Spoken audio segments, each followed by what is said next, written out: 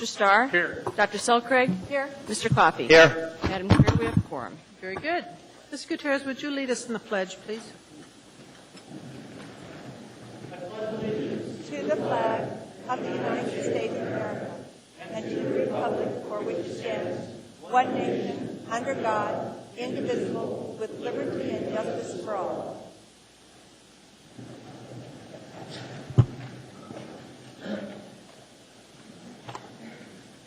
I would note that we have some minutes to deal with.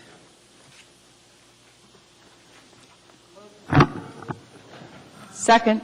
Of September 29th? Okay. Is that acceptable as a second? All right. Is there discussion? Is there objection? Seeing none, the minutes of September 29th, 2009 are accepted unanimously. The next item is the Mayor's report. Mr. Sullivan, do you have anything to share with us? Yes, thank you, Madam Chair. Just one quick note. We had really, I think, a very successful AFN conference in town last week.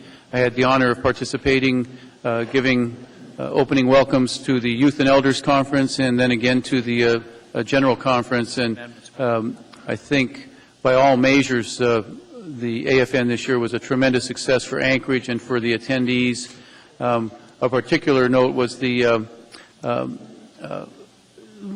remarks given by Willie Hensley and his daughter Elizabeth, which really were remarkable and historical in their context. And I'm hoping everyone has an opportunity at some point to see the tape of those remarks. The other thing, of course, this last week was our Energy Watch exercise. That would also have to be considered really a very good success for a first-time exercise in the community. We saw reductions between 2% and 4% in most areas. On Elmendorf and in the Homer area, reductions as big as 6%, which really is just tremendous for a voluntary exercise of that nature. And so we're confident that, conservation measures can work. The public is willing to participate, and I want to thank Municipal Manager Vacalis and all the folks that worked with him on that first exercise. We've heard from utilities that they may want to do it again, just to kind of keep it fresh in people's minds, and so we might be looking for a date in another month or two to go for round two. But again, I want to thank everybody that helped advertise it, our media, TV stations, radio, all talked it up pretty good, and so again, a good initiative, good success. Thank you. Thank you very much. I would like to announce that this body has a work session this coming Friday, the 30th. It'll go from 12 to 2, and we'll be talking about the capital budget and our enterprise budgets. This meeting tonight is the first hearing on the budget. The second hearing of the budget will be our next meeting on November 3rd, with final vote currently scheduled on the 17th. And when we get to committee reports, I've asked Ms. Johnston to clarify when amendments should be handed to the Budget and Finance Committee. In relation to the agenda before us tonight, there's a couple of things I'd like to bring to everyone's attention. The first is the budget item, the resolution on the annual operating budget of the Anchorage School District. There's a substitute version. That is item 9B1. Additionally, the item 9E1, our ombudsman has handed out a clarification, a new last page to her annual report. You should all have that in front of you. On 9E2, it's an informational memorandum on fund balance use. There's a substitute A version that you should find in that pile of paper in front of you. It's also my understanding, speaking to the sponsors, that 11I, which is AO 110, the sponsor intends to postpone that until December 1st. But the public hearing, the public hearing was closed on that, but there still may be some discussion. And then on the next page, on the continued public hearings, item 13C, the sponsor wants to postpone that one. That's extended closing safety hour program until December 15th. There's also a substitute version of 13E, which is the Resolution 244 of the 6-year fiscal plan. There's a new version on that. When we get to that point, I'm going to ask if the body would object to combining the public hearings for the general government operating budget, the general government capital improvement program, and the general government capital improvement budget. That's items 14G, H, and I. If there are quite a few people in chambers, I'm going to ask for folks to use a sign-up sheet, but I'm not going to make that decision until we're a little closer in place. I believe that's all I have, so we'll start with committee reports. Mr. Coffey, you're next first. Oh, I'm sorry. Mr. Gutierrez, you were first. All right, Mr. Coffey, go ahead. Thank you, Madam Chair. Title 21 Committee will have amendments tonight on 06, 07, and 08. I've handed out the ones that staff prepared at our request. They started with a cover sheet as email information back and forth. We'll have those in front of us tonight when we get to that. We're continuing our Thursday meetings, 9:15 to 11:45 at the Permit Center.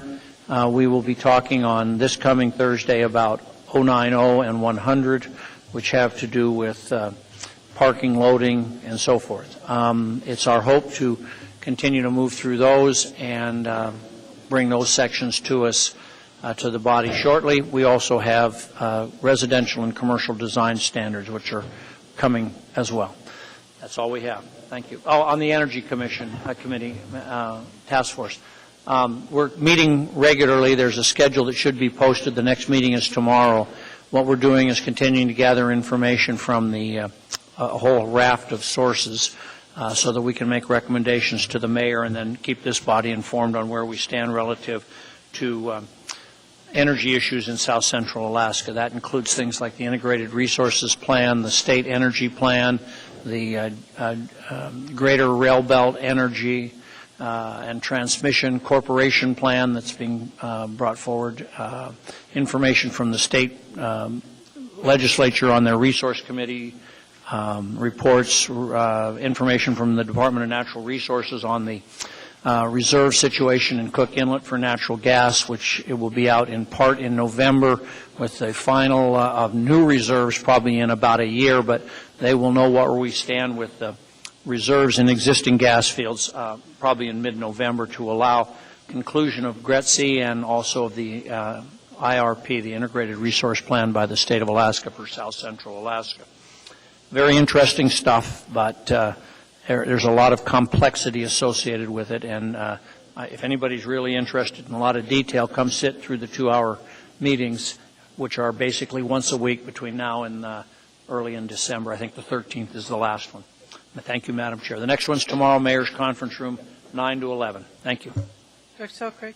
I'd like to start out with you were making corrections or comments about the agenda, and I wanted to let you know that 13B has an S version that's before it's that I'll be introducing tonight. 13B has an S version, and I believe everybody has it in front of them. So I just wanted to note that. That's the excessive fees for police response item. Okay. And then all I'd like to share is that I know the body had an opportunity to see the work from the community and Community and Economic Development Housing Work Group. And what we'll do next is have a public hearing, just give some information, the same information to the public and take some comments. And then I look forward to working with the administration and Greg Jones around crafting some action items that we might take that follows up on their recommendations. So thank you. Mr. Starr? No report. Ms. Gutierrez? Thank you, Madam Chair.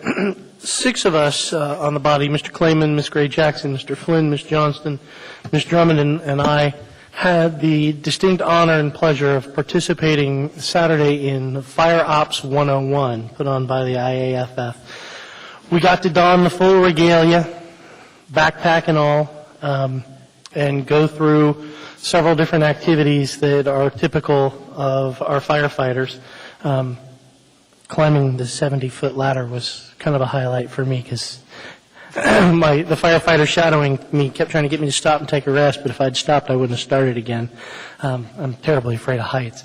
But it was a tremendous learning experience for all of us, and as we go through, I know some of us will want to chime in with different things they took away. What I took away from it is I'm not sure you could pay me enough to do that job. I'm fascinated by it, but sitting in the burn chamber where we were watching the flames lick over our heads and feeling the heat and hearing the sounds, it was a little bit of sensory overload, awe-inspiring, terrifying, beautiful, all at the same time. But it was a tremendous experience, and I want to give a big thanks to all the people who helped out. It went very well. I think this is the first time they've done it here in Anchorage, and had the opportunity to see the chief Saturday, and the words I said to him then are still just as true now. You've got one heck of a team. You really do, and you should be very proud of each and every one of them. But if others who participated have other things they want to add, I would ask them to please do that. Thank you, Madam Chair. Thank you very much. Mr. Birch? No report. Ms. Drummond? No report, Madam Chair. Ms. Johnston? Yes, our last Budget and Finance Committee, we discussed the resolution that's on tonight's agenda as far as the school district operating budget, and it passed out of committee 4-1 in favor of the resolution. Also, the chair has asked the Budget and Finance Committee to review any amendments to the both operating and capital budgets, and we would like to have those amendments to the committee by November 9th so we can make sure that all members get to see them. And I would like the capital budget amendments sent to both myself, Matt Clayman, and our clerk, and then operating budget sent to myself and the clerk. Thank you very much. Thank you. Mr. Flynn? Thank you, Madam Chair. Just two quick items. The Legislative Committee is patiently awaiting the administration's first draft of the legislative program. Once we have that, we'll call for a committee meeting. And secondly, just following up on Mr. Gutierrez's comments, apparently we're going to have to go back for one more session because Ms. Johnson is under the mistaken impression that she somehow scaled the 6-story ladder faster than I did, and that's not possibly true. Thank you, Madam Chair. Ms. Gray-Jackson?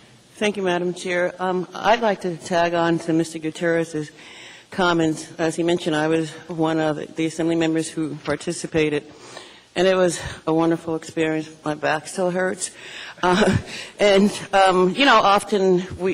not often, as a matter of fact, a lot, we hear comments from people in the public and people right here who talk about how overpaid our safety officers are. And I was talking to one of the captains, and he told me that he made $28 an hour after 31 years. And I'll tell you something.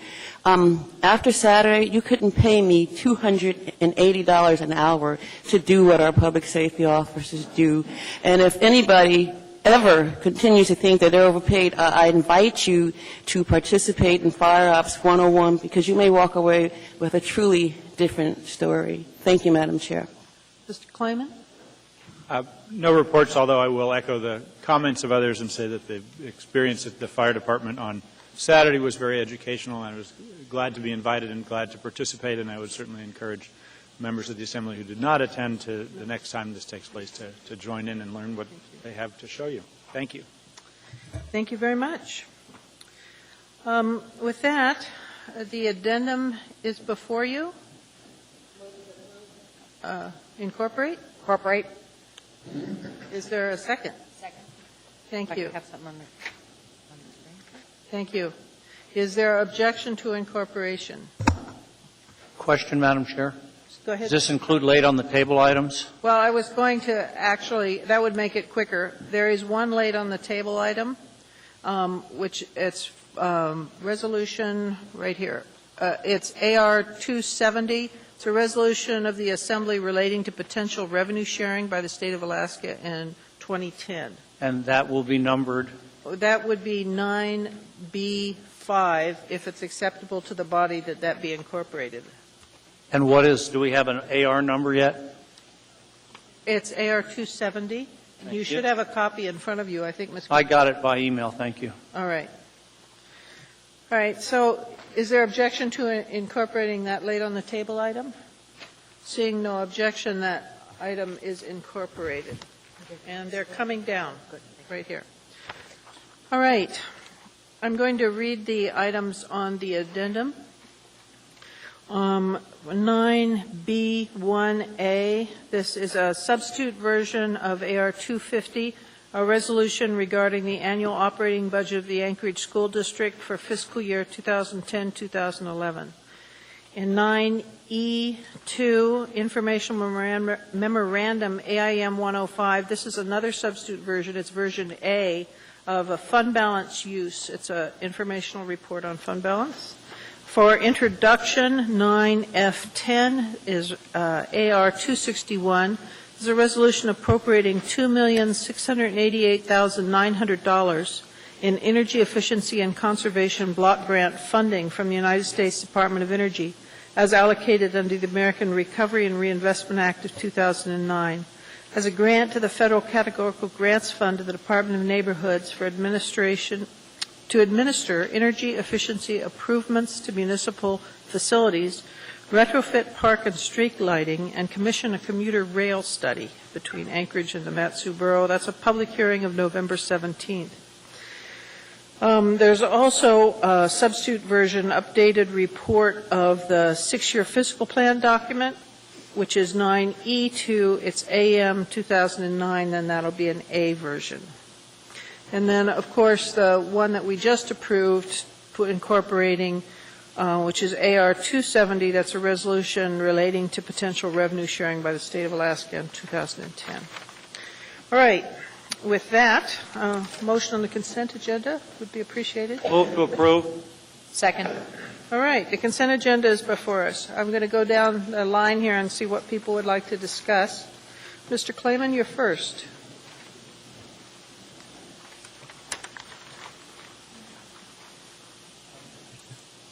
You want me to start at the other end, Mr.? That would be great, Madam Chair. All right. Mr. Coffey, are you ready? Not right now, Madam Chair. Not right now. Is anybody ready? I'm ready, Madam Chair. Well, wait a minute. Let's look at Ms. Gray Jackson first. No, thank you, Madam Chair. All right. Mr. Flynn? Thank you, Madam Chair. I believe Mr. Coffey has an amendment to 9 Bravo 1, and so let's pull that one, please. All right.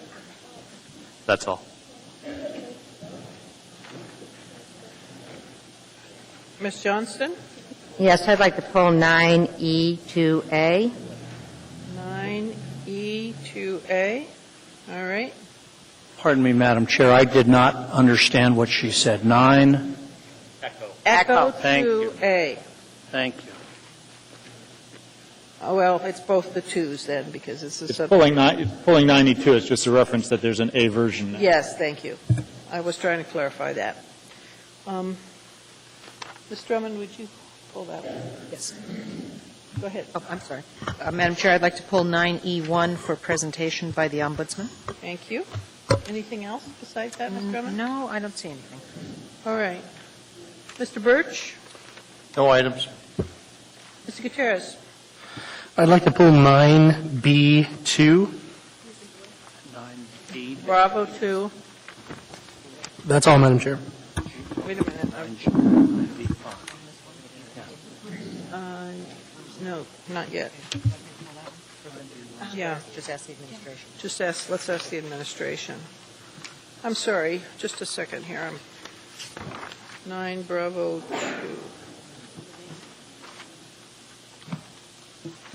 9 Bravo, highway to highway. All right, Mr. Starr. No items. Dr. Selkirk. I'm sorry? Nothing, thank you. Mr. Coffey. 9 Bravo 5 on the addendum. 9 Bravo 5 on the addendum.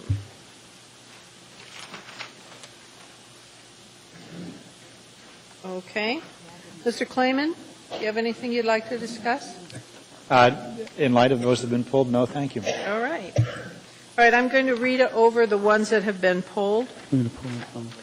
On the regular agenda, 9 Bravo 1, We're going to postpone. 9 Bravo 2,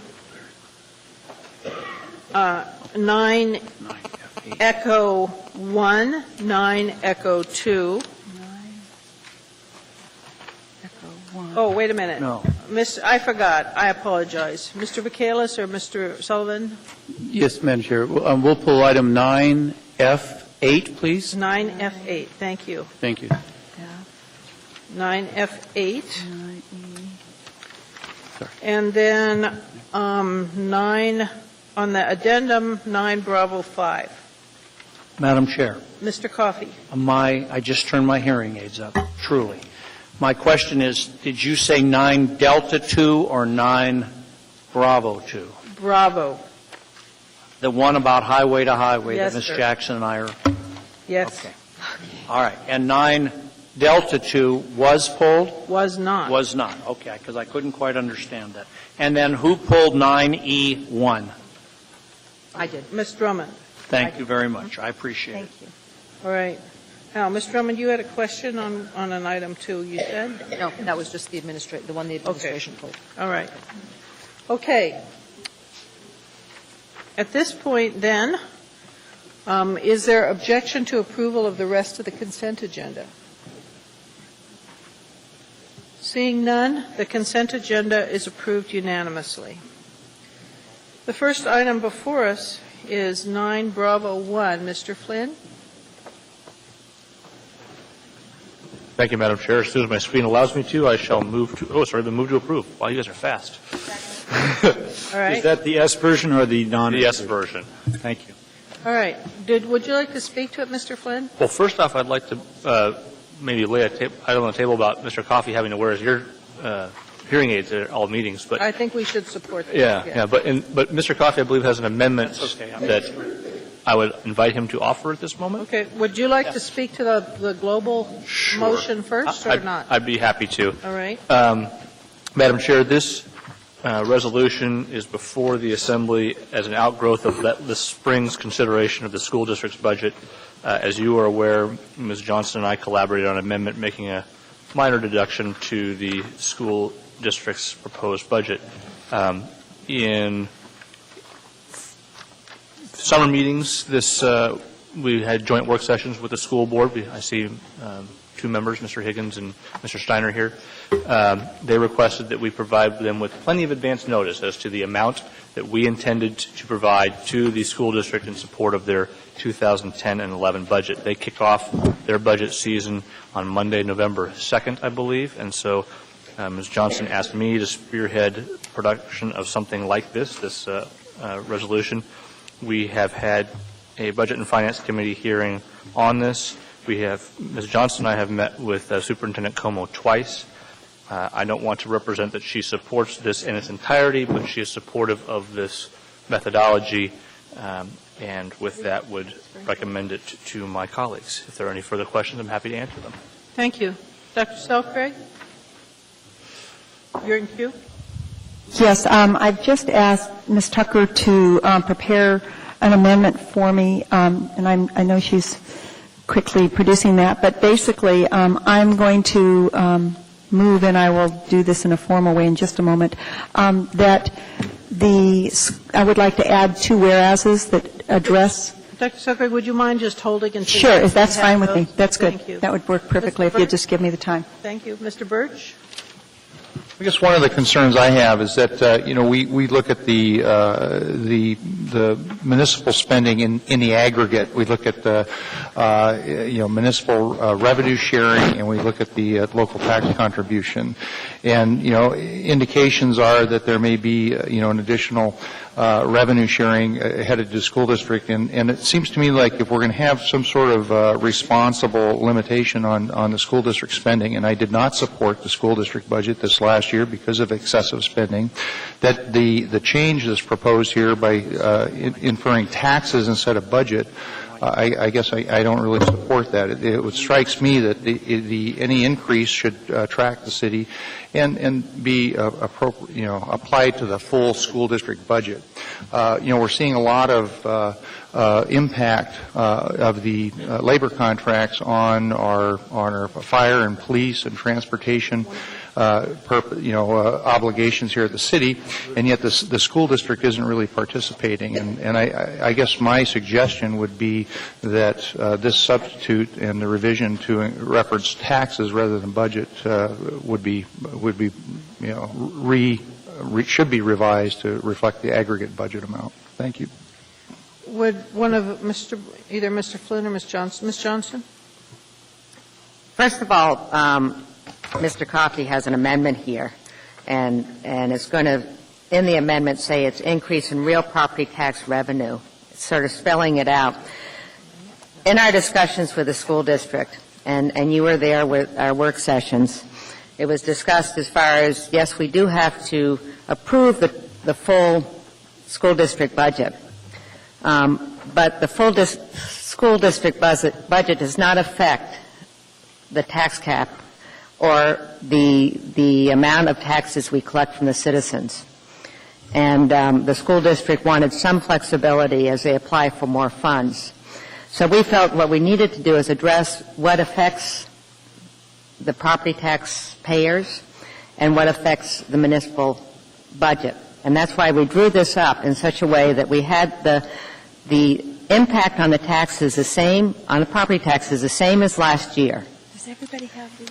And as in our Mayor Sullivan's budget, where we have a 2.5% increase in those property taxes, we asked that the school district have their budget where the 2.5% increase, if they had anything that helped address the municipal's budget, then that could be included in that 2.5%. So things like the SRO officers in the school, which has been funded by the municipality, not the school district. If they wanted to participate and spend more on the officers in the school, then that could be part of their 2.5% increase. If they wanted to have additional funding for the pools, that could be the 2.5% increase. Otherwise, their amount that they would be getting from the property tax would be the same amount as they had last year. And I feel that's fair. I feel it's basically a flat proposal for them with no inflation proofing. We're saying you've got to keep it the same. And it would not be to the tax cap probably. So I think we'd be overstepping if we went to their gross, and I do feel, I agree with you, that's a large budget, and I cringe when I vote for the gross amount, but I don't feel at this point we should be addressing that. Thank you. Thank you. Ms. Drummond? Thank you, Madam Chair. This is such an unusual step for the Assembly to take. I'm sure the school board and the administration of the school district appreciate that the Assembly is going to speak its mind on their budget months ahead of when they normally do.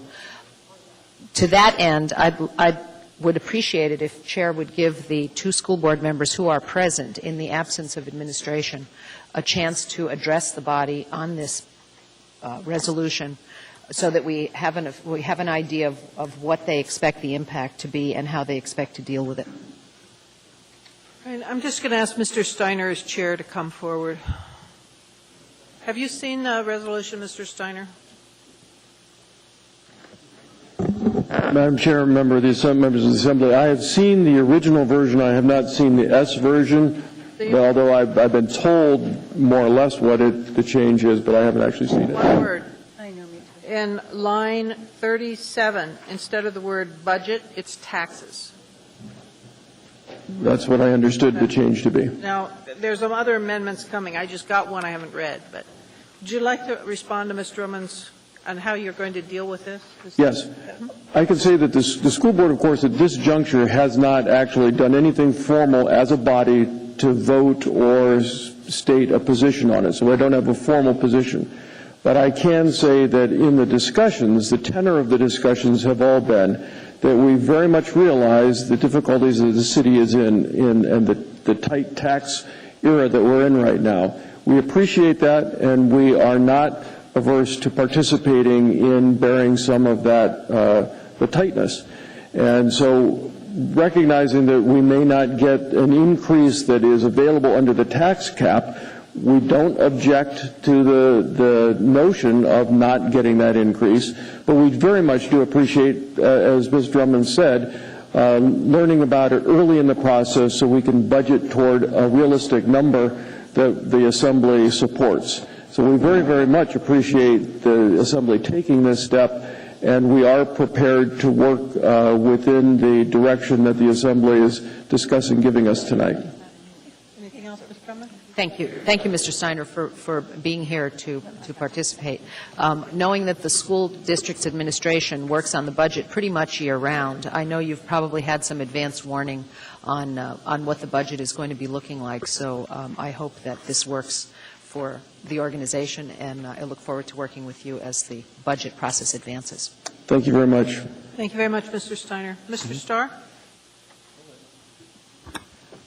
Yeah, general comments. There's nothing for Mr. Steiner, but what I wanted to do by signing on to this and sort of embracing the topic was to not, put it bluntly, I voted no on the school board's budget presentation last year, and I did that through what I normally do is a lot of research, but it lacked, I think, the effective communication to those. I perhaps didn't even reach out to my own representatives of the school district in my area, and in hindsight, that probably wasn't the best. I see globally the financial challenges of the municipality, and I acted what I felt the night of. So in trying to retract that or do better, I'm trying to send the message of what I think, and this is part of it. However, being at the work session and part of the committee, I'll tell you, I initially thought that we were trying to cap their spending plan by 2.5% globally.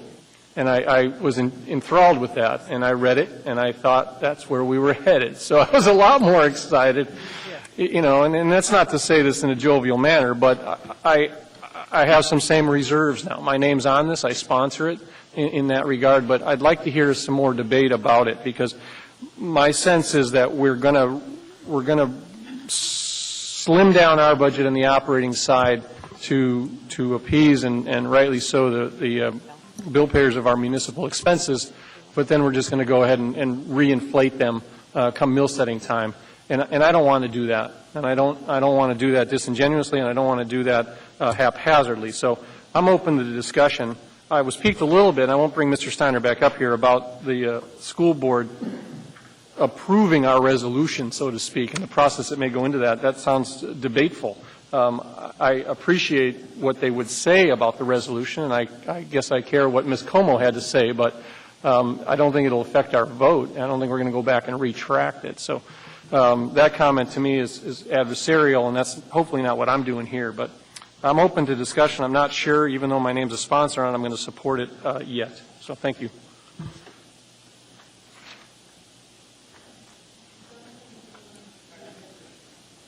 Mr. Flynn, she's yielding to you. Thank you, Madam Chair. Just to try to allay some of Mr. Starr's fears, this addresses local taxpayers' contribution to the school district's budget specifically. And no matter what the school board comes back to us with in terms of a budget, this is the line, this is the number of dollars we are allocating for them to use from local taxpayers. Now, you make a fair point. There are three major sources of revenue for the school district. There's federal dollars, there's the biggest one, which is state dollars, and then there's our piece, which is the middle one. And so my understanding is this is the third year of a three-step increase in the the state foundation formula, and so there should be more state dollars available. We talked earlier this year about the American Recovery and Reinvestment Act dollars that they're getting from the federal government. That'll be an increase which will last in the next year. So their overall budget, I suspect, will ultimately be higher for 2010 and 11 than it was in 2009 and 10. That said, Anchorage property taxpayers will pay the same amount as they did last year, presuming this is followed, which I expect it will be, with the exception that to the extent they're absorbing costs previously provided by the municipality of Anchorage, school resources officers are an example, they're allowed to go up to 2.5% beyond last year's budgetary level, the same as the administration laid out for their budget plan for the municipality's operating budget. I hope that clarifies any questions you may have had. It does, and through the chair, just one point of concern is, for example, 6 weeks ago or thereabouts, we allocated or appropriated another $85 million to the budget spending plan of ASD for this year. So where that came, and the concerns that I had that night and others had, was the sustainability of that one-time money in how that may equate into next year's budget for property tax burdens, if you will. So that's where my note of caution comes from as well, is that if we continue to inflate the budget through other revenue sources and those funds run out, then I need to keep my pulse on when are we going to come in and bail them out with program continuation through property taxes, and I'm very cautious about doing that. So thank you for the clarification. And just one final clarification. A couple of back-of-the-envelope estimates I've seen thus far, but somewhere in the neighborhood of $6.5 to $10 million under the tax cap is where we'll be, presuming this is followed. Thank you. Mr. Klayman, you're next. I just wanted to, I know Ms. Johnston noted that when this matter was heard before the committee, I really struggled with the resolution because the resolution as written doesn't account for the impacts of inflation on the school district operations, and I for one, seeing what happens with fuel prices and heating prices and electrical costs, recognize that if inflation affects our homes, it's going to affect the school district. And so I was a dissenting vote in the Budget Committee in terms of whether I would support this, but I've reflected on this quite a long time, consulted with a number of people in the community, concluded that I think this is a resolution that I will support because I think it sends the message to the community that we recognize that the school district really needs to look carefully at its budget, look for opportunities to improve the education services that it provides to the young people in our community, and also that it will, take use of taxpayers' money carefully. And so I'm going to support this, but I recognize that in the years ahead, as inflation continues to be kind of a common part of our life in this country and in this city, that those stresses are likely to impact the school district. But I am pleased to support this resolution tonight. Thank you. Thank you. Mr. Flynn, do you have any other comments? You're in. Okay. Mr. Birch, you're back in. Yeah, I just want to emphasize that it seems unreasonable to me to concede a 2.5% increase with the school district budget at a point, at a point when we understand there may be an additional $16 million in revenue sharing coming to the school district from the state, at a time when the city is actually rolling back $20 million. We're seeing a $20 million reduction in city services. We're going to have testimony here tonight and follow-on budget meetings about the importance and critical nature of fire and life safety and police and transportation. And it seems to me we need to look at the whole budget context. The school district represents half of the dollars that are raised out of the property taxes in this community. And it seems to me to going into this budget process to early on commit to a 2.5% increase in that budget out of local taxes is not reasonable. It seems like they should wait their turn. They should basically be weighed in against every other highly valued and critical important component of our budget. I mean, be it libraries or police or fire stations. And so I guess my concern about prematurely adopting an increase to the school district budget indicates that we've actually conceded that that's going to happen. And I guess I'm looking at the deal that we're trying to hammer out with the city budget this year. This is going to be really, really tight. I think we shouldn't take half of our tax revenues off the table at this point. Thank you. Mr. Starr. Ms. Gray Jackson. Thank you, Madam Chair. I'd like to say that I will be supporting this resolution, and I also like to thank Mr. Steiner for his comments concerning the board's approval of this resolution. I, for one, don't consider it adversarial in any way. And secondly, what I consider your comments is the fact that the school district realizes that we all need to be fiscally responsible while maintaining a quality of life that the citizens in this community deserve. So thank you for your comments, Mr. Steiner. Dr. Selcraig? Yes, I'm going to be supporting this amendment, but it took a fair amount of reflection for me because I've been frustrated in the past when we talked about the school district budget in terms of cuts, is that it always seemed to kind of be carved out of something that seemed very vital. And I understand that the school budget is put together in a cautious and thoughtful way, but having been a resident of this community over the years, when the school budget has been cut, it always seems to be in things like, I can remember it was all the after-school programs. And I'm very concerned about that, and I had an opportunity to have a conversation with a school board member who indicated to me that he thought that what would happen this year is that we would get rid of the summer school program. Now, I'm not sure that that's going to happen or not, but it resulted in me realizing that in order to support this ordinance is that this resolution is that I would like to add an amendment, and that amendment's before you. I want to make sure that we're encouraging the school district. The intent of this amendment is to encourage the school district to examine the bureaucracy, and it is a really tough thing to do. I teach public administration. It's, the bureaucracy grinds on, even when they're the best people. But it might be worth looking at the number of vice principals that there are. It might be worth looking at the size of your curriculum committee. It might be worth looking at your technology in terms of tools to have, instead of having teachers correct exams, we've got software that now corrects exams that comes with expensive overhead. It's those kinds of things that I'm hoping that you'll look at rather than after-school programs or rather than sports or rather than summer school. I wish very much that you'll take this opportunity to carefully examine the bureaucracy that's grown over the years. And even though they're familiar people and people that are valuable to you, it may be best, in fact, I believe it's best to do our cutting in the administration and in the support staff rather than in those frontline programs and teachers that are serving our kids. And so the following amendment that's before you is, it would be to, on page 1, line 23, whereas the community is committed to a quality education that meets our children's needs, and whereas the current economic challenges should not directly be manifested in the loss of ASD programs and services, and then down on line 1, page 2, number 4, the Anchorage School District is encouraged to seek reductions in administration positions without directly reducing existing services and programs. Now, thank you. I move so. And do I have here a second? Is that what you did? Oh, thank you. Second.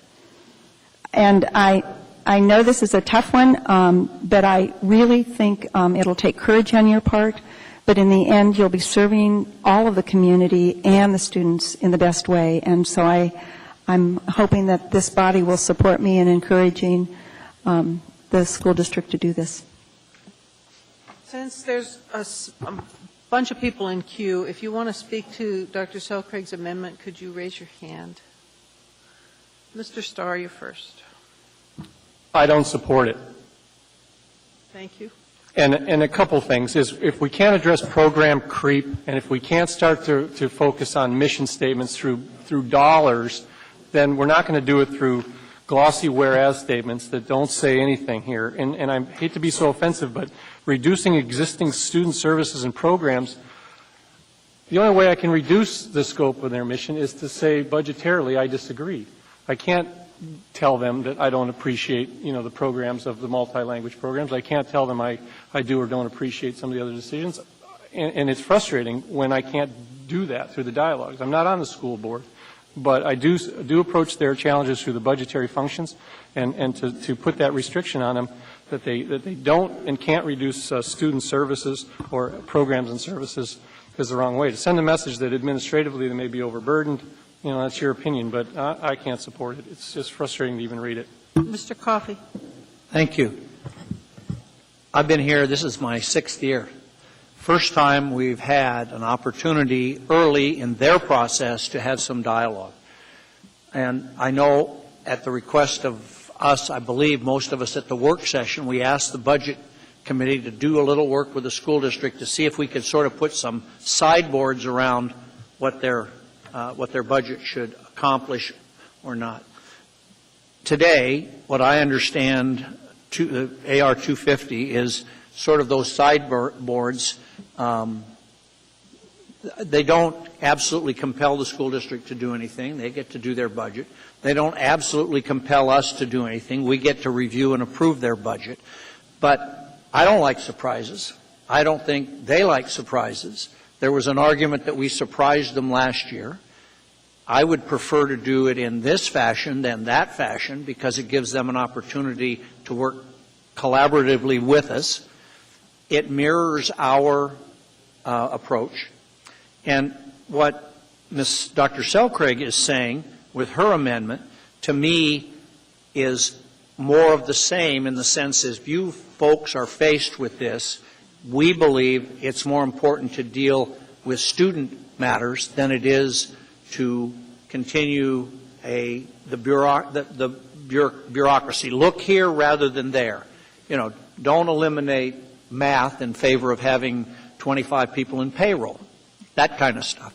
So, and in that regard, it's a resolution and it's sideboards, and I can support the amendment offered by Dr. Selcraig for those reasons. Thank you. Anyone else on the amendment? Mr. Birch on the amendment.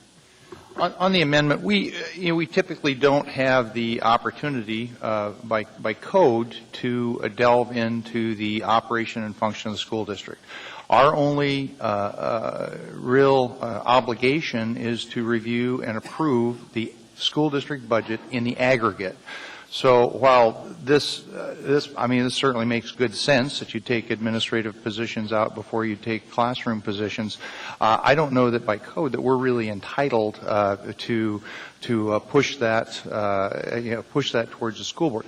What I did make a request for, and what would be helpful, is at the work session I had asked for some benchmarking data that would have, say, the past 15 or 20 years worth of information on the aggregate amount of the school district budget and basically the number of students and the number of teaching faculty and administrative support and employees.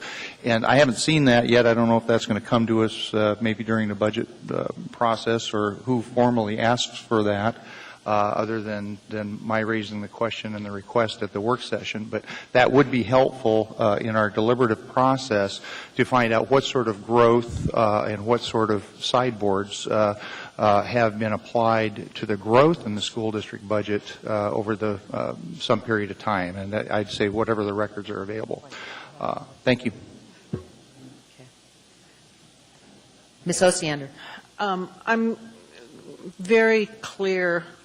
I guess I want to remind the body that there's very clear demarcation for line of responsibilities for our job versus school board members' job. We cannot tell them to take a cut there and not take a cut somewhere else. I don't think it's realistic to say we're not going to fund you to the cap as we have historically, but don't cut student services. I also don't think it's realistic to say we urge you to reduce administrative staff positions because we think that won't directly affect student services, because it will. So I am not going to support the amendment. Thank you. Anybody else on the amendment? Please vote on the amendment. I'm going to put it up on the board. And a yes vote puts it in. A yes vote supports Dr. Selcraig's amendment.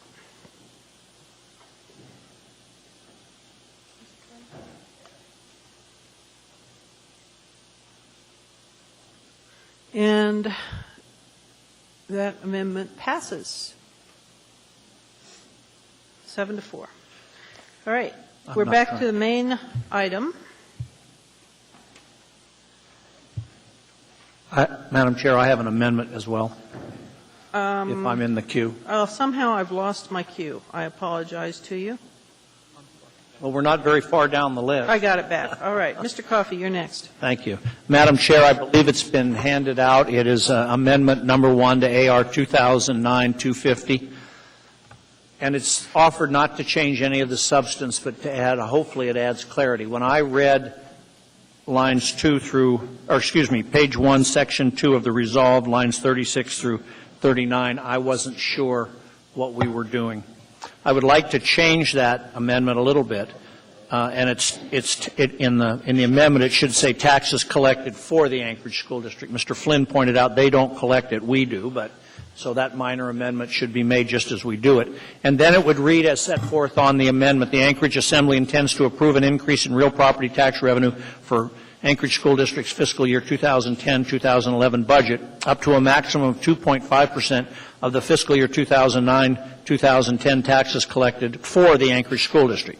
This increase in real property tax revenue must be expended by the Anchorage School District for functions previously operated or funded by the municipality, e.g. school resource officers. And I so move. Second.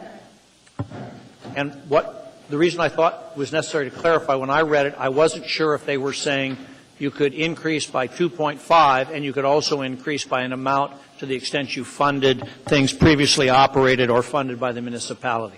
I wanted to make it clear that the 2.5 was only for that one purpose. I checked with the chairman of the Budget Committee to make sure I wasn't changing the substance and confirmed it with Mr. Flynn, and so I think this is just better language. I would urge approval. Thank you. Discussion on the amendment? And you're intending then to offer a subsequent amendment for the collected words? Mr. Coffey? I'm not going to make a big deal about buy or for. I think we can just do that on line 4. Did you read it as for? Yes. I'm sorry, I didn't catch that. No discussion. Is there objection? No objection. That your first one passes unanimously. Mr. Coffey, you want to do the next one too? There is only one, Madam Chair. I did one and typed it out without all the interlineations and capitalizations, just so everybody could read it easier. I see. The first one is done the way. Just a moment, Ms. Grinstein. We need IT. The clerk's screen is down. All right, we're back to the main motion as amended. There's several people in queue. Mr. Flynn, are you in any other comments? Just real quickly, Madam Chair, and I appreciate Mr. Coffey's amendment. If by reading it carefully, hopefully it obviates Mr. Birch's concerns. It doesn't. This does not concede a 2.5% increase in the school district budget. It says to the extent they're taking things from the municipality that we previously paid for, then they can go up 2.5%. But they're not allowed to just add 2.5% to their budget. So, for example, my recollection is school resource officers, which we previously budgeted $2.4 million for, will now be shared between the municipality and the school district. They'll be paying $1.2 million of that. This is their cushion to do those sorts of things. That's all. Thank you, Madam Chair. Thank you. Dr. Selkirk? No, I withdraw. All right. Is there any further discussion on this matter? Madam Clerk, can we vote on this?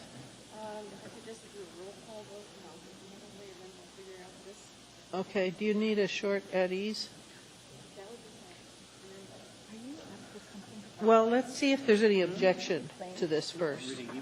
Is there any object? Okay, there will be. So let's go roll call. Oh.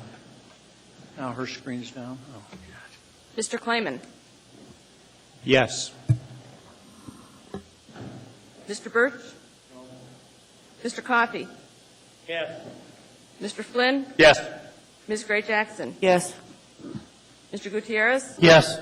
Ms. Johnson? Yes. Dr. Selkirk? Yes. Mr. Starr? Yes. Ms. Drummond? Yes. Ms. Osiander? Yes. Madam Chair, that passes. All right, that item passes.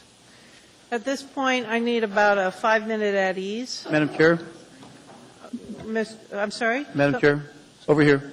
Oh, Mr. Mayor. Yes, thank you. Before you take it at ease, upon the approval of consent agenda, a number of appointees have been approved by the Assembly. Thank and you. I think we have some of them in the audience. So if everybody who was just recently confirmed as an appointee to a new board or commission, if you could stand and kind of let the Assembly put a face to a name, that And would be actually, great. if you would come down to the microphone and introduce yourself and tell which board or commission you're on, we'd appreciate it. Please. Come on down. Thank you. Jody Moses, Plating Board.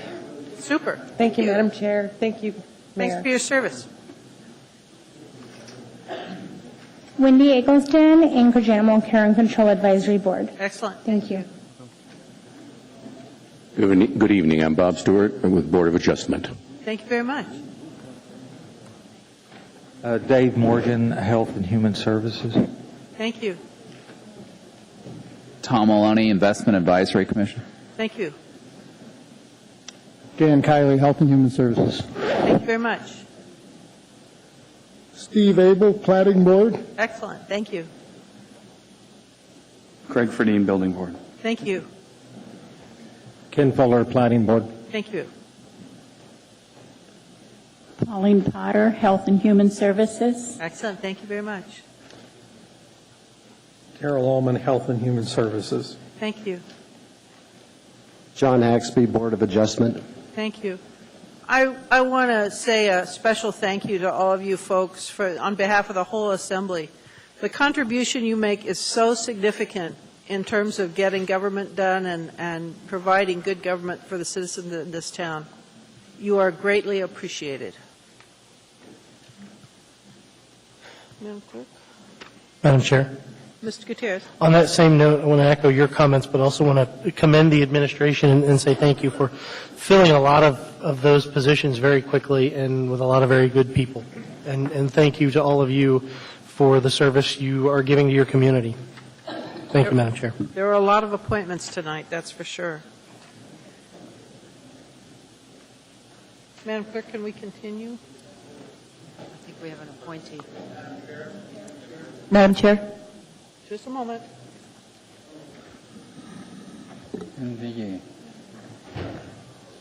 Okay. I'm sorry. There were some. There's another appointee. Oh, go ahead. I'm sorry. What? Would you like to introduce yourself? Or are you at appointment? I am Cooper Palmer. Oh, you're going to speak on the person's yeah. You've got 2 minutes. By code, we have to take you at 6 o'clock. Okay. Okay. And you want to cut. They are right, man. They are dead. Okay, just hold on for 2 minutes, okay? Just hold on. Are there any other comments? Mr. Gutierrez, did you have something else? All right.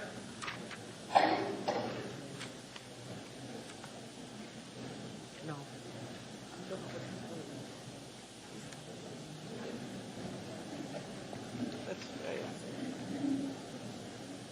Yeah. Okay. Assembly, it's now 6 o'clock. I'd like to take this opportunity to do our appearance request, and the clerk can keep working on the computer at this time. Mr. Brian Arnold is here, and he wants to speak to us about granting a permanent permit for the firefighters on the Fill the Boot charity. Correct? Go ahead, Mr. Arnold. You can. That's not Mr. Arnold? Okay, just a moment. We need an at ease.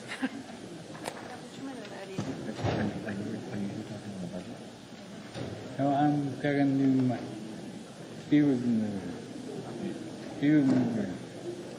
But Steven. Oh, about the people movement. Okay, right. He says he wants.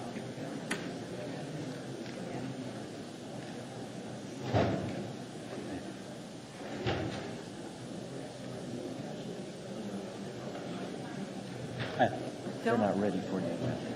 You have to go in the back and then come forward again. I'm gonna go though. My bus is coming here in a minute. Well, they are unable. They're unable to hear you right now.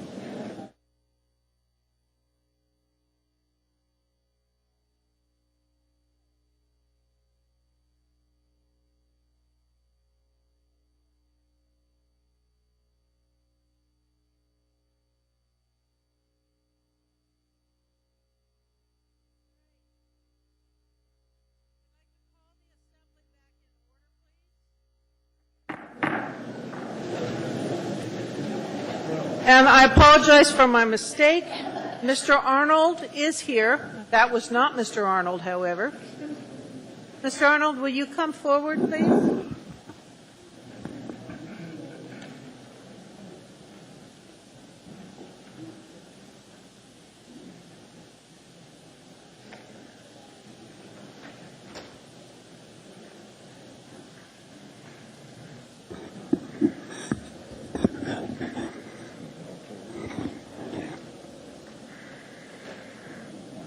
Okay. You have 3 minutes, Mr. Arnold, and if you could start with your name. Okay, my name is Brian Arnold. All right. Mayor Sullivan, esteemed members of the Anchorage Assembly, and citizens of Anchorage. My name is Brian Arnold. I'm a freshman at the University of Alaska and an active volunteer in my community. I'm here to try to see if we can find a way to grant a permanent permit for the Anchorage firefighters for their Fill the Boot fundraiser that they hold for the Muscular Dystrophy Association each Friday before Labor Day. I have Duchenne muscular dystrophy and benefit from the services of MDA through their clinics and camp, and especially appreciate the research that they're doing to try and find a cure for my disease. They were instrumental in providing my first wheelchair when I was 9 years old and have been helping provide services for me ever since then. The Fill a Boot campaign held by Anchorage firefighters each year is a crucial part of the Muscular Dystrophy Association's yearly budget. In fact, it's 1/7 of their budget and goes a long way to provide services for families like mine. Firefighters are heroes to almost everyone, but especially to kids like me. They volunteer at MDA camp, bring us for visits to their fire stations, and stand on corners in Anchorage for 3 hours each year to raise money to help us. I know that safety has been an issue with the firefighters on those corners, and I want to tell you that I was on the corner of Lake Otis and Tudor with them this year, and I can tell you how impressed I was with these firemen and how smoothly Fill the Boot went. When the light turned green, one of them yelled green and everyone moved to the side of the road. I watched that happen for 3 hours. I understand the insurance issue the municipality had with Anchorage has been pretty well worked out. The Muscular Dystrophy Association has always had liability insurance in place covering the firefighters should something unforeseen happen. Which leaves us with the firefighters conducting Fill the Boot during their work hours. The firefighters say that their response time is probably faster during the Fill the Boot because they are already in their gear and ready to go. I watched that happen. When an emergency call came in during Fill the Boot, 2 paramedics on my corner handed their boots to my dad and hopped in their ambulance. They were gone in a matter of a minute and only 1 block away from their station. Some people don't believe the firefighters should be paid on time when they are conducting an event to raise money for charity. I myself believe that we are a very giving community.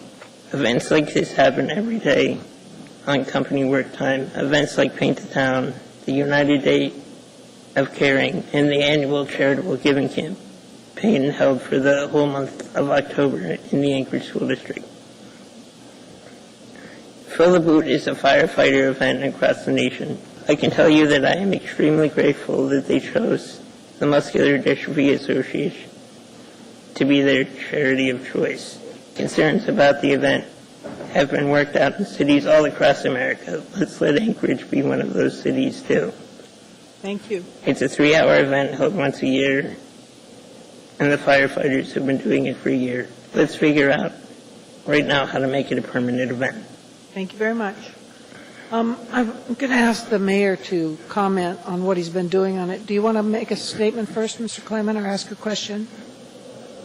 I was going to ask if Mr. Arnold was finished with his comments, if you wanted to say anything in closing. No, that's all I had to say. All right, and I just want to thank you. It was good to see you at the start of Fill the Boot, and I know you've been a consistent activist in the community, and again, glad to see you tonight. Thank you. Thank you. Thank you.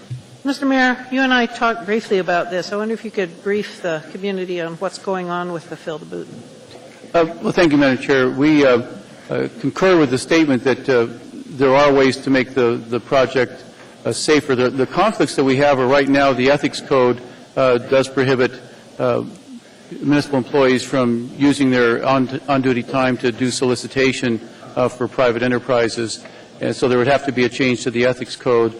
Also, the permitting process would require a change in the law which prohibits solicitation in the right-of-ways, And so that could be done by a permit process, as the speaker mentioned, and right now the code does not allow that. But I did propose an ordinance in 2003 that would have provided for a permit to solicit in the right-of-way if the proper insurance was placed by the sponsoring agency and if there were certain safety standards adhered to, including the age of the participants, that sort of thing. So I think it can possibly be made workable from a permit standpoint, but the one problem we still have is the ethics code is prohibitive of at this stage of allowing that activity. All right. Thank you very much. Thank you for coming, sir. I appreciate it. All right. Let's try now to get a little more done on the consent agenda. Madam Chair, I actually had a question for the mayor. Go ahead, Mr. Clayman.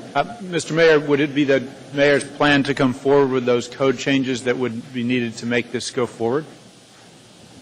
Again, it's problematic under the ethics code because if you allow it for one organization, then you essentially allow it for all organizations. And when you do it for one, you're implying an endorsement by the city for that particular organization. And so where would you draw the line? You know, anybody could then ask municipal employees to participate on duty in an event. And if you, again, have allowed it for one, you would have a legal problem not allowing it for all. So that's why the code reads the way it does with a blanket prohibition on in the ethics code. Again, the permit process is probably doable. The other one is a little more complex. Wouldn't the Assembly have the authority as the legislative body for this municipality to actually provide in the ethics code a specific exemption for Muscular Dystrophy Association in connection with Fill the Boot, and then if another nonprofit wanted to try to get a similar exemption, they'd have to come to us, but we could do that in the ethics code? I think you actually have constitutional problems if you allow one group and not another through an ordinance like that, Mr. Clayman. It's been researched, and that was the conclusions that other jurisdictions have come to. Okay. Right, thank you. The next item on our agenda is 9B2. Mr. Gutierrez? Move to approve.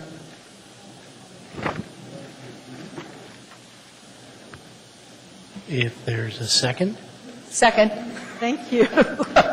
Sorry. Mr. Gutierrez, do you want to? Thank you, Madam Chair. I just first wanted to ask to be added as a co-sponsor. Second, I want to commend the work done by Assembly Members Coffey and Gray Jackson on this. I've been getting a lot of calls about this particular issue. I like this resolution. I think this states what we need to state, that we're going to be very cautious in looking at any proposed alternatives. This is going to be one of the biggest capital projects to hit this city ever, and it merits a whole lot of scrutiny. So thank you for the work that you've done. That's all, Madam Chair. Ms. Gray Jackson? Thank you, Madam Chair. Thank you, Mr. Gutierrez. I have 8 community councils that I attend every month, and 2 of them, the usual attendance is about 10 folks, and we had 250 folks in the community come out and talk about how upset they are about the alternatives here. And then another community council where we have another 8, there were 170 folks that came out to talk about this. So it is very clear to me, and Senator Ellis and Representative Berta and Gara, who are also supportive of not allowing any plan that would harm the neighborhoods. It's real clear that our community does not want their neighborhoods harmed. Thank you, Madam Chair. Mr. Coffey? Thank you. What I've been doing is responding to many emails. And what I did when the issue first came up was made inquiry as to what was going on and why were they even giving consideration to this. And I got a lecture in how the federal government operates when you spend federal funds. And it's a good thing they own a printing press, because this process is very expensive and time-consuming. And what it requires is that they look at all these alternatives that involve the things that Ms. Gray Jackson has heard about at community councils, and others have received the emails like I have. The examination of alternatives is what created the stir, the absence of good public relations before this sort of hit the streets, compounded it. But what I found out is that they need to go through this process is absolutely a condition of funding. So I appreciate Ms. Gray Jackson writing this and putting my name there, and she asked me, and I certainly agreed, because some of these alternatives are I mean, they're just ludicrous in and of themselves. It's as if somebody drew lines on a map because the Fed said you got to look at alternatives, so they went whoop in here and there and elsewhere, and all of a sudden people are thinking, my God, they're putting an 8-lane freeway through my neighborhood, and I don't blame them for getting up in arms. So hopefully this will put the sense of this body to the state of Alaska and perhaps to the feds. And if the public process is allowed, not only will it be allowed, but it will in fact proceed, then they will learn that in all of these, quote, alternatives, which aren't really alternatives, will become apparently ludicrous as they are, and we'll do the appropriate thing, which is connect Gamble, Ingra, and Fifth Avenue and the cut and cover through Fairview, which everybody seems to support, including those who live in Fairview, and we'll get on with this project and hopefully ease some of the transportation concerns. So, again, I thank Ms. Gray Jackson for her work on this, and I would urge us all to support it. And I would like to make one small amendment. Line 23, where it says the proposed Boniface and East City routes, quote, are vehemently opposed and lack community support. I know they lack community support. It just sort of seems in your face in a review process to say are vehemently opposed. So I would move to delete those. Are opposed? What would you say? Are vehemently opposed. I would like it to read the proposed Boniface and East City routes lack community support, which they do. Thank you. All right, the second was from Mr. Birch. Discussion on Mr. Coffey's amendment to delete those two words. Is there Madam, I should be. Right. Are you checking your board?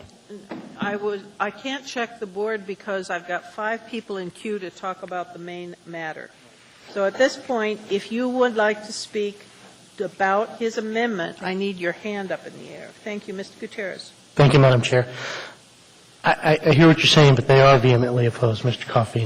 The phone calls that I'm getting from people on the east side, vehement is probably more diplomatic term than most folks would use. So I would oppose the amendment for that reason. Thank you.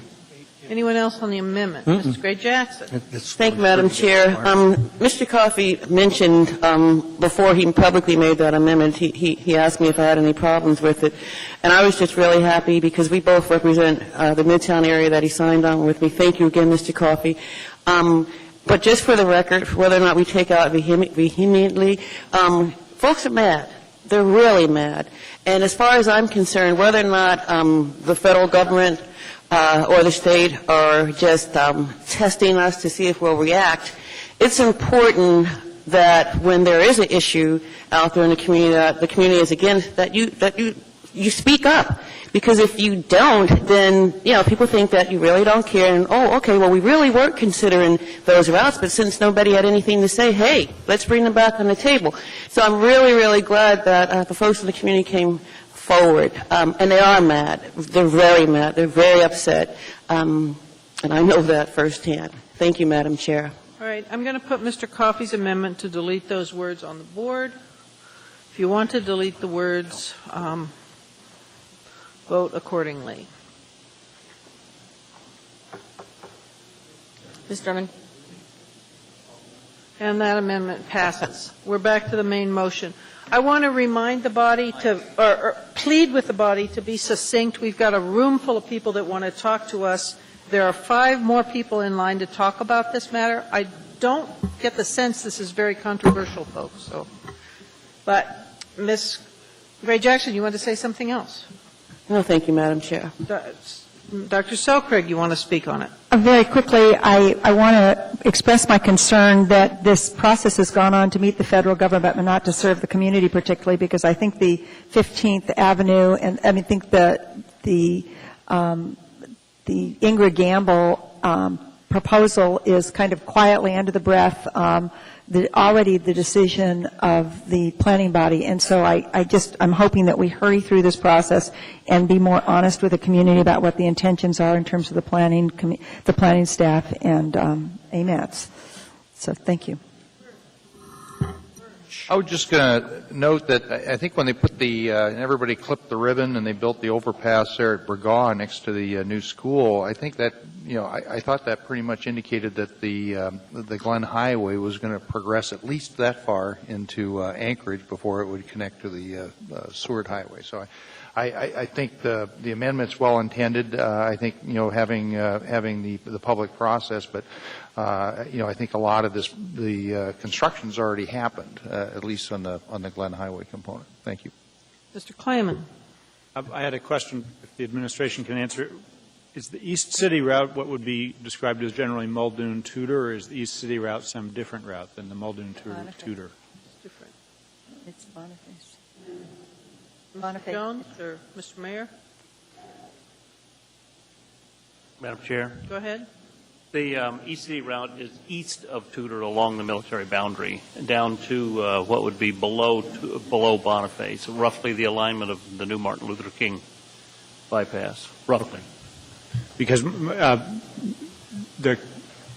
Jones, the question, my impression was that from the information I had, was that the two alternatives that were getting a little bit more serious consideration were both the one through Ingra Gamble and the route that would more or less follow Muldoon and Tudor, and everybody seems to think the Ingra Gamble is the leading contender, but is that your impression as well? That's my impression. Okay, and so this resolution would essentially recognize that those are the two leading contenders. Okay, and given that, I'm going to support this. Mr. Gutierrez. Oh, ma'am, I was in the queue on the amendment. All right. No one else is in queue. Is there objection to approval of the document? Seeing none, that is unanimously accepted. The next item before us is 9 Bravo 5. Mr. Coffey. Move to approve. Folks, I need seconds if you want to talk about Second. it. Thank you. Mr. Coffey, you want to speak to it? Yes, ma'am. I have an amendment that's being passed out right now. The basis of the amendment, I'll wait till people get it. No, why don't you start? Okay, I'm sorry. I'm going to move in this amendment, but the basis of the amendment is that I wanted people to acknowledge and recognize that if we do as this thing recommends, as this AR recommends, that it will be necessary for us to tax to the cap, and that we will have to make significant additional budget cuts because application of the $15 million in revenue sharing you can't cover it by all the tax cap increases, and therefore you're going to have to make additional cuts. And so that should be part and parcel of this discussion, and I've made it a Section 3 to the resolution. And so there you have it. Move it. Thank you. Ms. Gray-Jackson. Thank you, Madam Chair. Thank you, Mr. Coffey, for your comments. As we go through this budget process, there are a lot of areas that this body is looking at, and one of them, just for the record, is the refunding of the bonds, and that might have a significant impact on whether or not we have enough funds to cover our budget if we take this $15 million, estimated $15 million, and provide property tax relief to the folks in this community. Thank you, Madam Chair. Mr. Flynn. Thank you, Madam Chair.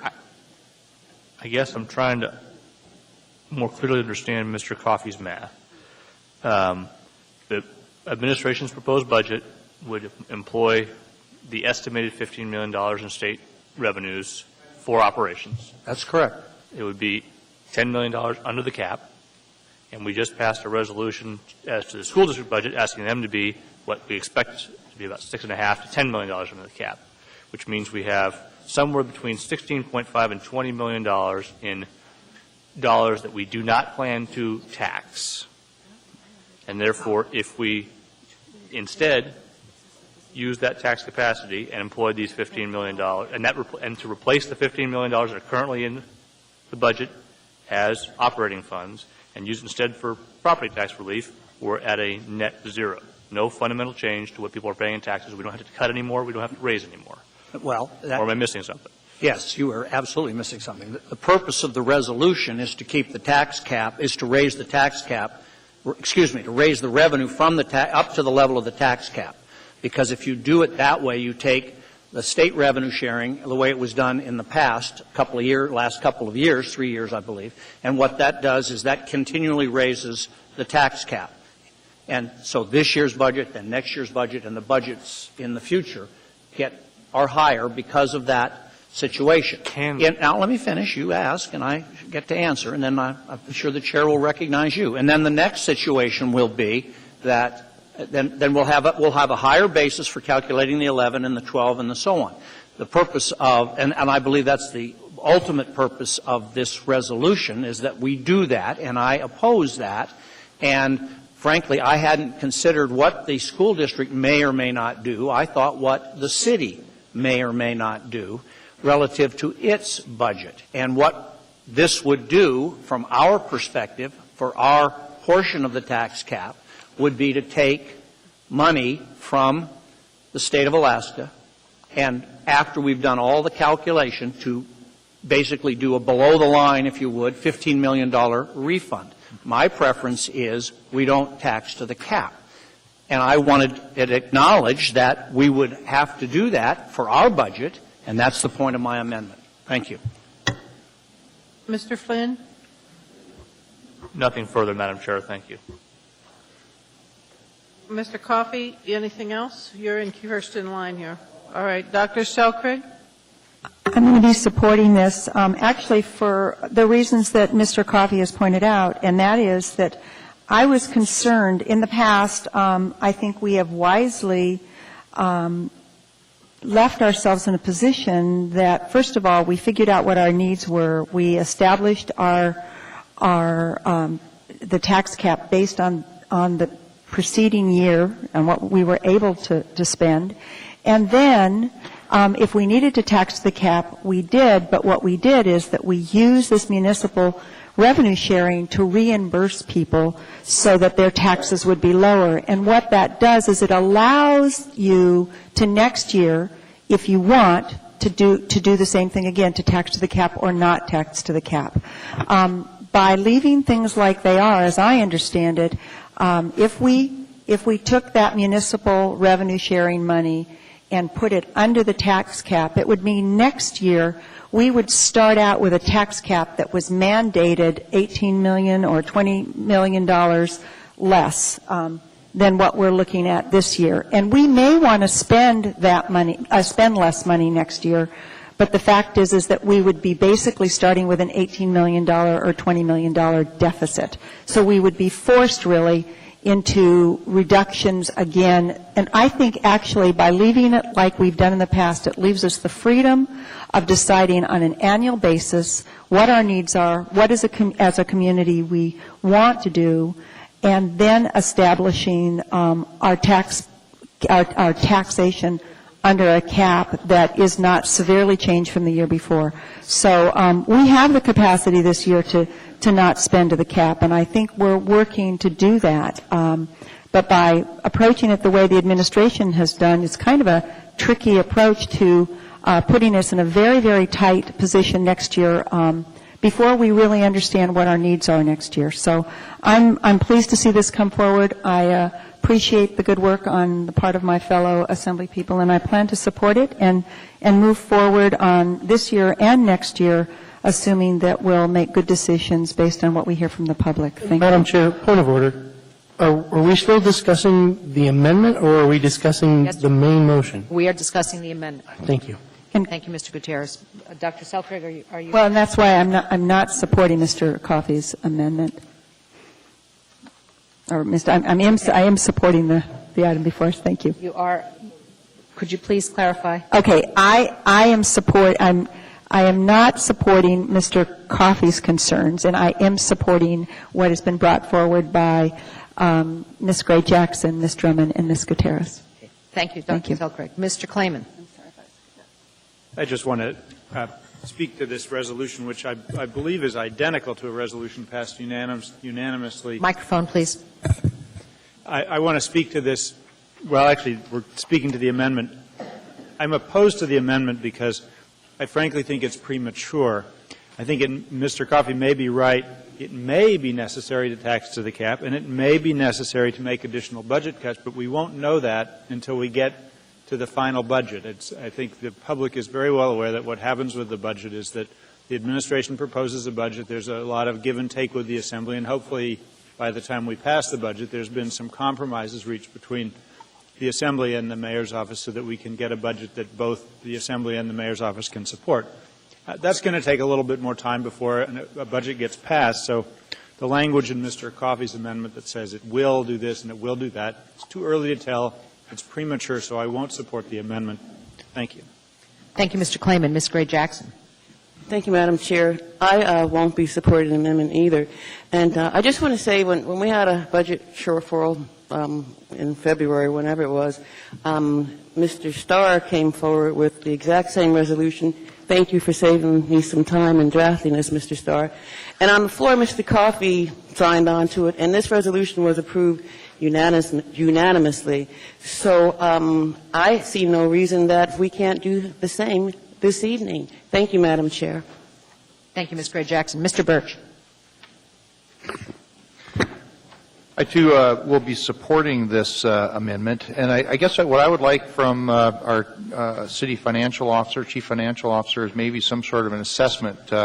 It's my understanding that by adopting and committing to the proposal in front of us this evening, is that will call for significant additional financial cuts and reductions to the city budget. And I guess I'm not entirely convinced that the sponsors of this resolution fully understand and appreciate that. And if I could have maybe through the chair and through the mayor have some sort of at least an assessment of the financial impact this resolution would have on the city. Thank you, Mr. Birch. Through the chair. Mr. Mayor. It depends. There's a couple of things that we know for sure. We already factored in, for example, in our budget that part of the SRO program would be paid for by the school district. So the action taken earlier today doesn't fully, I guess, achieve total savings there because that had already been factored into our budget. But bottom line is our budget is about $10 million under the tax cap. Traditionally, whenever a budget was under the tax cap, that number was the starting number for next year. That's been the way the budget's been done. That's the way the tax cap was set up for many years. It's only in the last couple of years that it was done that using revenue sharing to offset property tax did not lower that tax cap. It's legal to do it, but it really is a change from the traditional use of the tax cap. And as we found out with the use of MUSA by the Municipal Taxpayers League and their initiative, things that have happened over the last few years really are not the way the tax cap was set up originally. The goal was always to use the tax cap not as a goal but a ceiling. It wasn't supposed to be the target that you hit every year. And if you didn't spend tax money, that money was lost, and the number you actually spent was your starting point for next year. Philosophically, I agree with that, and I think that's the way the founders of the tax cap, those people who set it up, intended it to be used. So if this scenario goes through, that we tax to the cap and then use the revenue sharing for property tax relief, there probably will be some additional cuts that will be needed. I haven't calculated what that number is yet, but we think it probably won't be quite revenue neutral like Mr. Flynn mentioned. But, depending on how much money we get from the school district, it could be. So, but again, it almost comes down more to a philosophical approach on what were those wise people who set up the tax cap intending, and has what's happened over the last couple of years been an aberration. And let me tell you, I was there when we first voted to use revenue sharing for property tax relief and maintain the cap. We thought at the time, after coming through a very difficult 2003 budget year, that where revenue sharing had disappeared for several years, that getting revenue sharing back 1 year, we thought would never sustain itself. We thought it was one-time money. And given the tough budget situation, we thought, well, we don't want to count on it in the future, so we maintained the higher tax cap level that 1 year. And then all of a sudden that became the standard instead of the exception. And I think it's time to go back to what the founders of the tax cap intended. Thank you, Mr. Thank you. Mayor. Ms. Osiander. I'm troubled by this amendment, and I'm troubled for two reasons. First reason is I still think that there's a great deal of uncertainty about the national economy and what will come in the future. And I'd like, because of that uncertainty, to preserve options as long as possible. That's just philosophically how I treat problems. So I think that it behooves us to, in some sense, stay the course and keep using this municipal revenue sharing for property tax relief because of the potential flexibility it gives us in future years. However, I also do not believe that in this budget cycle it is at all prudent to increase people's property taxes by 13%. And reading the amendment, basically, I don't think I agree with Mr. Flynn. I don't necessarily acknowledge that it's necessary to tax to the cap. And so I can't support the amendment. I think there's a great deal of confusion and different interpretations. Mr. Flynn's been buried in the budget here on committee, and he approached this entirely differently than Mr. Coffey did. I would like to postpone this so we could deal with this when we actually adopt the budget, so that there would be time for us to really come to a mutual understanding of what the words mean. So I'm going to move to postpone this to November, was it 17th? Thank you. Madam Chair, could I suggest December 3rd, because we'll have plenty of time at the time. We won't have to do it, and that way it's at the end of the budget after we've adopted. That's just a recommendation. I'm actually flexible on when we do it, so I'll go either way. December 3rd, December 1st? December 1st. I don't really care on the date. First, I'm sorry. I just want more time to come to an understanding. Can I speak to this overall? Sandra, I don't hear agreement. Mr. Coffey, go ahead. Second. Okay, what are we seconding? December 1st. Okay, which puts us past the approval of the budget and makes us unable to figure this item into the budget. If it does, then I'll withdraw my concern. I thought it would maybe we could ask clarification from the administration on this. Well, we don't mind. We don't oppose the postponement, and November 17th would be fine. I mean, that's the day we're planning to conclude the budget. But keep in mind, that's not a hard and fast date. We can go many meetings past the 17th to finish the budget, which is, I was wrong. Maybe likely. Who knows? But postponing it to either date is fine by us. All right. Madam Chair, if I could, I was thinking about confusion, and I forgot that if we don't deal with it at the time of the budget, then we can't deal with it. So my mistake, and I was wrong. I wasn't thinking in those terms. I was thinking about it as being something we could deal with after the budget. I don't believe that's a correct assumption. Okay. Would there be objection for me to change the wording on that amendment to November 17th? I don't see any objection. All right, so the amendment before us is to postpone this till November 17th. And I'm seeing some no's, so to the date? I'm sorry. All right, so the amendment is before us. Is there anyone else who wants to speak on the amendment? Mr. Clayman. As to the postpone, the motion to postpone? is before. Or the motion to amend? I made a motion to postpone. Okay. The motion to postpone is what is before us at this time. Right. Would you like to speak to the Yes, motion to postpone? Go ahead, Mr. I will speak against the motion to postpone. And the reason is that historically, the resolution that was brought by Mr. Starr, there was a similar resolution brought in the fall of 2008 that expressed the Assembly's desire to use property tax or revenue sharing for property tax relief, and that was done before the budget was approved. And in the same way that we approved the school district, or we provided this resolution expressing our desire about the school district budget, this is a way for the Assembly to express its view about how to deal with any revenue sharing that may or may not come from the state in advance of making budget decisions. And so this is a way for the Assembly to make clear its orientation. I think we should vote on it tonight, so I will vote against the motion to postpone. Okay, Mr. Clayman, that was you are not supporting the motion to postpone. Correct. Okay. Anyone else wishing to speak on the motion to postpone? Please raise your hand because we're in the middle of speakers on the main motion. No one else wishing to speak? Then we need to put the vote to the amendment to postpone to November 17th on the board.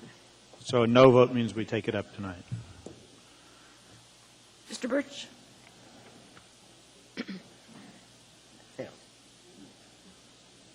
Okay, this fails 6-5. The motion is not, the amendment to postpone has failed. All right. Continue on discussion on the item on the floor. Madam Chair, I think you can take this back since your motion has failed. All right, thank you. All right, we're back to Mr. Coffey's amendment. Is there discussion on Mr. Coffey's amendment? Is there objection to Mr. Coffey's amendment? All right, there is. I'm going to put it on the board.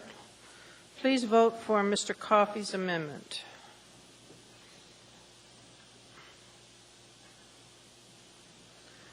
Okay, Mr. Coffey's amendment fails. We're back to the main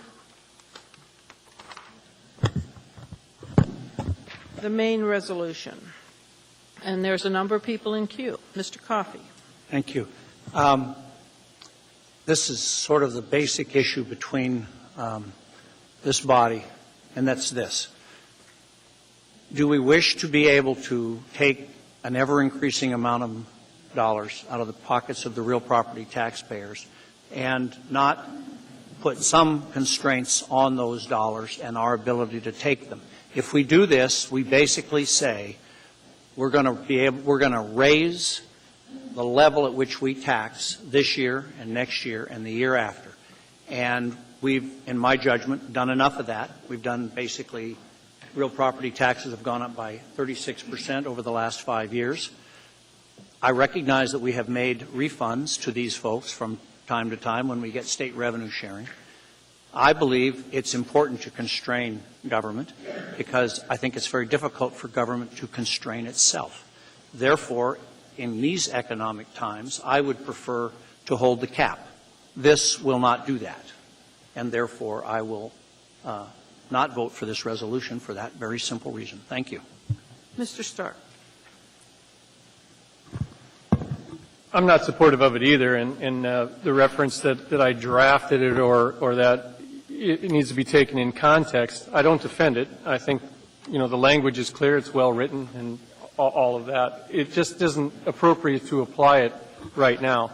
The differences are primarily is the mayor's spending plan, the budget presented by the mayor, comes in under the tax cap, and that was his goal in his policy statement. The times prior, we had to address the fact that the mayor's spending plan presented to us was at the cap already. We didn't have much opportunity to put more taxes into the system because the previous administration already taxed at the cap. The policy statements to not do that, give some flexibility to that revenue source, is very much appreciated. We also see at the state level, there's one other point I'd like to make, is we were working off of a 2-year continuation budget. There's some nuances with that make a difference in how you set your policy when you're dealing only now with the mayor's spending plan as a 1-year plan to get us through next year. The other thing is my draft in February, which is after, of course, we know heading towards first quarter budget adjustments. What's transpired at the state level, I think, is a recognition. They've seen clarifications at the school district side where they're starting to come in with formulas, things that we can count on from year to year. The school district's going to be under a formula rework that gives the school district an anticipated $16 million more. That's a comfort that they have as they go into their budget cycle, knowing that the state revenue sharing plans are formulated. We're seeing that at the state level as well. When I drafted the previous recommendation to put it into the property tax relief was to encourage the state to continue any form of revenue sharing.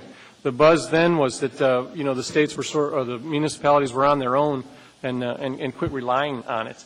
I'm in a different place now. We're below the tax cap already coming out of the gate with the mayor's spending plan. As Mr. Coffey recognizes, that sets our benchmark for next year. I'm happy to tax below the cap. I would hope that we're at a historic high here with how this power curve is going. I also want to make sure that the state understands exactly what their money is going to go to. So I'm not going to be supported. I'll deal with it and discuss it again in February as needed to encourage the state to come through with their obligations, but not now. Ms. Drummond. Oh, I didn't. I'm sorry. I wasn't intending to speak. I apologize. Ms. Johnston. Yes, I'm not going to be supporting this, and for a number of reasons. One, Mr. Starr alluded to, actually the state revenue sharing is a formula also. And it is one that currently, with the price of oil and with our volume of oil, it's going to be fine for this next year, but I think it's going to be dropping. And so the impact on taxes, if this is just for property tax relief, will not be as large as it would be this year.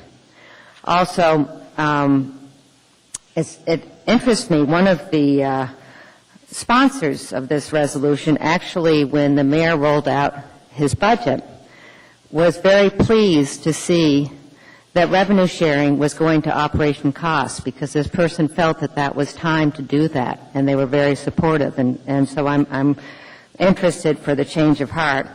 I do feel that we have had an increase in property taxes over the last 5 years of 35% in real money, and that's a lot. And I think it's time that we have to be held accountable. I think we need to understand the difference between our wants and our needs. It's not going to be fun. There's going to be a lot of things that we're going to be missing, and I hope as they come back, we will figure out a way of doing them as effectively as possible. But right now, we need to do some contraction. The next item on this consent agenda is going to be an item on fund balances, and that is an item of concern for me. I asked for this AIM to be put, and this is another area that we might be short this next year. We've been talking about refunding, and I'm still mulling over the case of refunding bonds, but this is also going to be just one service area for most of them, and so it won't have a huge impact on property taxes and on the budget. So all of these items means that this resolution, I think, is premature, and I will not be in support. Thank you. Mr. Gutierrez.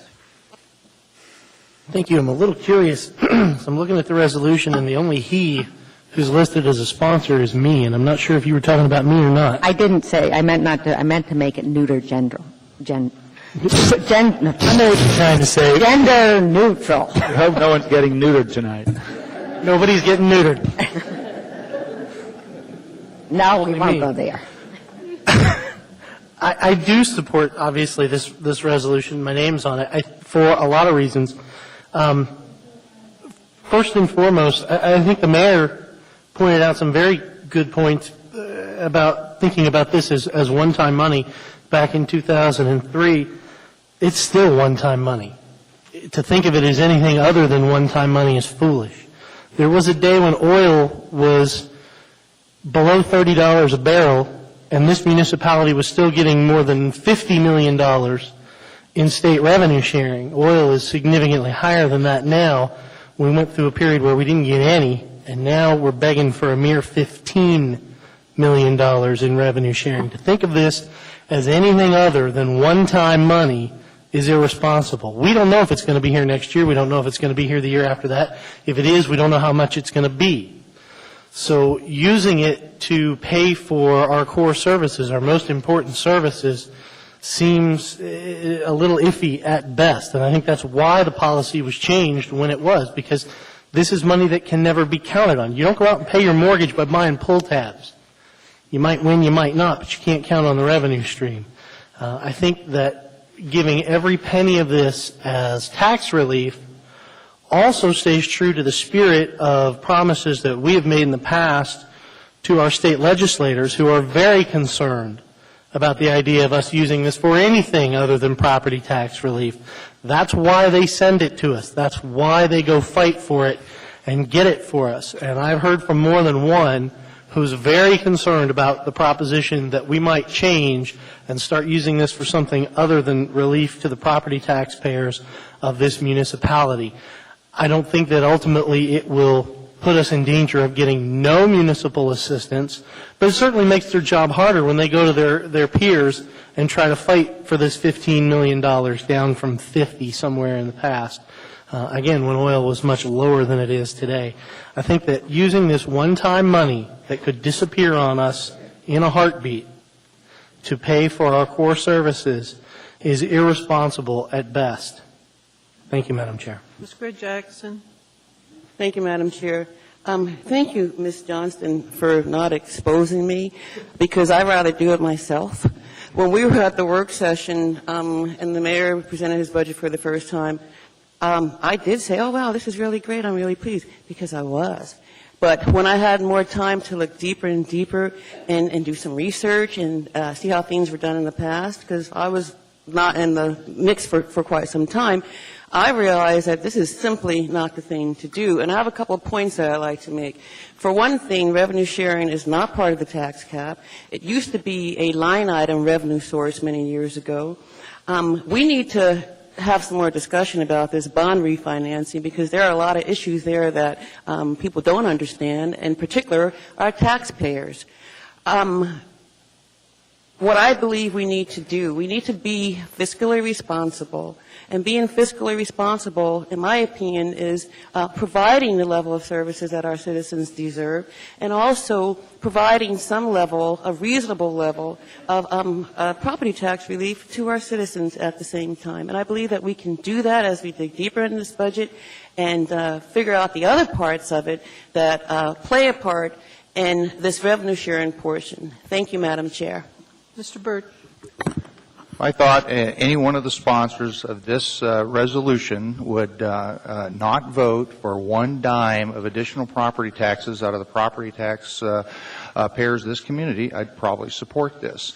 However, I noticed that the sponsors of this resolution supported every one of the bloated labor agreements that we're currently suffering under and compromising our ability to actually produce a responsible budget for this city that carefully balances the needs of its residents and against the ability of our taxpayers to sustain the services necessary in our community. So I will not be supporting this because I, in fact, believe that this will result, by virtue of the fact that it says it will not impact the tax cap calculation.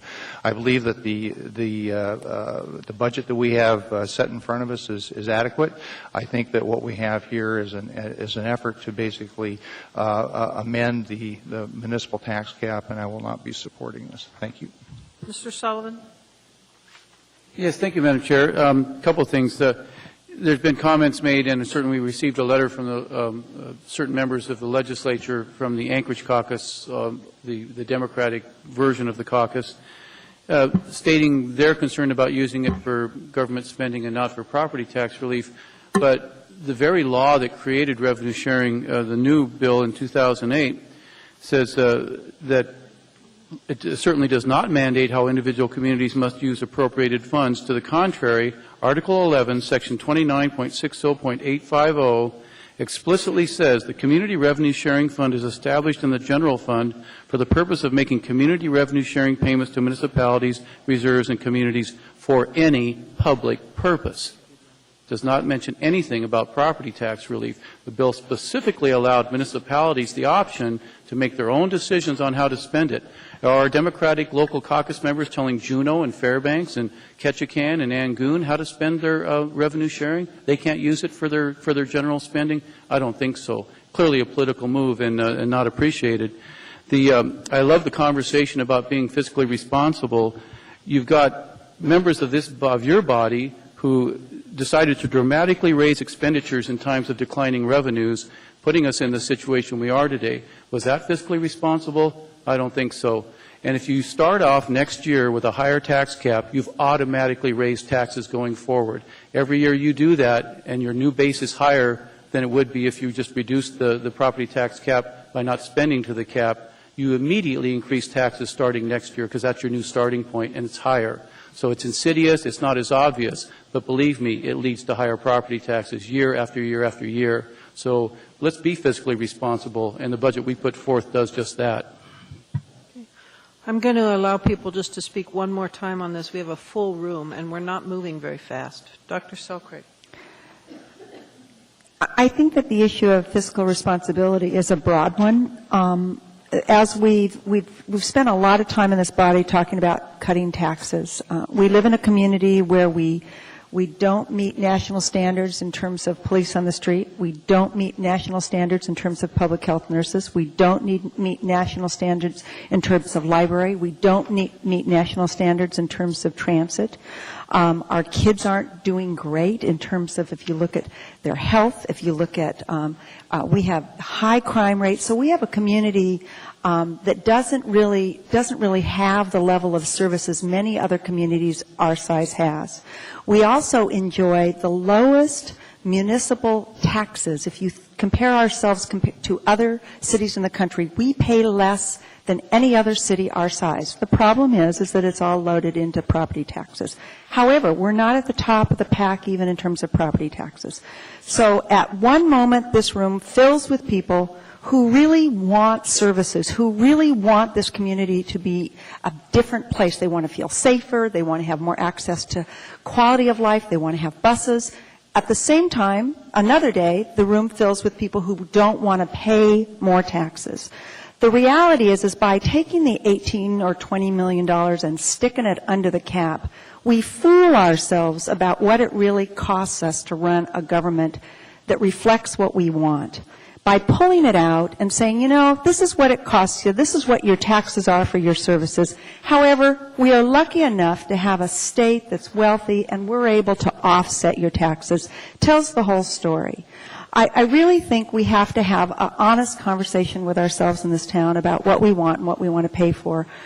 We do a great deal of whining about taxes. I agree, I own property, our taxes have gone up. But the fact is we're a growing city. If we don't meet the needs of this city in terms of quality of life, improvement of streets, public safety, schools, we're not going to grow. We aren't going to be an attractive place. So this is a big conversation. I don't think it's necessarily liberal or conservative. I think it's just how you look at things. And as far as I'm concerned, I think we have to be very honest about what we want, what it costs, and how we're going to pay for it. So I will be supporting this. Thank you. Mr. Coffey. Well, I think Dr. Selcraig said it. She said that we can basically pay more taxes, except it's going to come from property taxes. We've looked for alternative sources of revenue. They don't exist. Everybody's heard the number, 36% in 5 years in real property tax increases, and I'm wondering if anybody's services have gone up by a commensurate amount. I think the answer to that is no. I think what we're doing here is locking ourselves into an escalating situation. I am, like Mr. Birch, very skeptical of the ability of this body to restrain itself. I have been in the majority and in the minority, and even at times when I was in the minority, about the best I could do was $2 million when the prior administration was in place, and that was one of the most unpleasant circumstantial fights I've ever had in my life. But we got it. But then as soon as things turned around here on this body, we got what we got now, which was overspending to the degree of about $10 million in 2008, a deficit in the range of $6 to $8 million in 2009, and projected deficits of over $20 million in this coming year. We have got to get the costs of government under control, and we are substantially constrained by labor contracts that are generous, to say the least. What I am fearful of is that we will not impose the discipline necessary to hold down the costs to the people who own homes and who face ever-increasing costs, utilities, taxes, insurance, everything that comes with owning a home here in Anchorage. And it worries me, and I would prefer to do it the way that our mayor has suggested doing it than the way that others have suggested doing it. So I will not support this. Thank you. Ms.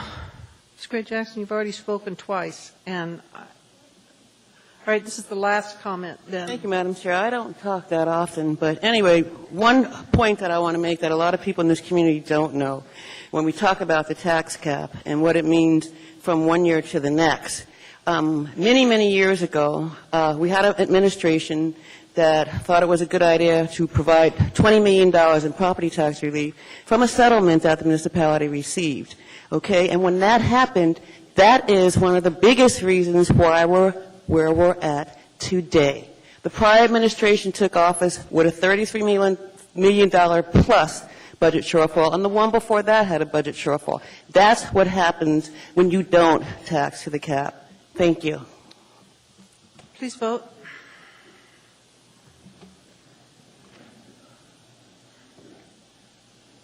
Dr. Selkirk? We're voting on the main motion, right? And that is approved. 7-6. All right, moving, not 7-6. Just add 2 new people to the body? I'm sorry, it was approved. It must be people from the Animal All right, Control Board about neutering. Folks, we have an incredibly full agenda. I'm going to take our break right after the municipal ombudsman's report, and then hopefully I'm going to talk to the administration and see if there's anything that can be delayed so we can get done. Ms. Drummond, do you want to make a motion? Move to approve. Accept? Sorry, move to approve. All right. E1, Echo 1. Echo 1. There's a move to accept on the floor. Is there objection? Seeing none. Ms. Cato, can you come forward?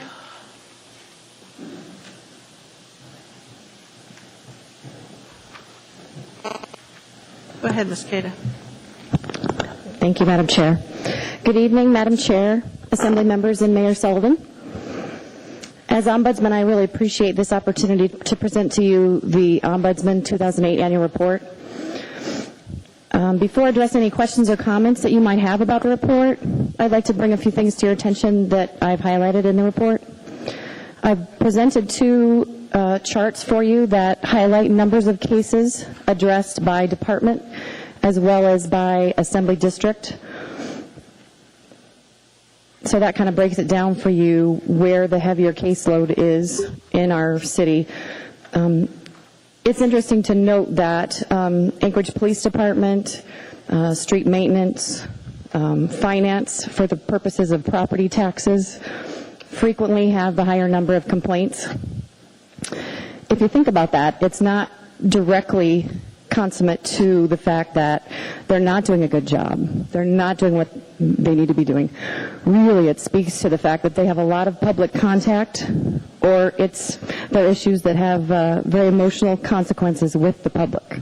So please keep that in mind when you see those numbers. It's not to indicate that the police department isn't doing a good job, and those other departments I mentioned.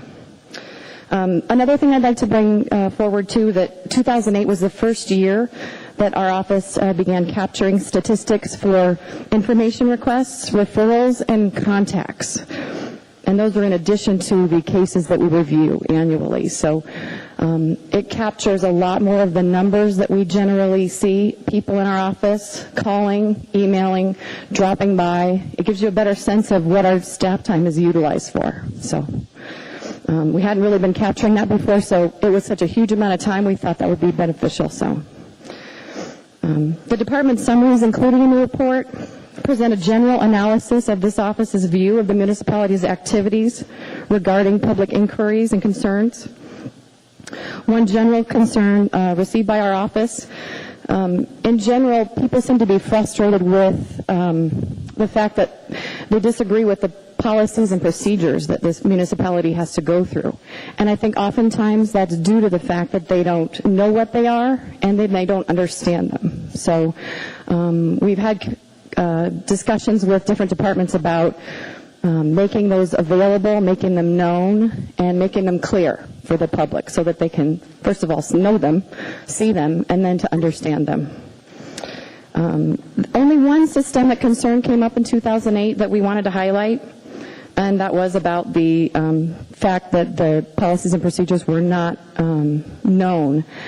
And so we did recommend in several department situations that if they're not written, there is no assurance of fair and consistent interpretation and application. So we did recommend that they make some changes with regard to that, and those have been met very positively.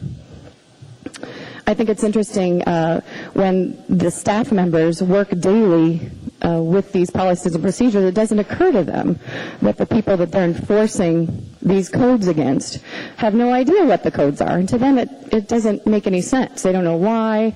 So when they get a notice of violation or they get another type of a notice, it really doesn't make any sense. So we really worked with some of the enforcement office departments to make that more clear for people so that they, oftentimes if they understand how they're in violation, they're much more likely to comply. So we found that's helped a great deal. I would like to thank the mayor's office, the directors of the various departments, and countless municipal employees for their support and cooperation in assisting our office as we review and resolve citizen complaints and inquiries. Thank you. Mr. Birch. I just wanted to thank you for a very informative and complete report. And Assemblymember Johnston and I were very pleased to see that the Assembly District with the lowest number or percent of concerns was South Anchorage. And we're happy to see that report. And that's pretty typical, actually. Thank you. Ms. Gray-Jackson. Thank you, Madam Chair. I want to thank you, Ms. Cada, for providing the Assembly with this report. It's pretty thorough, and I look forward to seeing a report like this every single year. And contrary to Mr. Birch and Ms. Johnson, I'm concerned because Midtown has the highest number of calls. So, anyway, thank you. Thank you very much. There appear to be no further questions. No. Oh, you're not in queue. I'm sorry. Dr. Shelfrick, Yes, thank you. Go ahead. Representing East Anchorage, I've got a fair number of complaints, and I will share with you, and I have a question for you. I will share with you frustration that I've heard from constituents about the difficulty of fighting City Hall and how difficult it is when a bureaucracy feels very entrenched and agree with each other and figuring out how to work their way through it, and working with the Ombudsman's office in terms of finding kind of a neutral ear. And I think I've heard frustration that actually, John Q. Public, when they're at odds with our administration, at times cannot make any progress, even if it appears that there ought to be progress made. And I'm wondering, do you have the resources it takes to meet the needs that come to your door? I mean, do you have the resources to thoroughly follow up on citizen complaints and things that look like there may be problems in terms of the decision making in the municipality? Do you have adequate resources? I will say that with the more recent budget cuts, it's been a challenge losing the deputy position in our office. What does that mean in terms of your backload? It's definitely increased our backlog, and we've been blessed recently to have a temporary administrative assistant in there while the associate ombudsman was on a medical leave for about 6 weeks. But she's about to be released, and so we're going to be back to just the two in the office. And how many cases are you currently working on? Do you know? I have over 130. And there's two people, and so if somebody called you tomorrow and needed your assistance, how long would it take for them to be able to get your attention? For you to follow up on that case? Yeah, and actually some of this will come forward in next year's report too, because this really is newer, but I'll certainly address your question. We had to sort of change our internal policies from getting back to people within 24 hours to 42 to 75 hours because we had so many people calling every single day, and to try to prioritize those cases with the walk-ins, the emails, the phone calls. It's definitely a challenge. So additionally,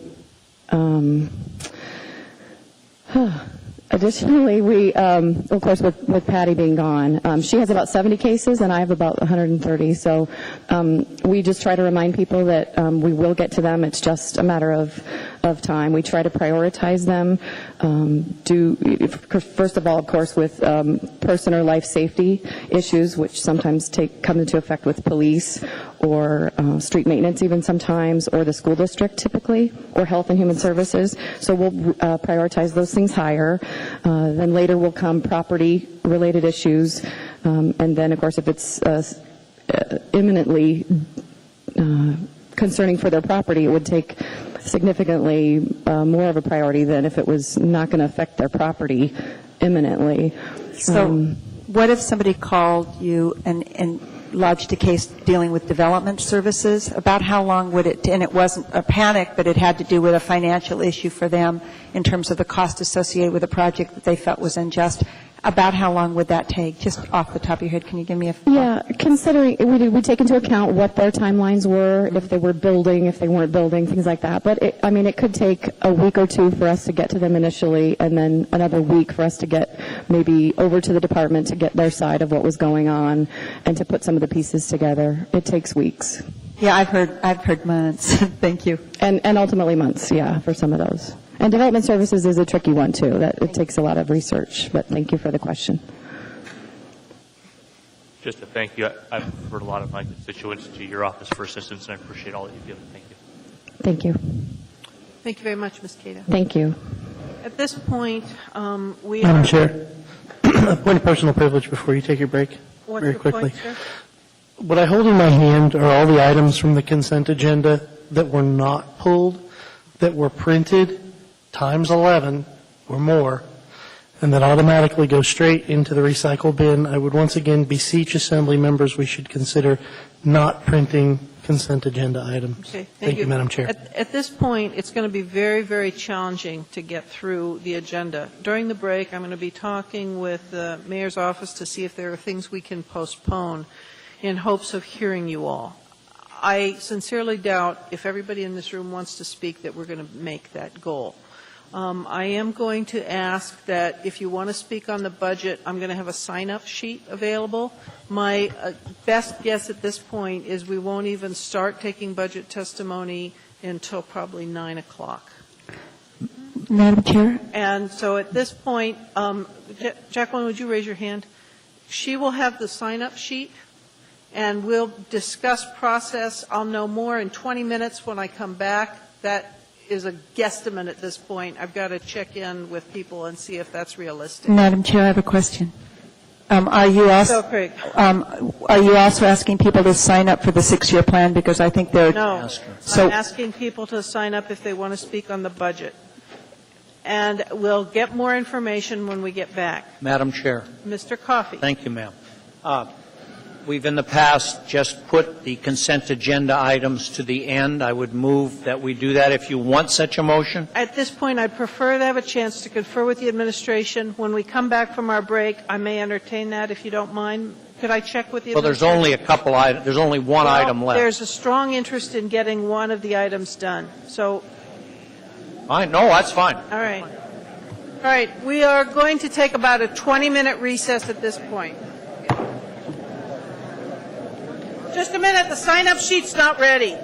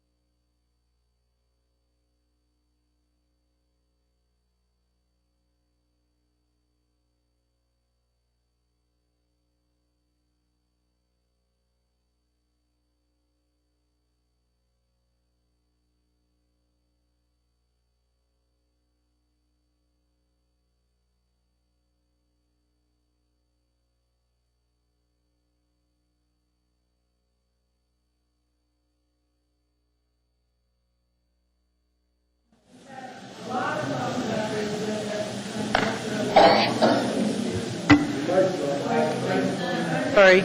There's been a lot of discussion on the break about reordering the agenda so that we can hear you tonight. And with that, there are just a few items that are going to be continued. Most everything, are going to be heard tonight. Most everything else is going to be pushed on to the next agenda. I do thank you for people who've signed up on the budget hearing sheet. Apparently, there's also several people here who want to speak about the 6-year fiscal plan. There have been a request that we do that one tonight. So, if you want to testify on the 6-year fiscal plan, which is more like general advice and guidance on us on where we should put money instead of specific budget items, I'm going to ask that you sign up for that one, too. Ms. Duke has the sign-up sheet for the 6-year fiscal plan. We will be getting to that tonight. We will be getting to the budget tonight. And we will be getting to 14A, which is approving the issuance of electric revenue bonds. I'm hoping the Assembly agrees that everything else be pushed back so we can hear you tonight. And I guess the first thing I'd need then is a motion. Madam Chair, move to change the order of the day to take up items 14A, 13E, and 14G through L. I need a second. Ms. Johnston seconded Thank you. it. Is there objection to doing that? Seeing no objection, our agenda is reordered. I apologize to you if you came for some of those other items. All right. At this time, the first item before us is 14A. I'm going to open the public hearing. This is an ordinance authorizing and approving the issuance of electric revenue bonds for the municipality in an amount not to exceed $130 million. If anybody would like to speak to this, please come forward.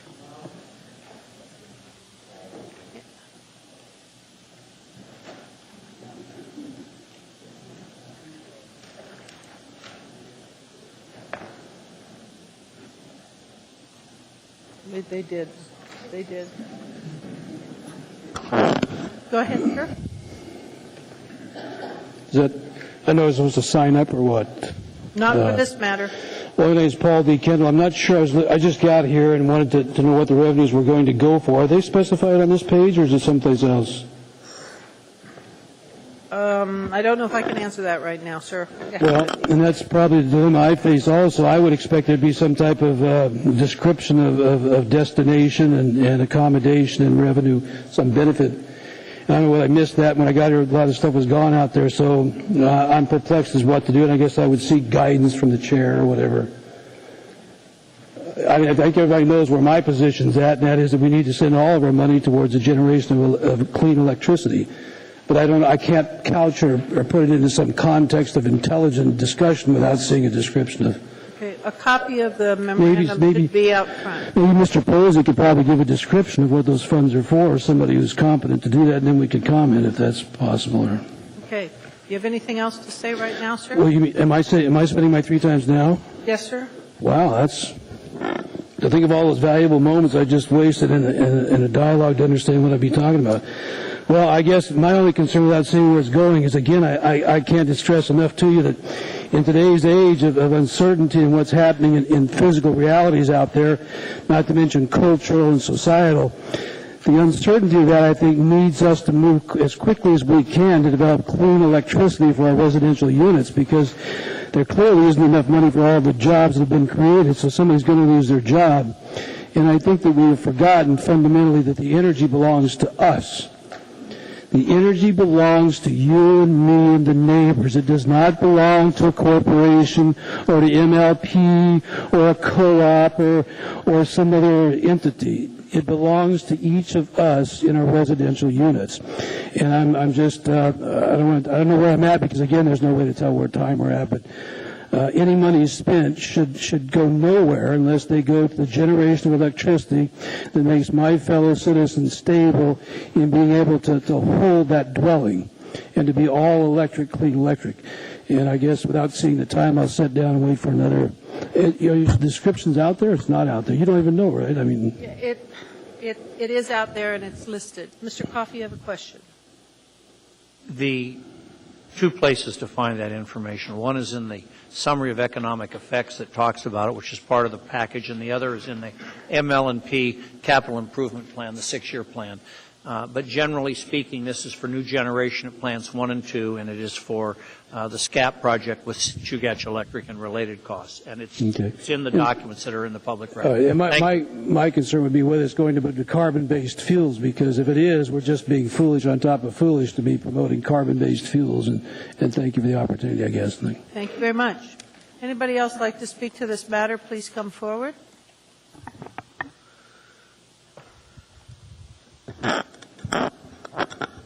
Richard Braun is my name. I wasn't really prepared on this one, so I just want to make a quickie.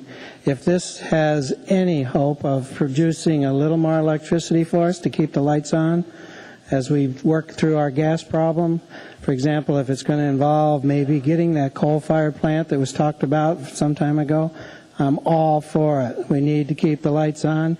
My furnace can't burn gas without electricity, and I can't do anything else without electricity. So if this will help keep the lights on, press forward. Just a second, sir. Just a second. Mr. Coffin? Thank you. Just to answer your question, sir, the plant and equipment that's going to be replaced with these bonds is relatively inefficient compared to the new materials. The estimated is $186 million in net present value savings over the life, so it should be substantial. It'll reduce the amount of gas we have to use. It's much more efficient, so on and so forth. That's the reason that I mean, that's what I hope. That's all well and good, too, yeah. But it seems like we need a little more generation capability to back ourselves up, too. Well, that's part of it, too. Although a rehab, I know, won't do that, you know. Okay. Thank you very much. Anyone else like to testify on this matter? Sir, please come down if you want to speak on the bonds.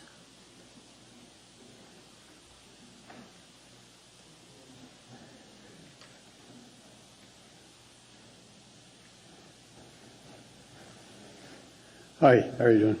My name is Kevin Brickley, and my last name is spelled B-R-I-C-K, like a brick, L-E-Y. And about the 6-year bonds, I hope that this is relevant to it because I was concerned about the budgetary problems overcoming our city and probably every city in the country. And I thought that perhaps it would make it a clearer issue to the people of our city if there was some informational system that would make it available to everybody in the city, every citizen of Anchorage, a mailing, the community channel, the internet.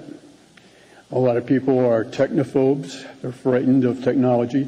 They're unfamiliar with the internet. A lot of them don't even own a television set.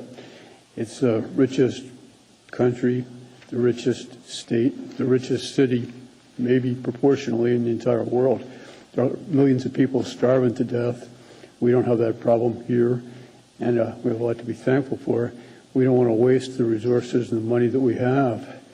And I think that our citizens need to be informed more about what's going on. I think it needs to be put in their mailbox exactly what the salary of every person employed by the city of Anchorage is, how it compares to the other major cities, certain benchmark cities, just for instance, New York, Los Angeles, Fairbanks, Palmer.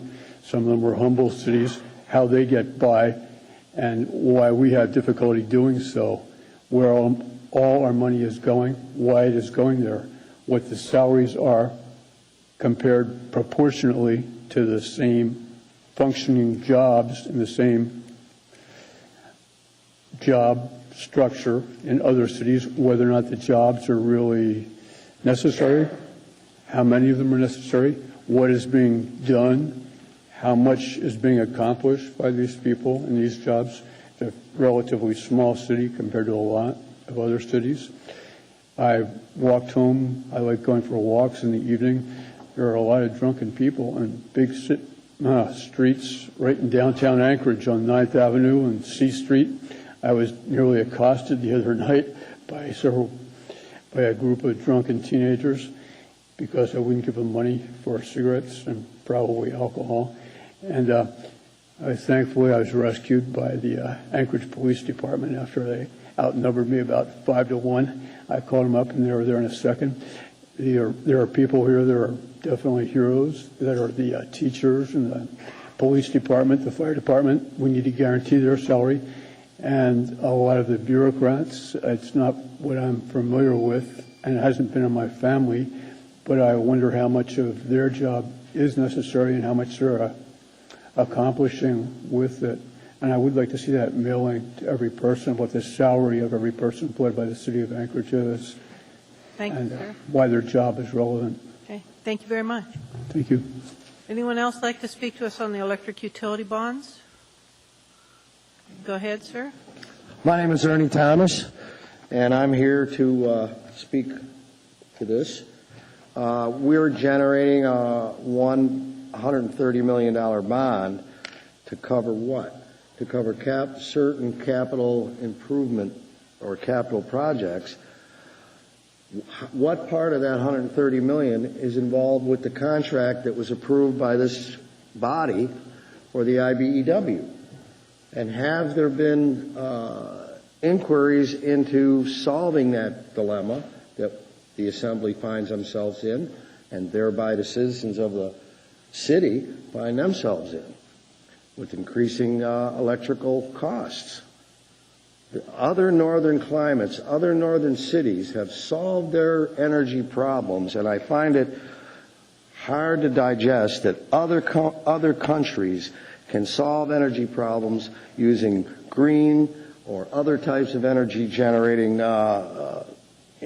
mechanics or implementations, and we haven't even started. We have the ocean at our doorstep. We have energy abundant that is not only diesel or gas. The city of Anchorage needs to recognize the fact that we do embrace the energy producing companies that are here in the state of Alaska, but they are not the only source of revenue or power for the citizens of Anchorage. Let's start exploring. I'd like to see some tidal generators powering some electricity. I'd like to see the city, when I sit in my tree stand out moose hunting 40 miles from Anchorage, the sky looks like heaven above this town. Why do we need street lights that are every 100 feet we have a street light? And we power that electricity with what? Diesel? Why don't we cut every other street light out? Cut out the maintenance on every other street light? And solve some of our energy dependence that way. Thank you. Thank you very much. Anyone else like to speak to us about these bonds? Hearing and seeing no one, public hearing is closed. Move to approve. Is there discussion? Mr. Coffey? Yeah, just very briefly. You know, I've been immersed in energy issues for coming up on a year now, talking to everybody, NSTAR, the utilities, the producers, geologists. And the reason that I'm going to support this is because our plant and equipment is aging. Some of it is beyond aging. Some of it is antiquated. Its efficiency is terrible. The ML&P has bonding capacity, in the last thing I read, of about $660 million total.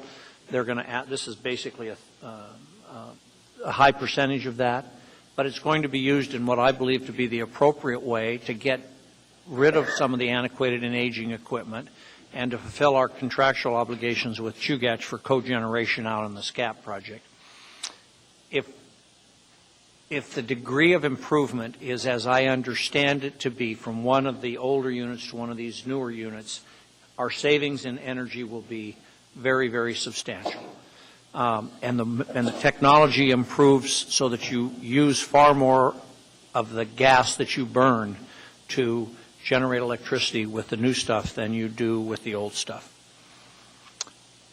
We are in a period of flux. The state is proposing basically consolidation of the 6 utilities that serve South Central and the rail belt. That's a very difficult and complex problem, and I don't know that ML&P or any of the other utility generators can wait for that to resolve itself before moving ahead. If we don't do this, then we are basically condemning ourselves to antiquated equipment, which costs more and more to maintain and burns more and more gas for the electricity. The unfortunate circumstance is we are dependent on natural gas for heating and lights. That's what we have here, and that's what we're going to have here for some time. Not because maybe we like it, but because that's the reality that we deal with. So I would urge you all to support this, understanding that it might not be perfect, but it's certainly, I don't see any other path, given all the time I've spent looking at this stuff. I don't see any other alternative. Thank you. Dr. Selkirk. $130 million is a lot of money, and I can remember once being told by somebody who sat on the Assembly is that when you have something before the Assembly that's small that we understand, we can spend an hour or two talking about it, and when it's big, we usually pass it without asking a lot of questions because it's so complex. And I think I have anxieties and I had real reservations about SCAP because fundamentally I believed that the MLMP ratepayers were subsidizing Chugach Electric, and MLMP ratepayers actually are lower income people. However, we do have big challenges in meeting our energy needs. That said, at the time we approved SCAP, we talked about the age of Plant 1 and the idea that maybe we wouldn't be needing it, and now we're back needing it. And these are huge decisions when we talk about this amount of money. Also, the issue of our continual dependence on gas, which seems to be more and more volatile, makes me concerned. We've got Siri talking about wind. We've got Siri talking about gas. We've got the Tyonek area talking about hydro. And we're continually kind of doing what we've always done. And tonight we're making a $130 million commitment to it. So what I would share with the public is that these are the kinds of decisions where, in a year and a half we'll find something out and people will say, well, why did you do that? Why didn't you do something different? And I can tell you, issues like this are profoundly complex. At this point, it requires a level of trust on the people who have negotiated the agreements before us. I can tell you I'm going to vote for this with a fair amount of anxiety, and I've done that before and gotten into trouble. But I'm voting for this because I do think we have a crisis. I am apprehensive about this amount of money going in the same direction and whether or not it's ultimately sustainable for us. But I am going to vote for it. I guess it would have been nice to have at least a memorandum of explanation with this. It's a pretty big bite. But is there a time issue here, Mr. Coffey? I understand there is. Okay. This was the top item requested from the administration. Okay, thank you very much. I'm just putting those, noting those concerns for the record. Thank you. Mr. Flynn. Well, just a couple quick things, just to clarify, and I guess perhaps expand on Mr. Coffey's comments. The $130 million would go for reimbursement of capital expenditures made under the CIP since last year, progress payments on SCAP, replacement generation at MLMP plants 1 and 2, as recommended in MLMP's IRP, which we have an opportunity to review, and sufficient funds to fund reserve requirements and pay the cost of issuance expenses. Got a couple emails on this one because people were concerned did not more fully embrace green technology, cogeneration, things of that nature. I would note in my research that waste heat from, I think it's Plant 1, is used not only to heat water in the to Anchorage AWU line, which thereby reduces our costs as AWU customers because we don't have to heat that water as much in our water heaters, and also prevents freeze-up in the lines. It's a very effective use of waste heat. There's also going to be a greenhouse co-located adjacent to that plant, which will allow for youth who are maybe at risk to come and learn a trade and produce vegetables for our community. So local food security, I know it's a big topic some of my colleagues have talked about, Ms. Drummond in particular, and it also is a good use of that waste heat. Finally, this certainly does not preclude, and I think it actually encourages some sort of generation of wind generation at Fire Island. You have to have the baseload capacity in order to use some of those renewable technologies. This gives us that cushion so we can incorporate those renewable energies into our system. With that, Madam Chair, I would urge a yes vote. Thank you. Mr. Starr? I'm going to be supportive of it. I'm not confused by the topic. I think that you can research out many aspects of this from various perceptions. Generation of power is important. This fully commits us to it. There's no question about that. But I look at it from other aspects. I spend time reading the annual reports, the financial summaries of these utilities, and they're in solid fiscal shape. We see bond issuance information of 1993 issuances.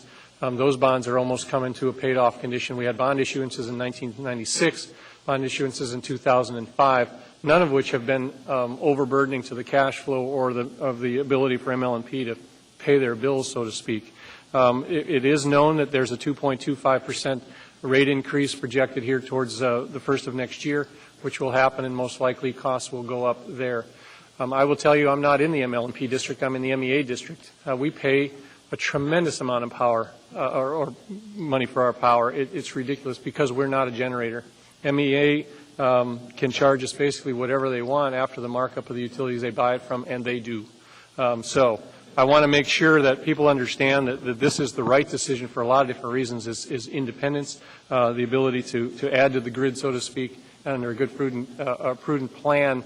The capital improvement plan has been in front of us. There's been no lack of disclosure. You can read what you want to read, and quite frankly, I'm not confused on the topic. I support it. Thank you. Mr. Gutierrez. Thank you, Madam Chair. It's pretty much all been said. I too, am very supportive of this particular item. Would love to see more renewable technologies, more green technologies. The reality is that some of those things are farther in the future, and we need more generation now. We need the electricity. This is new technology, or rather an updated version of older technology that's going to burn gas much more efficiently, cause us to use a lot less gas, and hopefully, bridge the gap until we have some of those more updated technologies in place and can begin generating electricity that way. But for now, we need to do what we can to secure our supply of electricity for the city. Otherwise, we're in a pretty vulnerable position. So I'll be supporting this. Thank you, Madam Chair. Mr. Coffey? I just would note one thing. The Board of Directors of ML&P, and I see Mr. Wolfors here, and maybe there are others that I don't see, but, they went through all of this in advance of it coming to us. And that, I know the board, and I know the members of the board, and I've sat in on board meetings and seen the level of competency that body has to make these kinds of decisions. And that is another assurance that I think it comes to us having been vetted by them, and that helps me in my decision-making process as well. So I just wanted to put that on the record. Thank you. Thank you. Dr. Sokrat?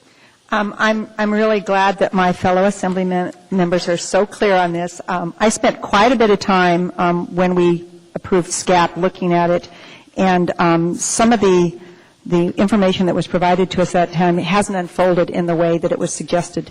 So the reason I raised issue or concerns is that Mr. Starr mentioned that he pays a high rate. I don't know that Mr. Starr would be happy if Chugach and Eagle River had a rate increase in order to serve another district. And I'm voting for this, but I think we have to be honest again about what's occurring here, and that is that and I see Mr. Posey's head is nodding, ML&P's customers are going to pay more in order to make this work for the Chugach Electric, for the whole system. And I do want to note that if you look at the socioeconomic structure of the ML&P members, they make less money in most cases than those people in Chugach Electric. So I just think, and I think it's great everybody is so knowledgeable about this. My hunch is that we're going to pass it and it's needed, but I do think that in the future we can look at sustainable opportunities, and it's a good thing to think about. Is there objection to approval of this matter? Seeing no objection, the matter is approved unanimously. The next item before us is 13E.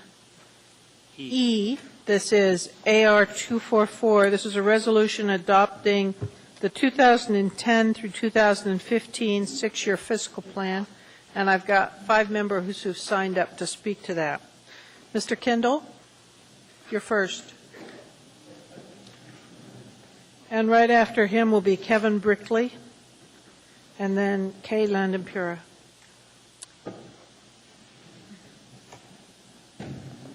And just for everybody to note, there's 2 versions. The Assembly will probably be dealing with the second version. Well, which one did I sign up for, I guess? I didn't hear you. I think you signed it for both. This one is the general comments about our plans and goals for the future. The 6-year plan? Yes, sir. Okay, well, yeah, I just came down because I think as a citizen you're compelled to make some type of a comment about your community and its direction. Just a moment. Sure. If you could state your name for the record, Mr. Sure. Kendall. My name is Paul, middle initial D, Kendall. Okay. I'm also registered as a nickname is Will Free. Okay. With the state. I guess my concern would be about energy. I continue to see this body, the representatives on the state and local level, who continue to move money to a school district, which I think has clearly lost control. But when you look at all the other sectors of our society, there seems to be some type of a disconnection from responsible management of money. All of these parts of our communities are held together by quality of communities, neighbors. And you can't hold a home or neighborhood together unless you have electricity and water. Those are life essential energy needs that belong to each of us. They belong to this gentleman and his daughter and mother and father and this lady and their aunt and uncle. And each of us, by realizing that we're obligated to each other and that we own these energies. Just as it is with all living creatures on the planet, we are a hydrogen-based life form. Mr. Burks, as he drinks a glass of water through the chair, it's really hydrogen. That hydrogen goes in to make electricity, which allows you to have synaptic impulses. Those synaptic impulses, when you have two, create a state of being. That state of being is dependent upon the hydrogen electrical fields. All living creatures, all plants, all of those things around us are what we call emanations of energy. Energy evolves itself or manifests itself through trees and plants and animals and those other things. And to find this body spending money on child support enforcement or school district or something like that is just irresponsible and goes to the heart of some disconnected leadership. And to make my case, if you go to my blog, alaskaoceanpower.blogspot.com, you will see that around the world new leaders are calling for transformational energies, new types of design, clean energies. We have to move there quickly. So let me put this in some simple context so that you know it's not some type of scientific problem. If you take a covered wagon, load your family up and head across the plains, you can poop somewhere if you want, and you can get a drink of water out of a stream, and you can shoot an animal and barbie it up and eat, and you can cut down a tree for the food and just move on. You're one wagon. But you put 1 million wagons on that plain heading across that field, and what happens is there's no trees to cut down for 50 miles. Every living creature is dead. The streams have been urinated in. They're now diseased. The poop is all over, and you have contagion spreading. Those things are emanations of energy. The young people now, 30 and under, are about to understand the connections of energy. Those energy things belong to each of us in a reasonable fashion. And for men like Mr. Coffey and some other affiliates who pretend to you that they're some type of energy geniuses, these people are the problem. They do not understand the realms of energy, and I would beg you, in summary, that you focus on renewable energy and make that a priority, clean electricity and water per dwelling in a reasonable amount, because if you don't do that, you are headed for catastrophes beyond your imagination, in my opinion. And I thank you for that.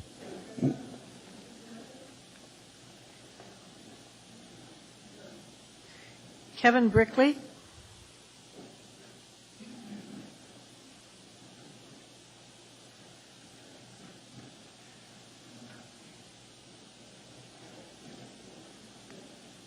Hi.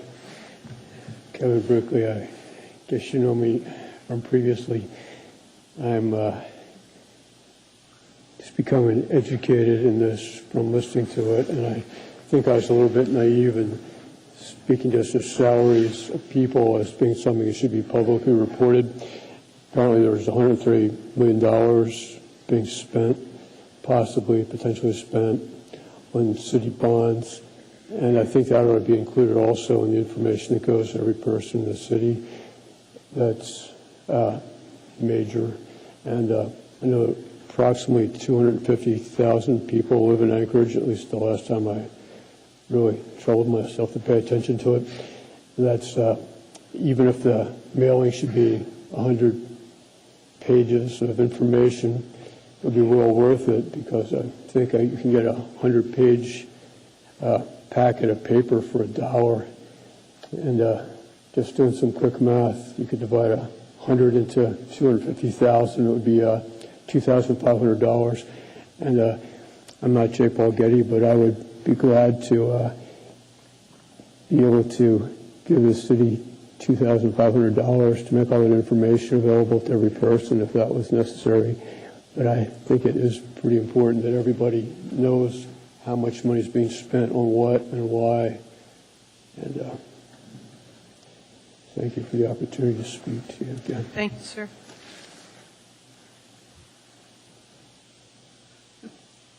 And Mary Rasmussen is next. Oh, is she? No, oh, you, after you. You're next. Oh, okay. I'm sorry. I thought I was number 3. The next. Okay. I'm Kay Laudenpera, and thank you for the opportunity to speak to the 6-year plan, Madam Chair, Assembly members, and Mr. Mayor. What I have done is, because the plan was written very concisely and with bullets, easy to read, I've just made a couple of suggestions and amendments. Number 1, under public safety, I would suggest that we say public health and safety, add the addition of health, because under capital projects it's listed public health and safety. And I had sent, and I will give this for review, an email which came quite late to all the Assembly members 2 weeks ago, and on the day of your Assembly meeting, talking about the importance of the triangle and health having an equal opportunity, as well as fire and police. And I didn't see that in under public safety, so I've added this triangle and the importance for equality and a fiscal attention to all 3. And under the 5th bullet, where it talks about the new appointed homeless coordinator for the inebriate problem, I think that's a dandy idea. However, I think it needs to be expanded to include a broader awareness and populace of homeless, such as families and runaway and homeless youth, because that is an issue in this community. And there's a new article in the New York Times that I've listed for you that came out recently, that running in the shadows, recession drives surge in youth runaways. So I think we need to be cognizant of that as this community. Under community relations, I'm not totally sure that these couple of points need to be there, but it seemed to fit the best. And that is, I think we need to promote healthy families. I didn't see families presented. I saw a concept that could relate to families, but I think it needs to be mentioned.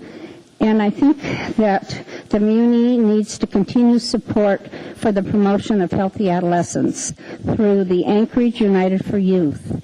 The Anchorage United for Youth is a fairly recent establishment, and it is a community collaboration with the State of Alaska, the Municipality of Anchorage, United Way, and several nonprofits.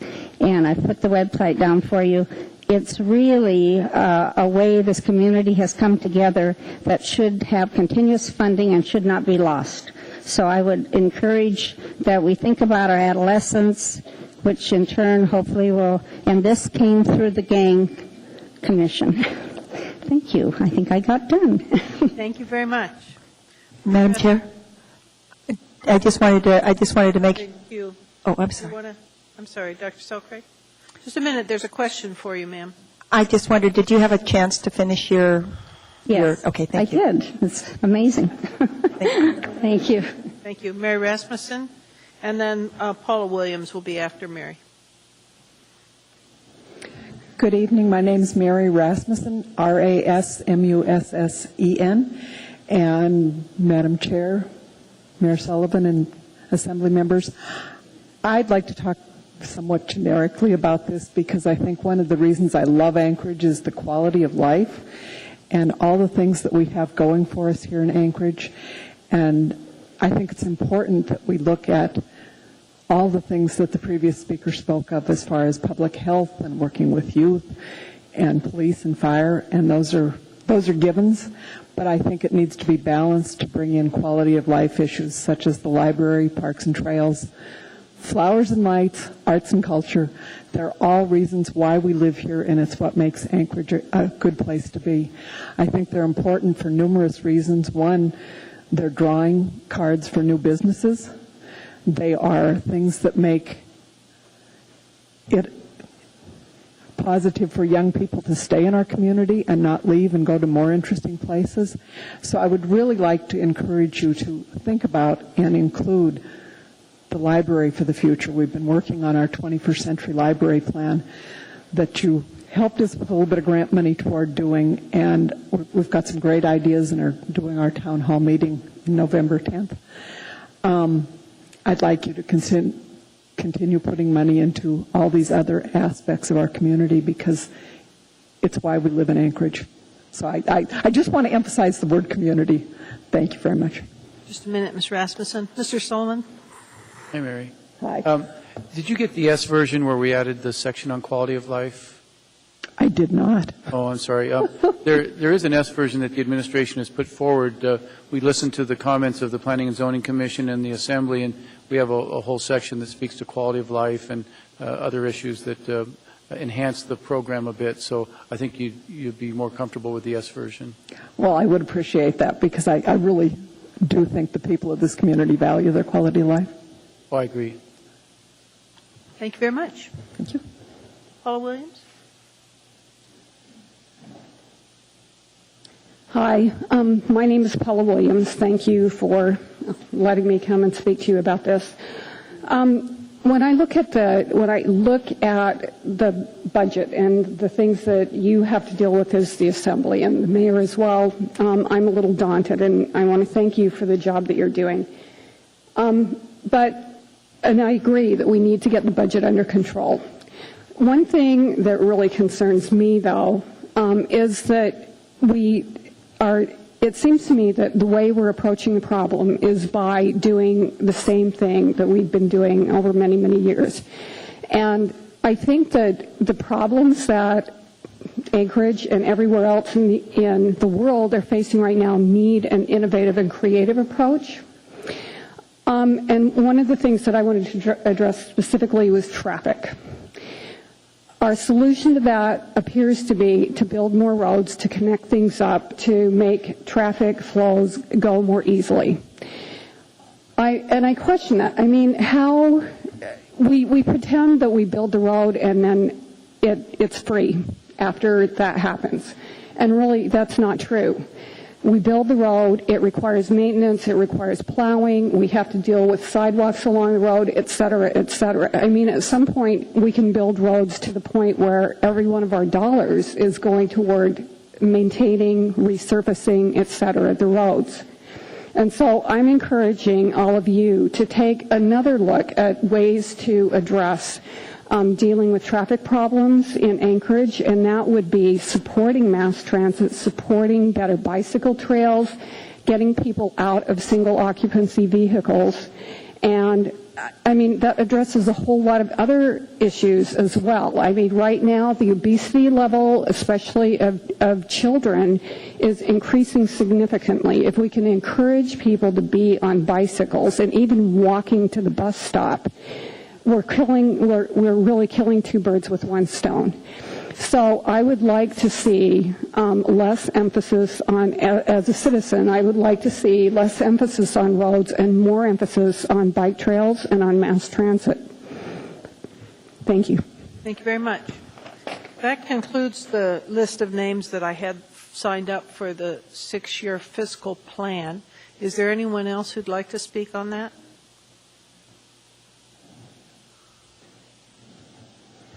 My name is Jed Whitaker, and I think that this procedure of signing up to speak is lacks spontaneity, and I think it kind of doesn't allow for the public to fully participate. I think it's very controlling, and the fact that you guys are bouncing around on the budget when the most important thing that you have to discuss tonight is the budget, but it's buried and you've changed the agenda many times. I think it's very disrespectful. And that to sign up to speak on the agenda, are you guys really listening? I don't know. I really have my doubts. Is there anyone else who'd like to speak to us on the 6-year fiscal plan? Okay. Hearing and seeing no one. Public hearing is closed. Ms. Dr. Selcraig? I'd like to move our deliberation to our next meeting. I'd like to postpone action on this until our next meeting, because I think that there were some suggestions here. We might be able to draft some amendments, and we shouldn't make sausage tonight. Second. Thank you. Is there objection to continuing this till the next meeting? Seeing none, then the deliberations will be continued to our next meeting. With that, we're now at the budget. Madam What Chair. I need is a motion to, Mr. Flynn, were you going to make that motion to combine the public hearings? You got it, Madam Chair. Thank you. For GHNI? Yes, Madam Chair, I would move to combine the public hearing, the first public hearing on items, actually, I think it's G through L, isn't it? Well, Oh, we don't have G through I. just, Sorry, yeah. G through I. Yep. Thank you. Is there objection to doing that? Seeing no objection, then we've combined the public hearings. At this time, we're going to hear people on general government operating budget, general government capital improvement program, and general government capital improvement budget. And I apologize if the sign-up sheet is offensive to people. It's just a way for us to get some idea of how many people are here, so I knew if I was going to have to reorder the agenda. All right, Mr. Swetsoff, you're first, and then Rick Braun after you. Madam Chair, well, he's coming up. Can I ask you, if it gets to be late and, time where we have to quit, can we get to those appointments that we did not get to? Mr. Mayor, we've already, Mr. Michaelis brought that up. My goal was to get through as many people as possible, and my very next item would be the appointments. Okay, because there was even some consent agenda items that we didn't finish. There were two. Yeah. Yes, sir. Thank you. Go ahead, Mr. Swetsoff. Good evening. Thank you. My name is Paul Swetsoff. I live in Turnagain. I've lived in the same house for 22 years, and I've watched my taxes go up for 22 years. I want to point out something to you, that during the last election, we elected a man you might know over there by the name of Dan Sullivan, and Dan Sullivan was elected for a really simple reason, because taxpayers were fed up. He was fed up, and we had to value his voters because of stuff that was brought forth by the acting administration, which mobilized a lot of people. We want our property taxes reduced, and not just a little bit, but significantly. The way you do that I don't think takes a whole lot of rocket science. I think that you guys need to figure out the difference between essential and non-essential services. You take the essential services, cut the fat, and fully fund them. You take the non-essential services and begin to eliminate them. Then you end up with a much lower property tax rate, and you end up with a lot of happy taxpayers. What you guys always do, of course, is the same thing you do with Bregal Road, or you do with other things, is you have people in special interest groups come in here, pack the assembly, and they talk, and that's not what the majority of Anchorage wants, but you fully fund them. I would like for you guys to, if I had my way and my recreational needs should be met, I would like you to put up a really nice rifle range somewhere close by, a nice shooting range, because that's what I do. That's my enjoyment, but I would never in a million, I wouldn't even support it, because that's my joy and pleasure. It's not the responsibility of everybody in the municipality who pays taxes. That's what I do. Private enterprise can set that up, or one doesn't exist. That's how I feel about it. Like I said, Mayor Sullivan, you guys were elected, most of you, by 3, 4, 5% of the vote. Mayor Sullivan was elected by 57%. That's a significant margin relative to past elections in this town. He was elected for a reason. We would like you guys to please pay attention to us who are taxpayers and begin to figure out non-essential from essential services. I don't think that's too much to ask. Roads are essential, fire is essential, police is essential. Owning a garden out in Far North Bicentennial Park is not essential. Planting flowers, find a lot of volunteers. A lot of people love it. They love to plant flowers. Don't ask me to pay for you planting flowers. I watch the kids. I watch kids walk to Lakewood Elementary School, who are 5, 6, 7, 8 years old, because they don't have a sidewalk. Ever since the school was built, they walk out in the snow. They walk down Wisconsin because the sidewalks don't get plowed. Do that. That's an essential service. And that's really. I didn't want to speak to a specific part of the budget, because I think you guys just need to figure out the differences between what's important and what isn't, and quit catering to every special interest group that walks through the door. And I appreciate your attention. Thank you. Thank you. Rick Braun? And then after that will be Travis Cox. Richard Braun. I want to back up just a tad on whether we should grow or not. That's a function of the cost of living as much as it is the quality of living. I think the people have fled to the Mat-Su for costs, not for flowers or trails. The $30 million shortfall that we used to have that was solved was caused by the state cutting revenue sharing, lack of income there, not because we taxed too little. The shortfall that we have now of $30 million or so that we're trying to solve resulted from irresponsible voting, I feel, by the Assembly. Not because we taxed below the tax cap. We don't have too much taxing, we have too much irresponsible spending.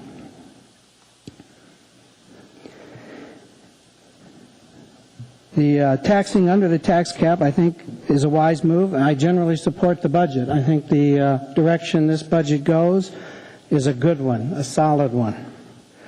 And taxing under the cap gives us a little room for that emergency or contingency spending that we don't know about.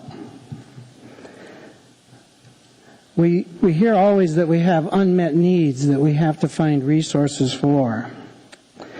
I think it's more like unmet wants is more like what we've got as a problem. It's like 5-year-olds. They always want something. Mom and Dad has to control the wants and make sure they fulfill the needs. We don't have just 100 million unmet needs. We have a lot of unmet wants, and I think that's where we need to control. The previous speaker kind of talked about that. Some of the wants are less essential than some others. It's not the purpose of government to be a Santa Claus and just give out to each person who would like to receive something. We're cutting something in each department. I think that's okay, because every time there's a tax increase, every taxpayer has to pay something. Well, maybe the departments can give a little something and give the taxpayer a little break, because we always have to pay and always have the pain when you increase something on us. Not just some departments, some needs. We all have to suffer. We'd like a break. If the Assembly was responsible in fulfilling their fiduciary responsibility in the past and hadn't voted or sold it away to third parties, I don't think we'd be in the bind that we're in today with the deficit we have today. It was self-induced. It's an artificial bind in the budget right now that we could have prevented with a little more due diligence. Thank you. Thank you very much. Mr. Cox? And then Lynette Marino-Hines after this. Go ahead, sir. Good evening. Travis Cox, COX. I come here, I'd like to speak to you just straight out of plain old common sense and logic, but from some of the statements that I've sat here and watched tonight, there's not a lot of common sense on this panel. You really don't care about us. There's a lot of you on here that are just plain elitist, you're overeducated, and you don't understand what we're going through out here. Now, I'm going to try to explain it to you, just in little terms, so bring your education level down just a little bit, because I'm just an ignorant citizen. The federal government is increasing our taxes. They're wanting to give us government health care. We're going to have to pay more for that. Then they've got a carbon tax that's coming. We have utilities out here that are raising the rates so that we have to pay for their billing mistakes, right? So our bills are increasing. You just voted to give 2.5% to a failing education system with the highest dropout rate, and you want to give them more money. Why would you do that? Didn't you learn anything from what you went through with Baggage and what he done to you? Did you not learn? You don't vote for something before you have the money for it. You have to pay for it. That's how I have to pay my bills. I have a job.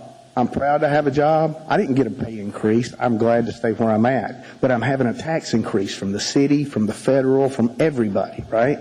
Which means I have less to pay the bills. I know people out here that are floating money from credit card to credit card just to stay alive. And y'all are wanting to raise taxes again, right? We've all sat out here and we've watched and we've learned, and I'd like to thank Mr. Starr for bringing to attention to what Mr. Baggage has done to us here.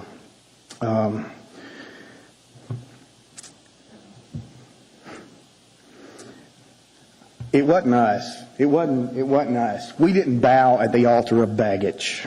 We didn't let him mislead us. You people were misled by him. And from some of the statements I hear, I think some of you were in compliance. I think some of you knew what was going on. I think you knew that you were misleading the other people on this council. I think it needs to be prosecuted. He needs to be prosecuted, and so do you. Now look, we didn't make the problem. You people made it. You need to cut our taxes and not raise them. You made the problem. You need to fix it. I guarantee you one thing, when you come up for election, I'm going to be on the campaign against at least 6 of you I know of, and I guarantee you you'll have at least 1,000 to 1,500 less votes, because I know that many people in these communities. And I heard the most egregiously offensive statement tonight from Miss Selcraig when she was saying how bad our city is. If our city is as bad as she says, that you need to raise our taxes that much, you need to pack up, go to California where you can pay more taxes and get less coverage. Because we have a great city here, and there's not that much wrong with it. And I know my time's out, and I hated to preach, but there were some very offensive statements made up here about why you're going to raise our taxes, and I think we're just tired of it, just tired of it. Thank you, sir. Lynette Marino-Hines. And then after that, Ernest Thomas.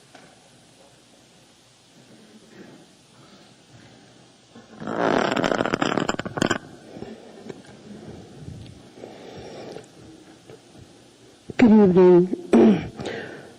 My name is Lynette Marino-Hines, and I'm addressing the municipality of Anchorage, Mayor Sullivan, and the assembly members.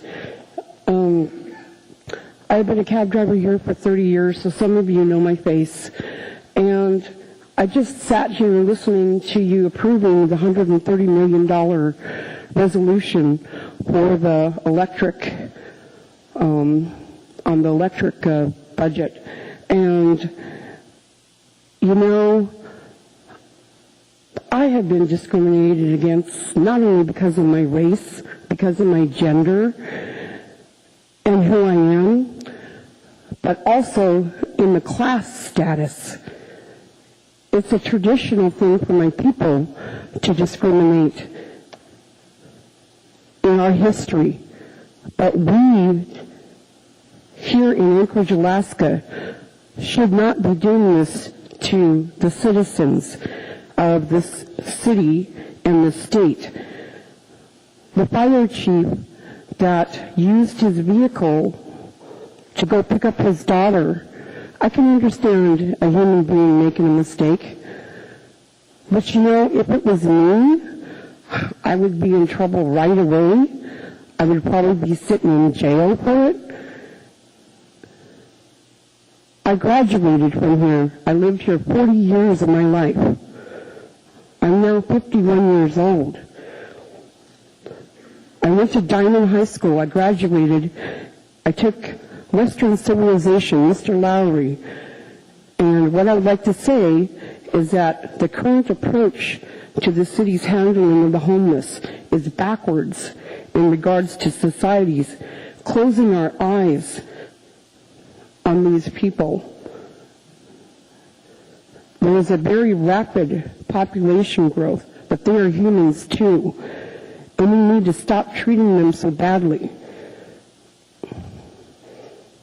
I do not like the direction that this city is taking towards the homeless. It could be any of us. Why can't we use our recyclables in a creative way and build temporary structures for the homeless here in Anchorage, Alaska? I know I have old newspapers, aluminum cans, plastic bottles that can be recycled into tent material to protect people from the cold. Why not kill 2 birds with 1 stone? That's my idea.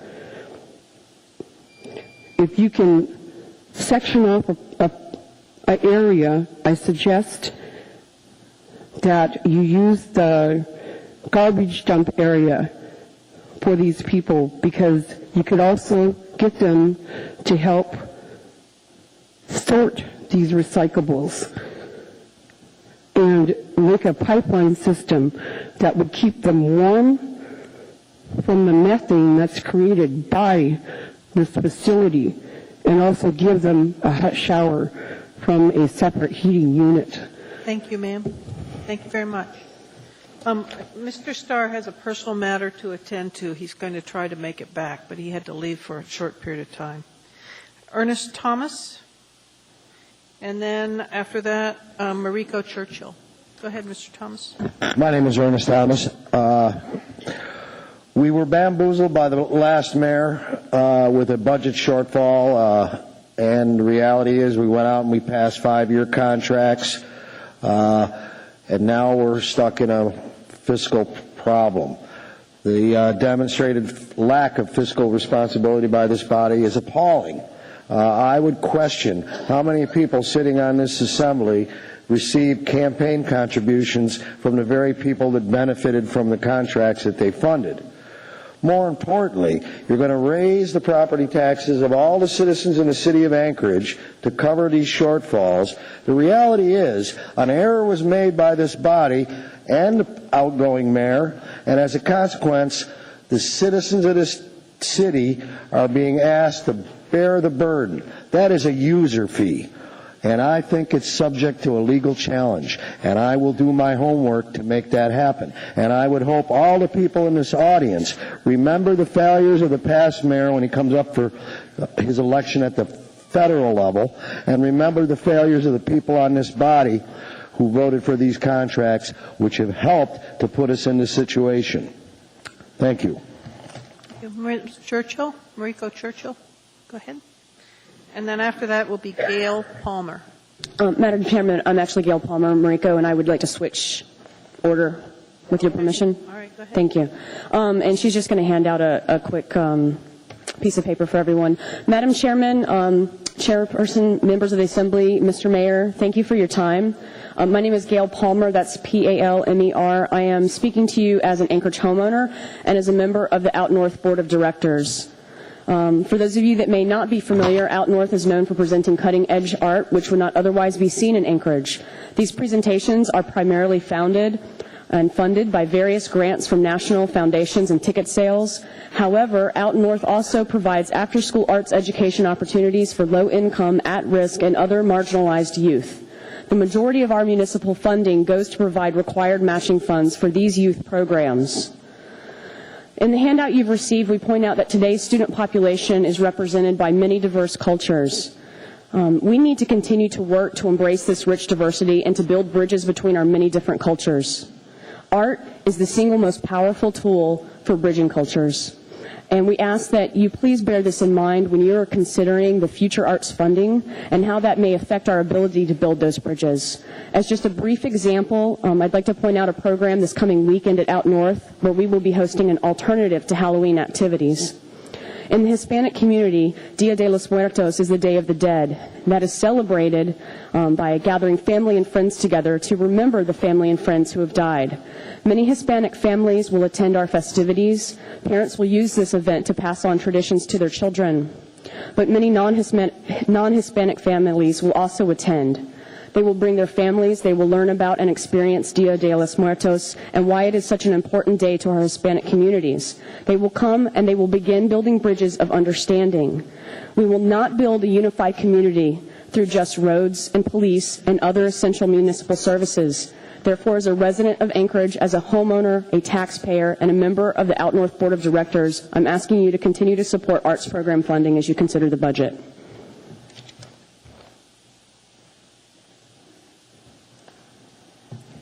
Good evening. My name is Mariko Churchill.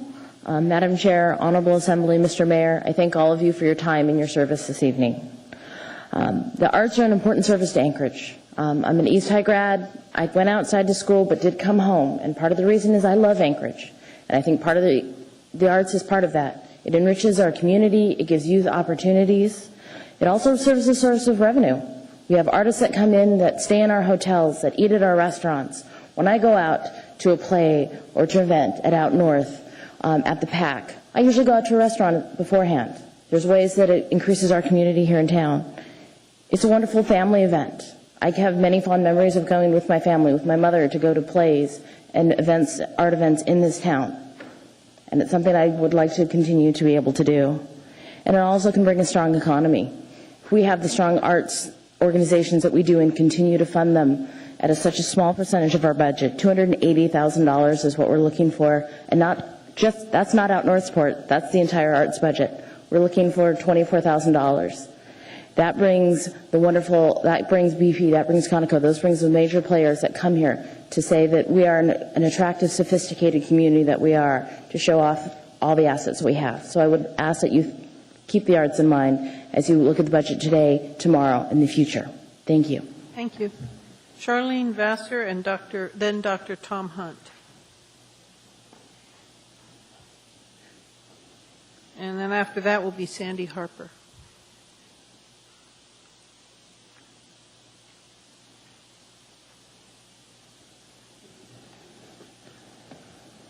Looks like you're together. We're together, yes. Okay. My name is Jerome List, L-I-S-T. I'm a physician. Dr. Hunt had to step out for a family issue, so I will cover for him. Could you repeat your name? I'm sorry.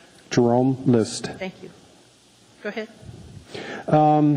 We're representing Anchorage Project Access. This is an organization I think most of you are familiar with. We've been doing business since 2005. We have had funding from the municipality before. We are reducing our request for this fiscal year. We have basically organized the medical community as a starter, a number of hospitals and other organizations which have provided charity care for underinsured and uninsured patients in our community here in Anchorage. Our goal is to continue this project. I'm happy to tell you that in a 3-year period from 2005 to 2008, I think perhaps a little bit under calculated on a conservative, we have donated through our organization to this community, Anchorage Project Access is for Anchorage, $7.2 million.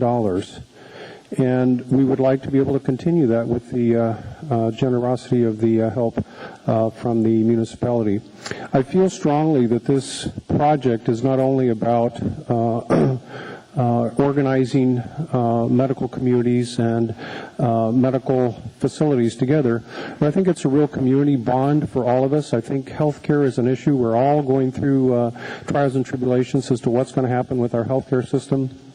We're not going to solve the entire healthcare issues of our communities, but I think it bonds us all together because healthcare affects all of us, every one of us, young, old, intermediate, and so I'm wanting this to bond our community together and work together as time goes on, and we very much appreciate your support. Thank you.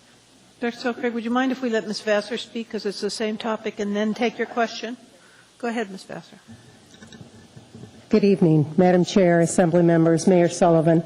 I'm Charlene Vassar. I'm the Director of Anchorage Project Access, and we're here tonight to ask for an amendment to the Mayor's proposed budget of $20,000 for Anchorage Project Access.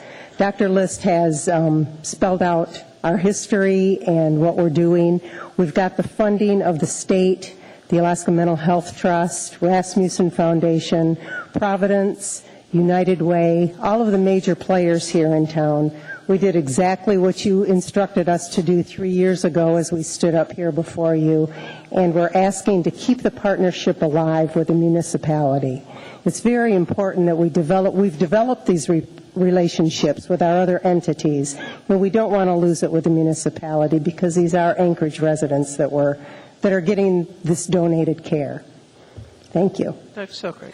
How many patients have you served, and have you got some numbers on patients Yes, served? we've served about over 1,200 patients since 2006. And what's the nature of those patients? I mean, how do they come to you, or why are they in your program? The biggest proportion of those come from the Anchorage Neighborhood Health Center. About 45% of our referrals come from the Neighborhood Health Center. About 25% come from the residency program at Providence. And then our participating specialists, they refer.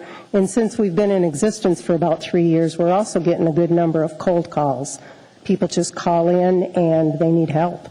Are they unemployed? Do they have insurance? Why would they come? One of our eligibility requirements is that they have absolutely no other form of insurance. So this is that pocket of people in town who fall through every crack imaginable.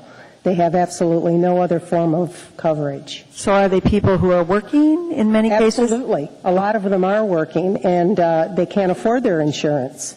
Okay.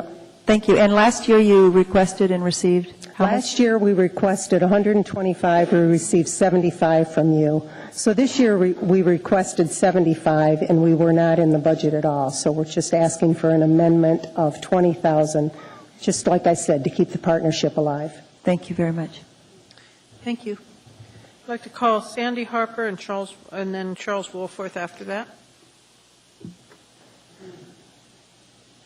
Hi, my name is Sandy Harper, and I'm the producing artistic director of Cyrano's Theater Company. And I thank you so much and the democratic process for this opportunity to speak. Cutting the arts budget is really a false economy because it is well documented how a thriving arts community fuels the economy from everything from restaurants to babysitting. However, the role of arts and culture, especially in a diverse city like Anchorage, goes beyond economics. It is not focused on the price of things, but on the value, which is beyond price. Interestingly enough, it isn't income or geography or even our education, but whether people read for pleasure or participate or have experience in an arts activity that seems to awaken a heightened sense of awareness and social responsibility and inspires creativity, ingenuity, and innovation, which I think we all can agree are the qualities needed to compete in a global economy, and also to lead a successful and productive life in a free society. There are some truths about life that can be expressed only in stories, songs, or images. Art really does awaken and enlarge and refine and restores our humanity, and you never outgrow art. So cutting the arts budget, which is really relatively modest in the larger scheme of things, would have an incredible impact on the economic and cultural consequences. I usually do wear a button and it says art matters. I happen to have forgotten it tonight, but art really does matter.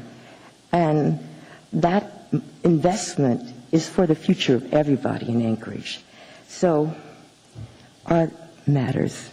And I hope you all will agree when you are reassessing the budget. Thank you. Thank you. Mr. Woolforth?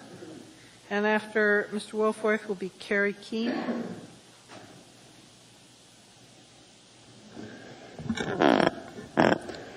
Thank you. I'm Charles Woolforth. I'm a member of the Anchorage Library Foundation Board, a former two-term member of the Assembly, 5 years as the budget chair, and probably more than most people here able to really appreciate your service. I know what a difficult job it is that you do. I honestly don't remember the same level of sort of anger and negativity when I was on the Assembly. Maybe I had a thicker skin at that time, but it's a tremendous public service that you do, and many of us do appreciate it. I was talking with Mayor Sullivan about his father, who I consider to be a real friend and mentor and great loss to the community, and who, of course, was the person who conceived of this building that we're in right now, along with the other Project 80s projects. And that was a part of it was an era where there was recognition of need and there was a consensus in the community about the need for libraries. In fact, we've been paying taxes for libraries in Anchorage since 1946, when this was just a tiny little dusty town. And I think part of that consensus is that we recognize that a library is the flame of civilization. It's really where we store our knowledge, and it's where we go for knowledge. And I am thankful for the former Mayor Sullivan's legacy. Unfortunately, the legacy is wearing out. This building is in terrible shape. If you walk around upstairs, you'll see worn-out carpets. The terrace is falling apart, really needs replacement. The book budget has been cut and cut and cut and is lower than it was 20 years ago. Staff hours have been cut. Hours under this proposed budget, our branch libraries would be open only 3 or 4 days a week, with the exception of Girdwood. I really feel like we failed as a community, not any one administration, by the fact that when we've had good times, we haven't added to the library. When we've had bad times, it's been the first place we've cut. The result of that is we have some really embarrassing statistics in Anchorage compared to other communities around the country that are far less affluent than we are as to how much we put into our library, the staff and the materials. And the budget that we're looking at now, it's kind of the same thing. Of the 25 departments listed, only 2 have larger percentage cuts than the library.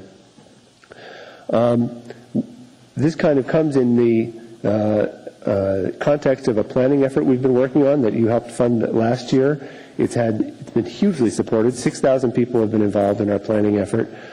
Just tremendous enthusiasm.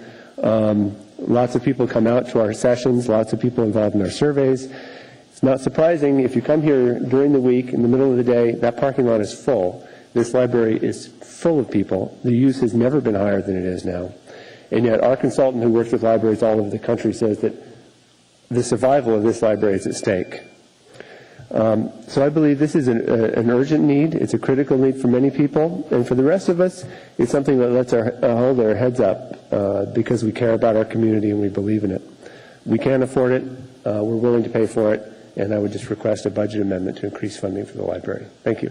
Thank you very much. Carrie Keene, and then Brooks Chandler after that. Good evening. My name is Carrie Keene, and I'm the president of the Friends of the Library.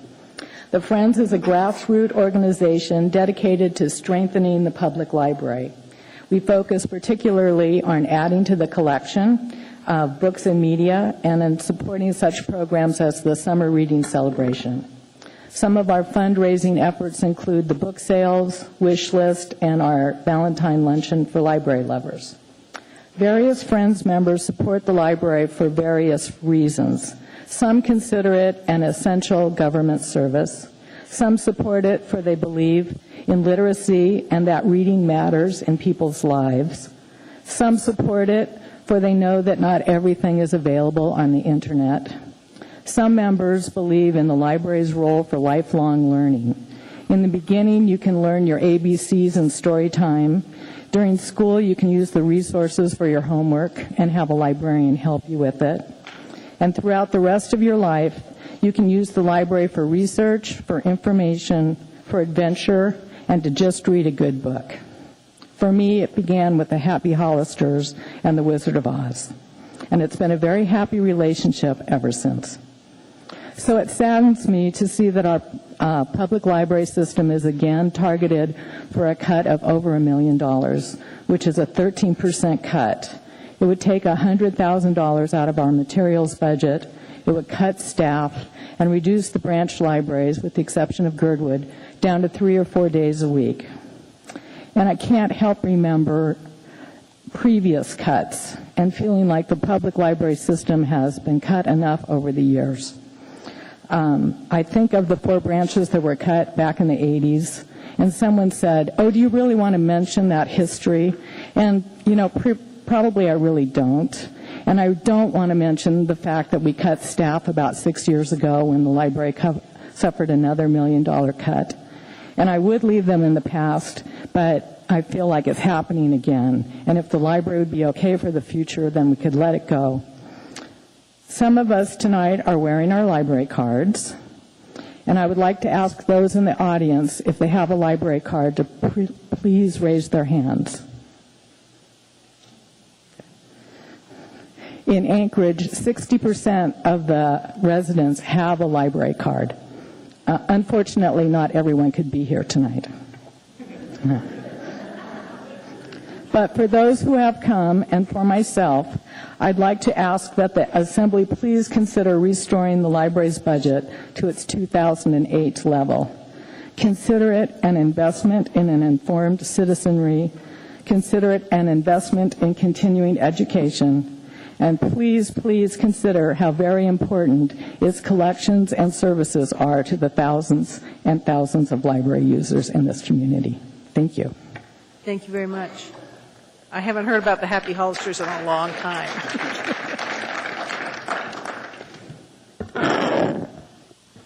Good evening. My name is Brooks Chandler. I'm here also to request that you amend the proposed operating budget for next year to add up to $1.1 million for the line item for the library funded from the general fund. And even if you can't do that, please at least restore it to July 2009 levels by adding $400,000 to the proposed budget that's in front of you, $100,000 of which could go towards maintaining a materials budget that's at the levels it was after the initial rounds of cuts to last year's budget, and $300,000 of which could go toward maintaining operating hours at the branches that are currently proposed to be reduced. I advocate for this because I believe that libraries are, in fact, an essential service provided to the citizens of this town, and I think they go beyond this town. I think libraries speak very loudly to who we are as a people in this country. This is a place where the collected wisdom and information of the entire world is made available free to everyone who walks through the doors. That doesn't happen in China. That doesn't happen in Cuba. Information is restricted. The library represents a very important philosophical statement about who we are, and I think it is important to maintain the strength of that statement throughout our community, even if money is a little bit tight. This is not entirely about money. It is about your political will to support a fundamental function within our system of government.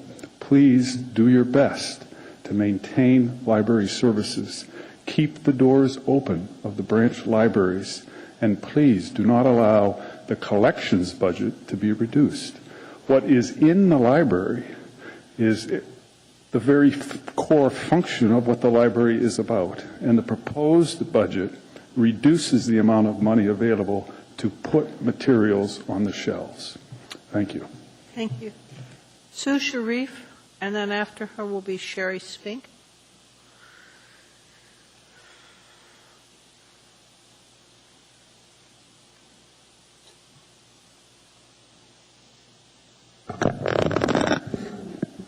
Hello, my name is Sue Sherif. It's S-H-E-R-I-F, and I am unfortunate to have to follow such eloquence, but I will read my statements and use my glasses to do so. I'm one of the majority, 60% of Anchoragites who hold library cards, and I'd like to point out respectfully that not only do 60% of Anchoragites hold cards, but there are also other people who use this facility without charge and without cards for meetings, gatherings to read materials in the library for which they don't have to have a card. So we're even a larger majority than the 60% represented by the card holders. I read the recent Anchorage Daily News editorial that demonstrated how our libraries stack up with other cities our size unfavorably in staff, number of branches, book budget. I then used my library resources to find if this might be because we simply can't afford to have a stably financed library system.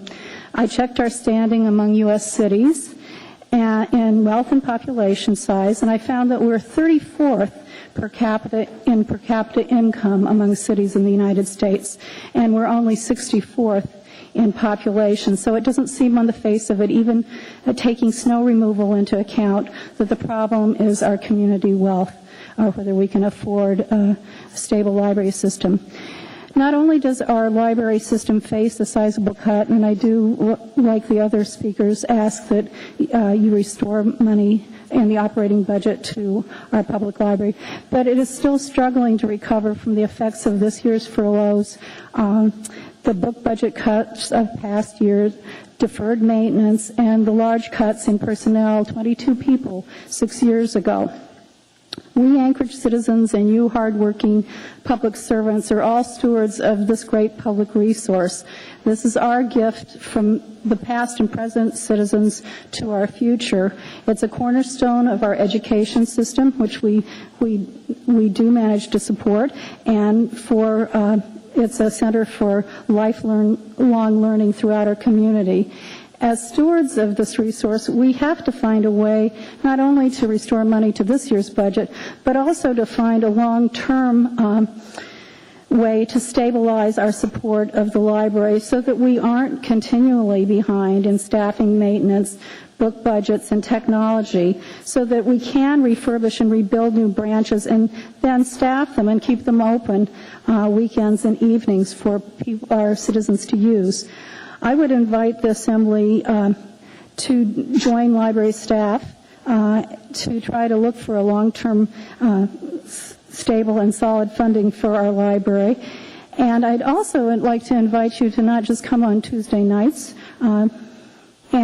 and use this part of the library, but also to visit the libraries, any of them, on Saturdays to see how people in this community of all social standings and cultural backgrounds and economic levels use and use and use and use their libraries. And I hope you will consider putting the proposed cut at least a different level, and if not, restoring it to previous levels. Thank you.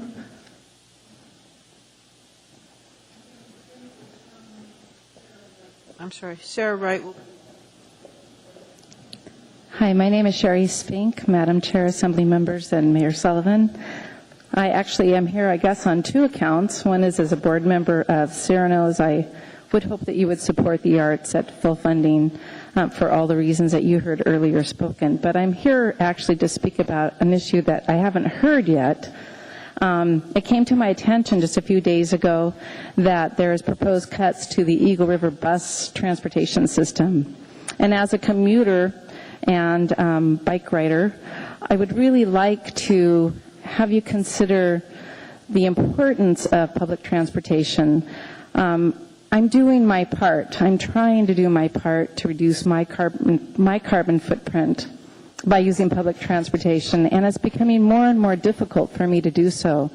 And just an example, last spring, I was one of over 300 people that signed a petition from Eagle River asking for bus transportation not to be cut. I attended public forum that provided us a means to come up with a compromise. I felt we did a pretty good job, and a lot of people gave up some conveniences so that we could meet those the budget at that time.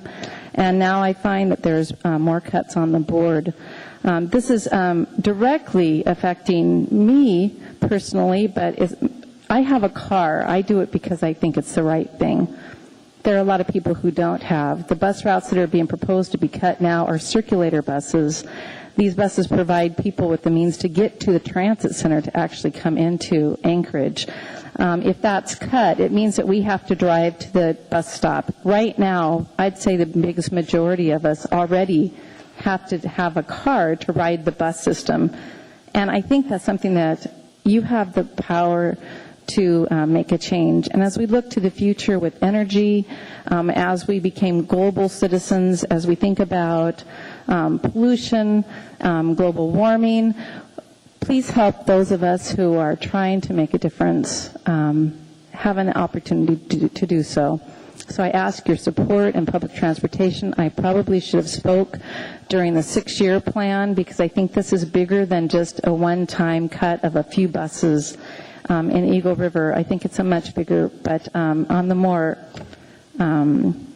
present budget, please take that into consideration for me and my fellow bus riders from Eagle River. Thank you.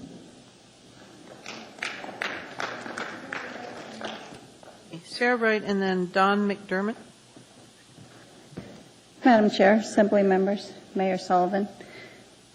I attended Mayor Sullivan's town hall meeting and saw all of the graphs, and it is a scary scenario he has outlined to the community of what our situation is.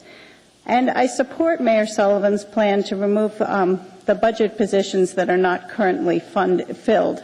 I also support his emphasis on maintaining what we currently have and not investing capital in new things that we may not be able to maintain down the road. That's been an emphasis of the Eagle River Parks and Rec Department for ages, that take good care of what you have and build more when you have the funding for that, as well as the maintenance. However, I feel that things that we as a community have invested in via bonds, like pool improvements, like libraries in Eagle River. These things need to be funded and fully staffed. The community has voted with their money and their votes to say this is something that's an important quality of life issue for us. And I feel like you guys need to support with the appropriate amount of staffing these facilities. And it's not just the pools and libraries and other parks and rec issues. It's all things that we've bonded for recently need to be supported. And I just wanted you to know that I don't plan to speak for other people as others have. I'm speaking for me as a taxpayer. I don't feel that we're overtaxed. I feel that our community has plenty of opportunities to advance itself, but at a minimum, we need to take care of what we've already said that is important to us and fully fund those positions so that we can utilize those resources. Thank you. Thank you. Don McDermott, and then after him will be, I think it's Jerry Pollock. Go ahead, Mr. McDermott. Madam Chairman, members of the Assembly, Mr. Mayor, my name is Don McDermott, M-C-D-E-R-M-O-T-T. Thank you for listening to us citizens concerning budgetary matters. I've long been a member of the Friends of the Library and have put in 9 years as a member of the board of the Friends of the Library. And we've watched the painful process of the whittling down of support for our library system. And granted that the library is not as urgent as public safety, but that does not mean it is without importance to our community. And it's been pointed out to you that 60% of the people in town have a library card. This is I love the library card, by the way. And any candidate for public office would kill to get 60% of the people of the community behind them. There's no question about that. Consider that more people go through the doors of the Lusac Library each year than go through the doors of the Sullivan Arena for hockey, basketball, concerts, and rallies. That's astounding. It's not a coincidence either. What the library holds and shares is very important to the citizens of this town. It is a mistake to imply that support of the library comes down to an either-or with police, fire, road maintenance services to the community. We can and should support all of those. The library is not a moneymaker, never has been, never will be. Those library cards are free. The books, materials, and programs available from the library are free. Our public schools are tuition-free, too, and they should be because that's the nature of our country. We claim to have a civilized society, and we pay for it with our taxes. Andrew Carnegie, an immigrant from Scotland, came here in the mid-1800s, loved books, and immersed himself in learning from them so successfully that he became one of the wealthiest men in our country.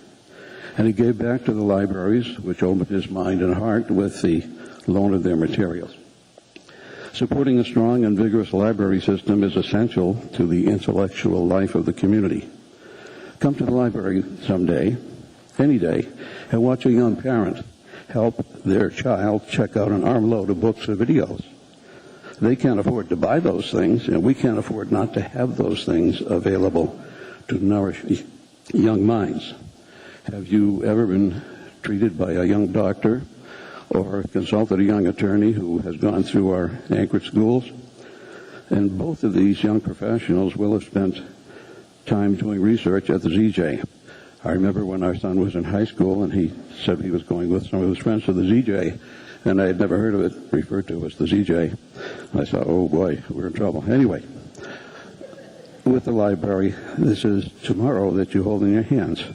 And I beg you to do everything you can to rise to this challenge, whatever it takes. Thank you very much. Thank you. Next, Carol Krenzelewski. And then Rafaela Ramos. Go ahead, sir. My name is Jerry Pollock. I've held a library card here in Anchorage ever since I moved here in 1984. And I've been a member of the Library Foundation since 1991. As part of your deliberations on the 2010 budget, I'd like to try to put the library's budget in some perspective, and I'd like to use the materials budget or the collection budget to do that. One of the first board meetings that I went to, I received a document that outlined what the collection budget was for that year. It was $716,000. The proposed 2010 library budget has a collection budget that's $705,000. In the interim year since 1991, Anchorage has added 55,000 people to its population. And the Department of Labor says that the cost of living has gone up. It now costs $1.59 to buy what $1 would buy in 1991. The sad fact is that on a per capita basis, the collection budget today is about 50% of what it was in 1991. And 1991 was not cherry-picked. It's not a banner year. In fact, it's one of the lowest years for the collection budget in that period of time. In that same period of time, by comparison, my property taxes have more than doubled in nominal terms, and in constant dollars, that is, dollars with constant purchasing power, have gone up about 30%, which I don't think is outlandish. But during my years of association with the library, I've seen budget and staff cuts. I've seen library hours reduced. I've seen some branches closed, and I've seen a competent and highly effective and highly respected head librarian fired for unexplained reasons. What I've not seen, and what I expect no one in Anchorage has ever seen, is a library system that even approaches the national average. This is the sad reality for our library, and it does not speak well of our community.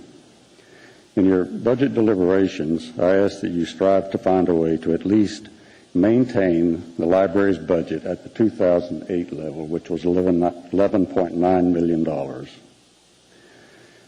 I don't believe that this is a budget increase. It's just merely a maintenance of the status quo, which is already inadequate. If the leadership of this city wishes for Anchorage to be viewed as a city that values education, that values personal involvement, then they need a quality, accessible library. A library is not a luxury, it's a necessity. Thank you. Sir. You just a minute, you have a question. Dr. Selkirk, question? Just wondered if you had anything more to say on this topic. Were you interrupted, or did you have it? Were you at the end of your? No, I had ended my comments. Thank you. Thank you. Thank you very much. Carol, and then after that, Rafaela Ramos. Yes.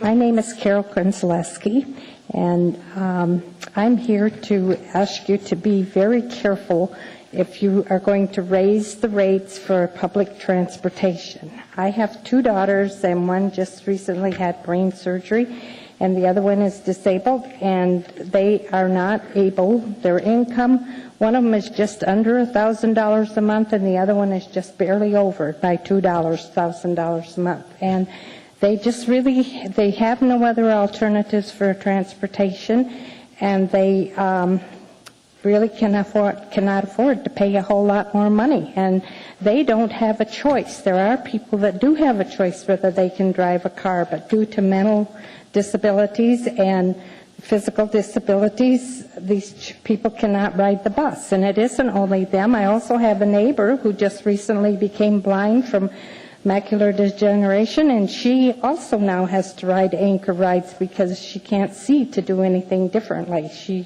was a very independent person before this. And the thing of it is this is about the only thing independently, one of the only things that these people can do.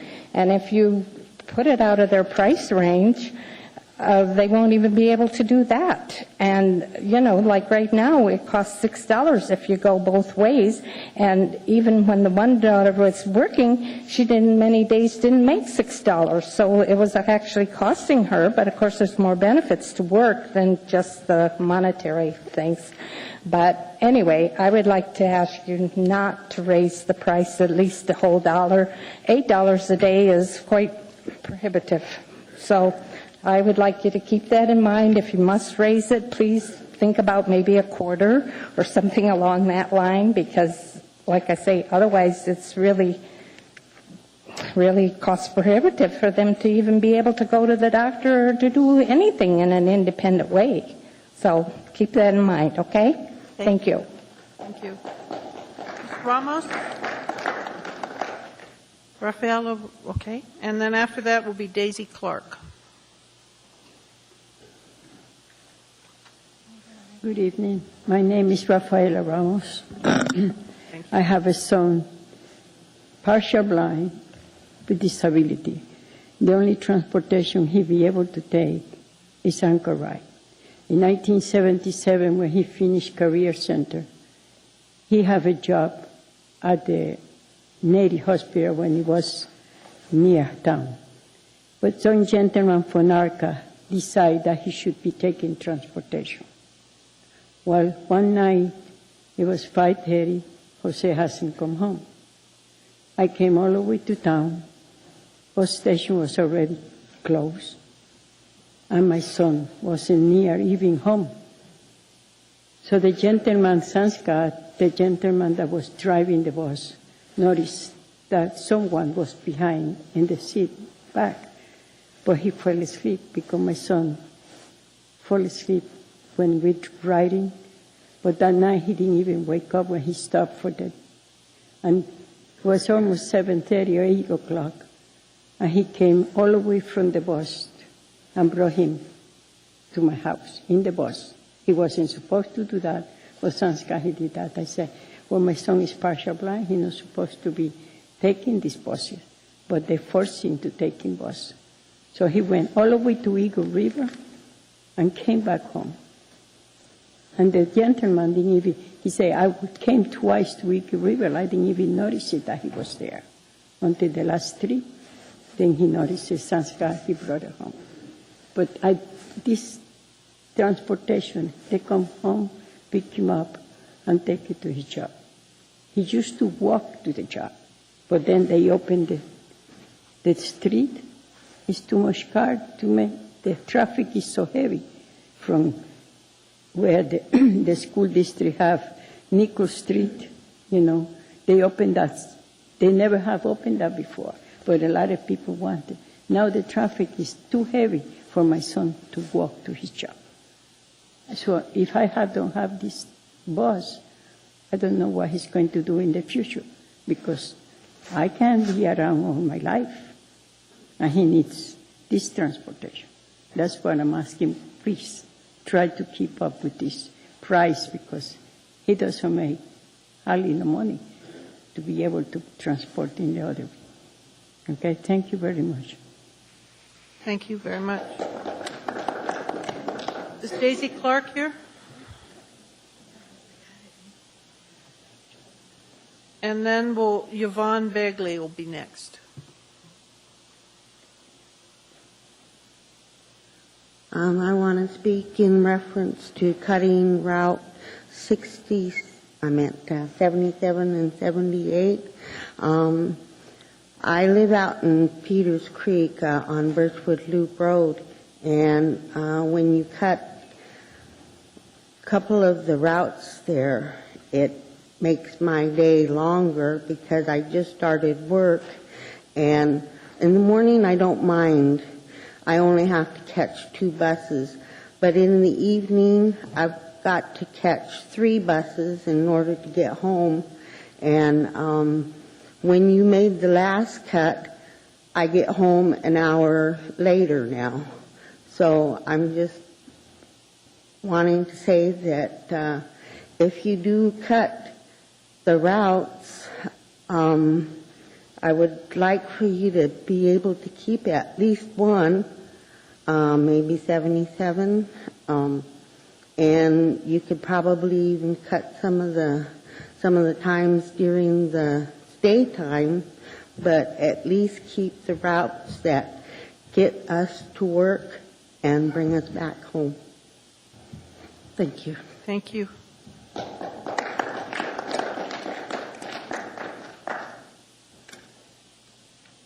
After Yvonne Begley, Arla Strzelecki. My name is Yvonne Begley, and I'm an Anchorageite, and I ride the bus and handy ride. Sometimes I do have better days and I can ride the regular transit. Other days I have to use the anchor rides. And, excuse me, I think that cutting transit is one of those penny-wise, pound-foolish things. And in case you don't remember what pounds are or don't know, that would be the equivalent of being penny-wise and dollar-foolish.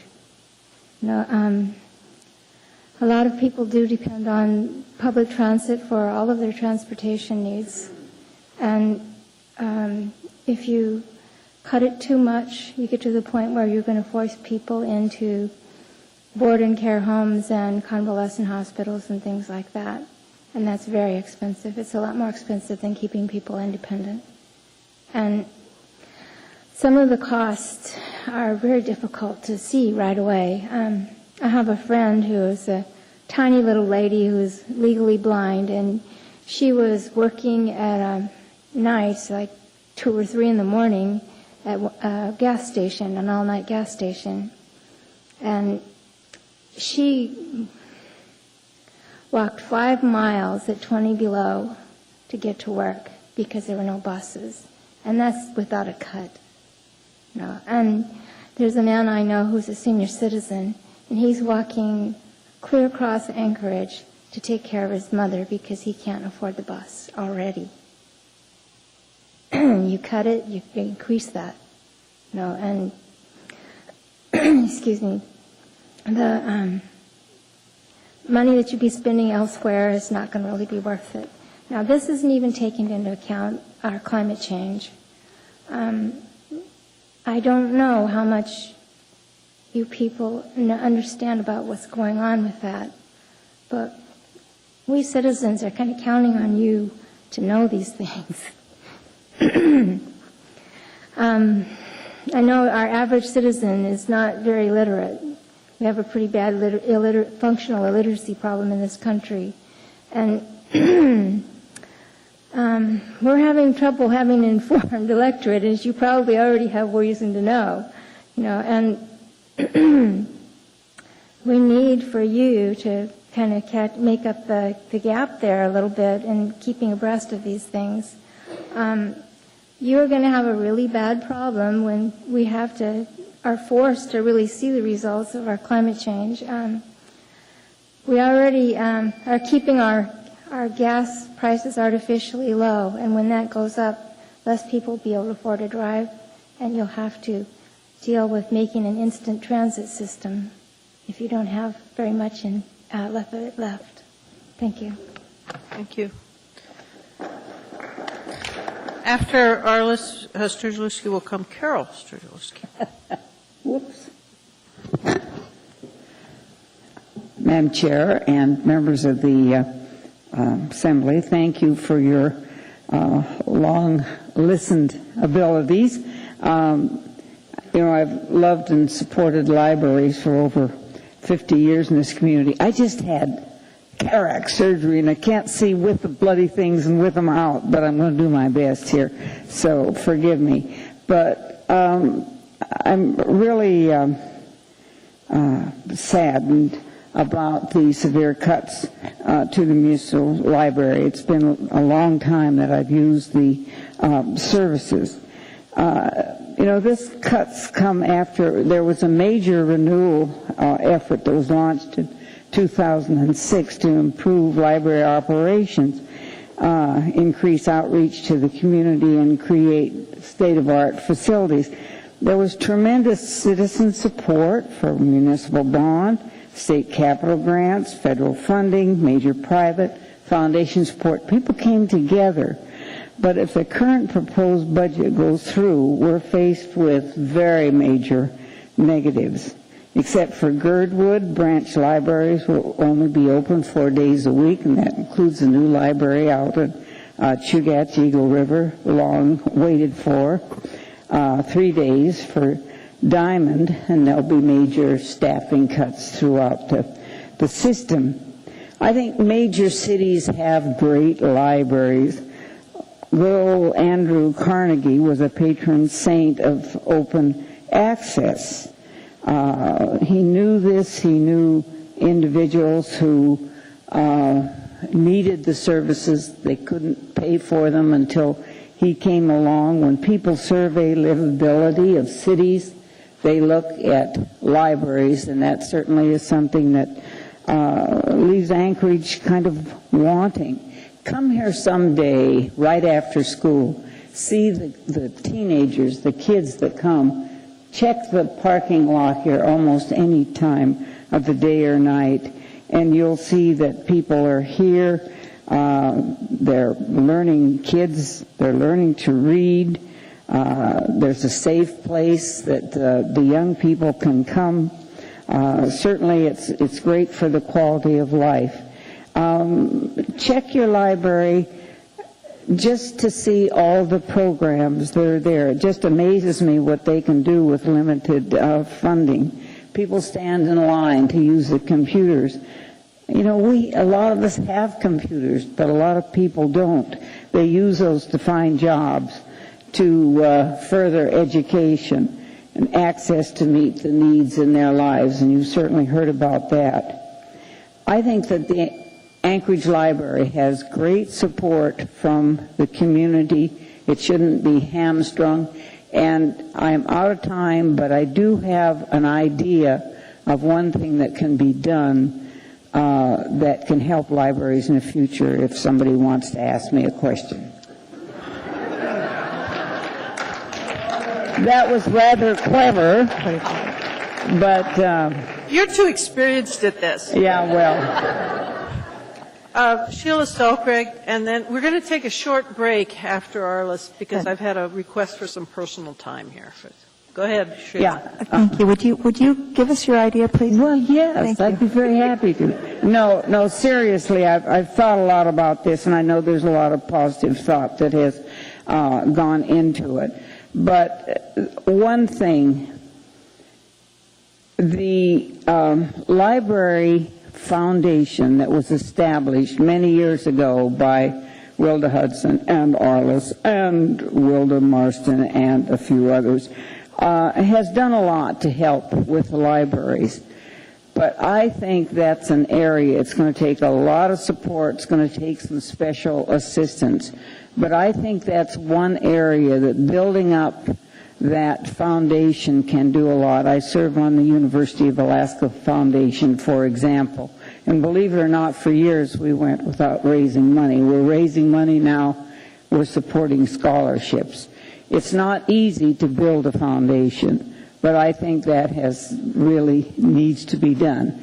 The museum was very fortunate. They have very large, from some very special donors, foundation that is helpful to them. But I think that the library is something deserving of that kind of effort. But it's going to take a little bit of money, and it's going to take some time. But it's the only thing I see that can really, other than the wonderful help of Friends of Libraries and so on, that we can do to start in the longer term to start to relieve you from some of those costs. Thank you. So thank you very much. Mr. Gutierrez? Nothing, Madam Chair. Sorry. No? All right. I've had a request for a short 4-minute break. Okay, thank you. So we're going to take about a 3 or 4 minute break to allow Assembly members to move, and then we'll be right back with Carol Sturgill. I'd like to reconvene this meeting of the Anchorage Assembly and continue with our public hearing. Ms. Carol Sturgill, please come forward. Thank you. Thank you for the break so that I don't have to follow Arliss. She's a tough act to follow. My name is Carol Sturgielewski. I am a board member of the Friends of the Library, a member of Alaska Center for the Book, and recently retired from the Anchorage Cultural Council. I also have 3 children, and I was surprised back in September to be informed that my boys got an extension on a particular assignment because the library was not open, so the kids were not able to do their research assignment. They thought it was great, but as a parent, I was a little miffed. However, on a completely different topic, I'd like to let you know a little bit about how the community is supporting the libraries in a very practical, financial way. 3 weeks ago, the Friends of the Library presented the Anchorage Public Library with a check for $45,000. This came from a fundraiser that we held called Beyond the Stacks. Volunteers worked for about 9 months, rounding up donations and selling tickets and filling seats. It was a huge endeavor, but it paid off with a big check, and we have done this for, I think, 5 or 6 years. Twice a year, in May and November, we have a big book sale right here. In fact, the next one is next weekend. Again, volunteers spend hundreds and hundreds of hours collecting books, organizing books, selling books. We have huge support from Tidal Wave, which gives us thousands of their discarded books, as well as books donated by the public and the library's own outdated books. It is a huge effort. It takes months of work. Each one of those book sales raises about $30,000. And all that money goes directly back into books, materials, and programs. The summer reading program, just buying books, buying videos. We have other programs. The wish list is a smaller program, but the book sales, the auction, the wish list brings to the library about $100,000 a year that's coming directly from the pockets of people in the community who are showing that they want the library to do well, to be a good place for people to come get the information that they need. Whether it's a kid spending 25 cents to buy their very own book, or a corporation that is donating thousands of dollars to the wish list program, or a business that is donating a meal gift certificate or a massage or whatever as an auction item. This $100,000 is not connected to endowments that the Anchorage, the Library Foundation might bring in, or other large public donations. Is that already? Yeah. You can finish. You can summarize if you want. Okay. Basically, people want to help. I don't know how much more we can get out of them. I don't know how much more we can get out of our volunteers and out of the community. But you say there's no user fees for a library. People are contributing financially to their library all the time. Thank you very much. Dr. Selkirk. Did you have any other key points that you wanted to cover? No, just please keep that in mind, that people do contribute financially. I have a question for you. How many volunteer hours would you guesstimate are donated? I'd be interested in that, and I want to say thank you. If you go up in the main lobby, there's a tree on the wall that has volunteer hours, and I believe to get on that tree you have to have 250 hours a leaf. Look at all the leaves on that have somebody's name on it. That's $250 per leaf, 250 hours per leaf, and then all the people who are still working on that haven't made that leaf yet. There's a lot. Thanks. And there's volunteers in the branch libraries who aren't even doing leafs, but they're there too. All right, that was 24. We're almost through our second page. I've got 3 pages of names. Bob Gill and then Roger Van Ornum. Good evening, Madam Chair and the other members of the Assembly. I'd like to thank you all for the opportunity to speak. Also, I'd like Mayor Sullivan. This is a petition to keep the South Fork Fire Station open. The petition summary and background: the South Fork Fire Station serves the Highland Road system as an auxiliary fire station for the 500 residents that we have in the back of the valley. We need the South Fork Fire Station to remain open for public safety and fire protection. Our valley is at high risk for wildfires in the summer months. The average response time for Station 11 to answer fire and service calls to our area is around 11 minutes when the roads are clear. During the winter months, the response time can be even longer. A savings of $10,000 to $15,000 is a minuscule amount compared to the potential loss of life and property which could happen to our area if the fire station is permanently closed. Our community council will continue to work with the Anchorage Fire Department to recruit auxiliary volunteers and assist them in any ways we can. The action petition for is that we, the undersigned residents, and these are 25 residents that my wife and I collected over a couple of hours last Saturday, to keep the fire station open, both as a staging area for equipment and also as an auxiliary type community center in case there were an earthquake or something like that, where people could keep warm and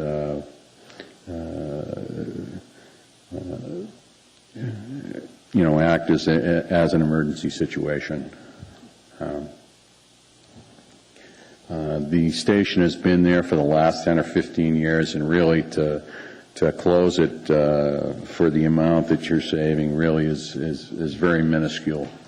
We realize the budgets are tough, but I just think someone mentioned earlier penny wise and pound foolish, and I'd just like to re-echo that. Thank you. Mr. Sullivan has a comment.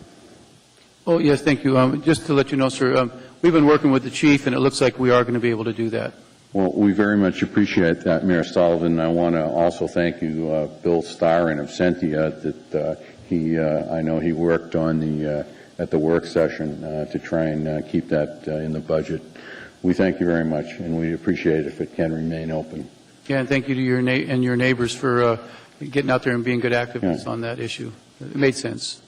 Thank you. Thank you. Thank you, Madam Chair. Roger Van Orn? And then Paula Williams will be next. I'm Roger Van Ornum. I'm a representative of Highland Road, also in the fire station, and whatever Bob said, I'll give 100%. Anyway, I had a couple other plans, thoughts about our budget, and as I come to town for the last 25 years, I look at the power plant out here, the steam going off from the power plant. I know it'll grow some kind of weeds if we use that in greenhouses. I mean, I'd like to see that done in the new Chugiak power plant that maybe Chugiak's going to build over here on the other side of town. Possibly that could be used, and that'd get rid of the steam for the airport.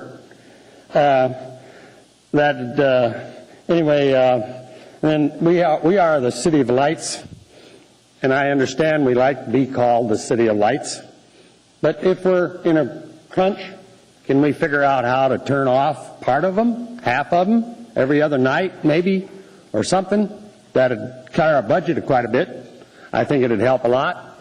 It's beautiful that we are the City of Lights, but anyway, that's one thought. And then Park and Rec, I feel that we have a fair amount of bike trails and people walking trails. If we just maintain what we have right at this present time, I mean, my budget's got to maintain, and I know if them Park and Rec trails, if I ain't complaining about them, we need them. But we could maintain what we have. We do not need to expand at this present time, just kind of because we're having trouble with the budget. So that's the way I got to handle it, and that's the way I think our city of Anchorage needs to handle it, and Eagle River and Girdwood, all of them are all hooked together. And I think that the city should also look at some wind power that we have. I mean, we got plenty of wind power. At least I feel. I don't know if there's any more studies about Fire Island over here or along Turnagain Arm, if there's any place, or even the Knik Glacier. Is there any wind power thoughts? I'm just anyway, that's my food for thought. But the public library, please leave that alone. Give it the money it needs to operate. My grandkids, they don't live here, but if they were here, they'd be in there. And I use it. I have a card. And anyway, I know I'm jumping around here quite a bit, but please watch on some of the items. Please understand that, please. I'd appreciate it. Thank you very much. Thank you. Just a second, sir. Dr. Selkirk? No? All right. Thank you very much. Paul Williams? And then Peter Crosby. Hi, Paula Williams. Once again, I'm supporting increasing the funding to public transit. I'm also a person who owns a car and feels responsible for the amount of carbon that I emit, and so I do take the bus in. I don't take Eagle River, but I think that it's important to encourage people to take public transportation. And another thing that I'd like to note about that is when I catch the bus, I catch the number 1, and it's near a new Spring Hills Estates. Most of the people that get on the bus with me are people who are maids and janitors and things like that in that Spring Hill Estates. I think when bus service gets cut, it disproportionately affects people of lower income. And, you know, I would really encourage the Assembly to, that doesn't apply to me. I could drive my car into work every day. And, you know, I have enough money to pay gas, even if the gas prices go up really high. But, you know, we tend to, when we make that much money, we tend to forget the people who can't afford a car and can't afford $4 and more per gallon gasoline prices. And so I'd really encourage the Assembly to try to look at ways to cut the budget, and I agree that probably needs to be done, that won't affect people of lower income so much. And I also support, as a library card holder and a patron of the library, I also support funding the library at 2008 levels. Thank you. Thank you. After Peter Crosby will come Thomas Higgins, number 29. Go ahead. Yes, thank you. Madam Chairman, members of the Assembly, and Mr. Mayor, my name is Pete Crosby. I have a lot of sympathy for a number of the folks that have spoken tonight, and I have a lot of sympathy for you folks, including the executive. You are faced with some really, really tough decisions. There's no doubt about it. I'm glad I'm on this side of the microphone this year. And I've always been on this side. One of the things that strikes me is how much Anchorage has changed. It used to be everybody who stepped up here recited how long they'd been here. Must be we're dying off. But that aside, I'm here as a representative of Central Area Swimming, which is the smallest unit, the local unit of USA Swimming, which runs competitive swimming in the United States, puts our Olympic team together, et cetera, et cetera. Incidentally, I guess I've been involved in aquatics issues and pool budget matters since the early 1980s. I was involved in assuring that Bartlett got built. We almost returned that money, Project 80's money, and was involved in Bond Proposition 4 in 2008. I return to that in a minute. Aquatics is not my only interest. I am also a member of the Parks and Rec Commission. I'm in my second term. I'm the vice chair. I am not appearing here in that capacity, but I am here in kind of a preventative mode, I guess, proactive, because I know that the budget process is a very dynamic one. It's been going on. This is the first opportunity for the public to speak to elements of it. It's going to change. You folks are going to have to get the knives and the scalpels out, trim here and there, add pieces, and eventually come up with, I think it was referred to as sausage at the end of the day. I wanted to urge you not to make cuts to the Parks and Rec budget as proposed. It's taken heavy hits. Over the last 15 to 20 years, the Parks and Recreation Department has been taking care of more and more and more park space, trails, facilities with less money, with less effective money, with less total funding. It can't survive much more in the way of cuts. May I summarize? Well, I was going to jump to the an element of the Parks and Rec proposed budget that is near and dear to my heart, which is the fact that this year an aspect of 2008's bond proposition Prop 4 actually has become part of the budget, which was the public's authorization for the Assembly to appropriate additional funds for capital and operating expenses for the pools. Okay, you have a couple questions. Maybe they'll let you finish. Mr. Birch. Good to see you again. Could you go ahead and summarize? Then I've got a couple of questions. Certainly. The under Prop 4, approximately $230,000 to $250,000 was authorized to be raised annually for O&M, essentially for the pools. The current budget proposes that in excess of $200,000 be appropriated. $100,000 of that to go into a capital reserve fund for further repairs to the pools. The $4 million that we put together a year ago only got us most of the way through 2 pools. They encountered incredible problems that they did not anticipate, that had not been shown by the inspections. $100,000 raised in this manner will buy $100,000 in repairs. Unlike bonding, where you end up with 60 or 70 cents on the dollar after your upfront costs and your interest. It also is proposed that money be set aside, appropriated for the increased utility expenses, and then also incidental repairs. There are still things remaining to be done to the pools.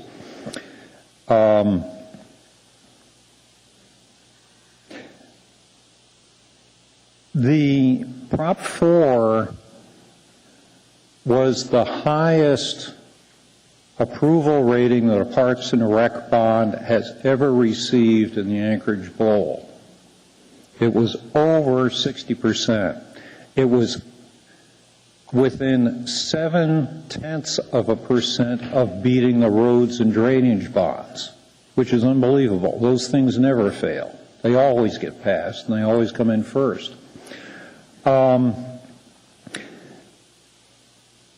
I guess I should also have said that I'm a member of the disorganized group that's known as People for Pools.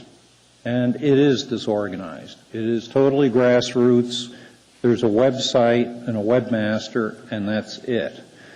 Excuse me, Mr. Crosby, if you could summarize, there is another question for you. Yeah. As I said, I'm here alone because people don't, the pool users, the aquatic community doesn't feel threatened. And I'm urging you to leave this money in the budget. I think it's in the best interest of Parks and Rec and the population to do so. Well, yeah, thank you very much for that. And like I say, when we met before, we were trying to figure out how to get the pools operating. And I know one of the discussion items was having, similar to the Nordic Ski Association, where they pick up and do a lot of trail maintenance, is looking to some of the pool community to, basically operate or support the pools in a more operating. Well, actually, where's that at? Well, we haven't gotten far with that. I think one of the points that I'd like to make is that the budget I think at this point gives Parks and Rec the flexibility really to figure out how to effectively operate the pools, develop programs, and to develop partnerships, to look at the potential of perhaps having a nonprofit take over the actual management of the pools or some of them. Great. There are a lot of different alternatives, but if we lose too much money, we lose the ability to even deal with the municipality on those issues. Thank you. I want to let the Assembly know that if we go real succinct and quickly here, we can potentially finish tonight. If we don't finish tonight, I'm going to call a continuation for tomorrow evening. All right. Thank you. No, wait a minute. Ms. Johnston. Just quickly, I just wanted you to know that I understand that currently in Open Swim there are not a lot of people using the service pool, and I would just like you to encourage, if that's what people want, don't have to answer, but please just get people out to swim at the pool, and I'd like to see those numbers come up. Yeah. Thank you. And you don't have to answer to it. Well, if I could have just 30 seconds, because I have tried to encourage that. Part of the difficulty is the service has been open and closed, open and closed. People got used to going to other places. It takes time to bring people back. It's like a restaurant that's been closed for a year. I'm hoping that we'll see the numbers come up. Thank you. Thomas Higgins and then Sarah Poland.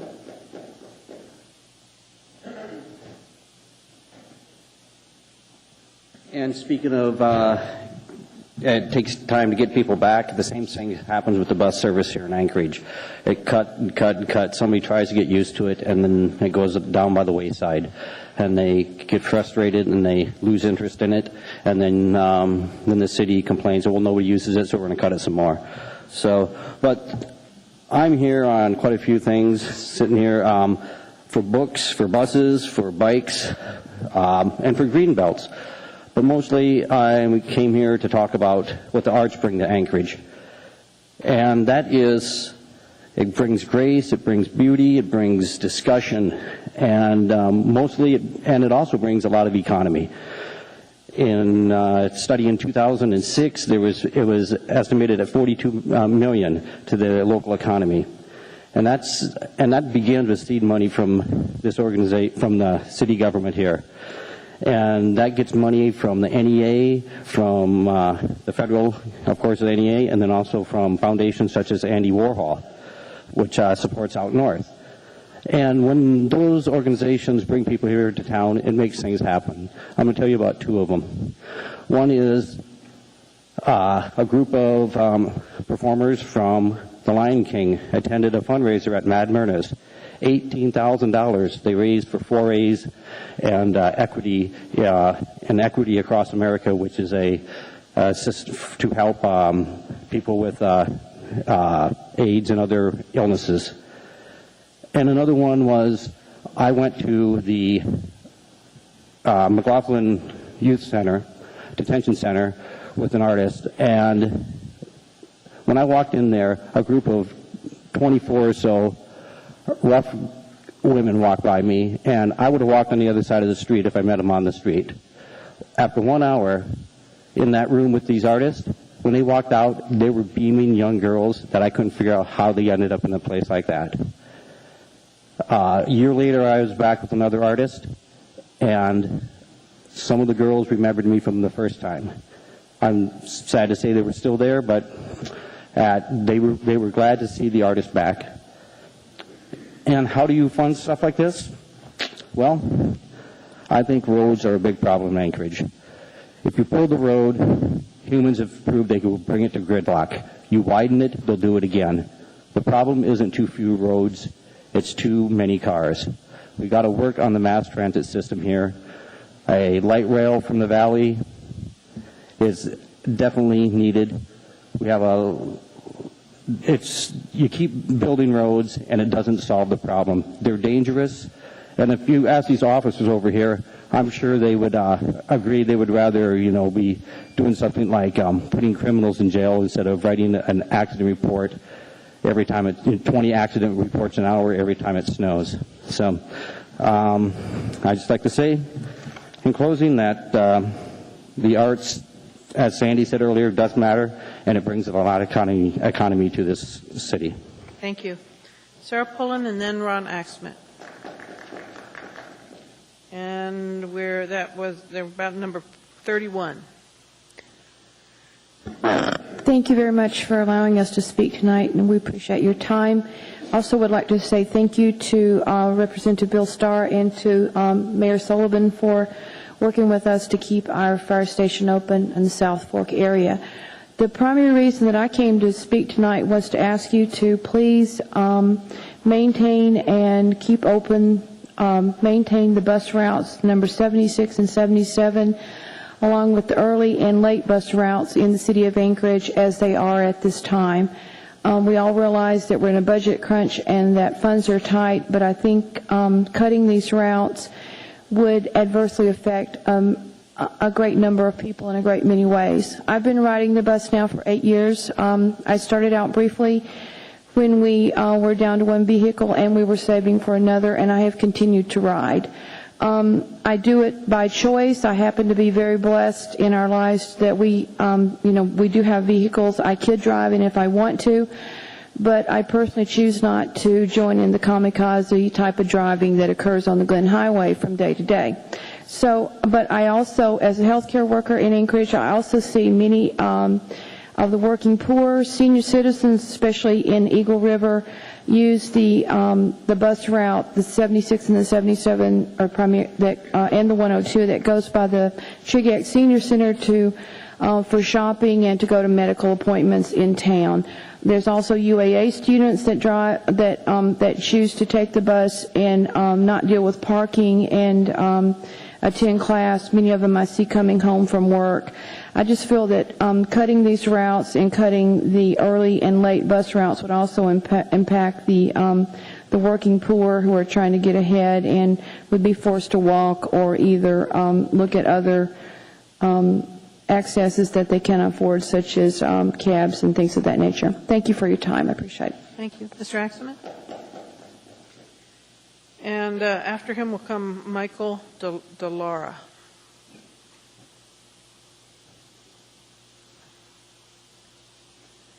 Good evening. My name is Ron Axamit, spelled A-K-S-A-M-I-T. I would like to say in general that I support the mayor's proposed budget. However, I would also like to request that the South Fork Fire Station remain open. It's minimal savings of $10,200. There's a quote in the Eagle River Star from Deputy Chief Michelle Weston saying, "It takes about 11 minutes to come from the Eagle River Station and the neighborhood is protected."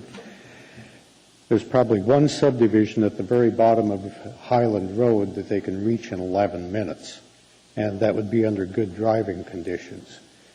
This morning is a good example of what they might run into. I had 2 inches of snow at the house when I got up this morning. I doubt if the Eagle River Station would be expecting that. The South Fork Fire Department vehicles are chained up when the snow flies, and they stay chained up until the snow melts. They're prepared for the conditions up there. So I would like to recommend that it stay open. Everybody's trying to protect their own little corner of the world, so it would be irresponsible for me to recommend that you put that $10,200 in if I couldn't offer some suggestions on where else you might find it. There's $3,991,442 for planning. I think planning ramped up when Title 21 was in full swing. I think Title 21 is just about wrapped up now. There's a possibility for savings there. Community Planning and Development has $9,218,435. So between those two planning departments, there's $13 million. I suggest maybe there's some overlap between those two departments. And do we really need $13 million worth of planning every year in the municipality? Another item that caught my eye is employee relations, $5,116,957. I suggest that if it costs $5 million a year to maintain good employee relations, that maybe you've got the wrong employees. Anybody that, and if it has to come out of the fire department, anybody that had the opportunity to read Julia O'Malley's Sunday article regarding fire trucks and school kids probably realizes that there may be an opportunity for savings there. Thank you. Thank you very much. Michael DeLaura and then Mike Smith. Is Michael DeLaura here? Mike Smith then. And then Anne Marie Moylan after. Yeah, how you doing? All right. Say, my name is Maher Vartanian, and I'm a small businessman.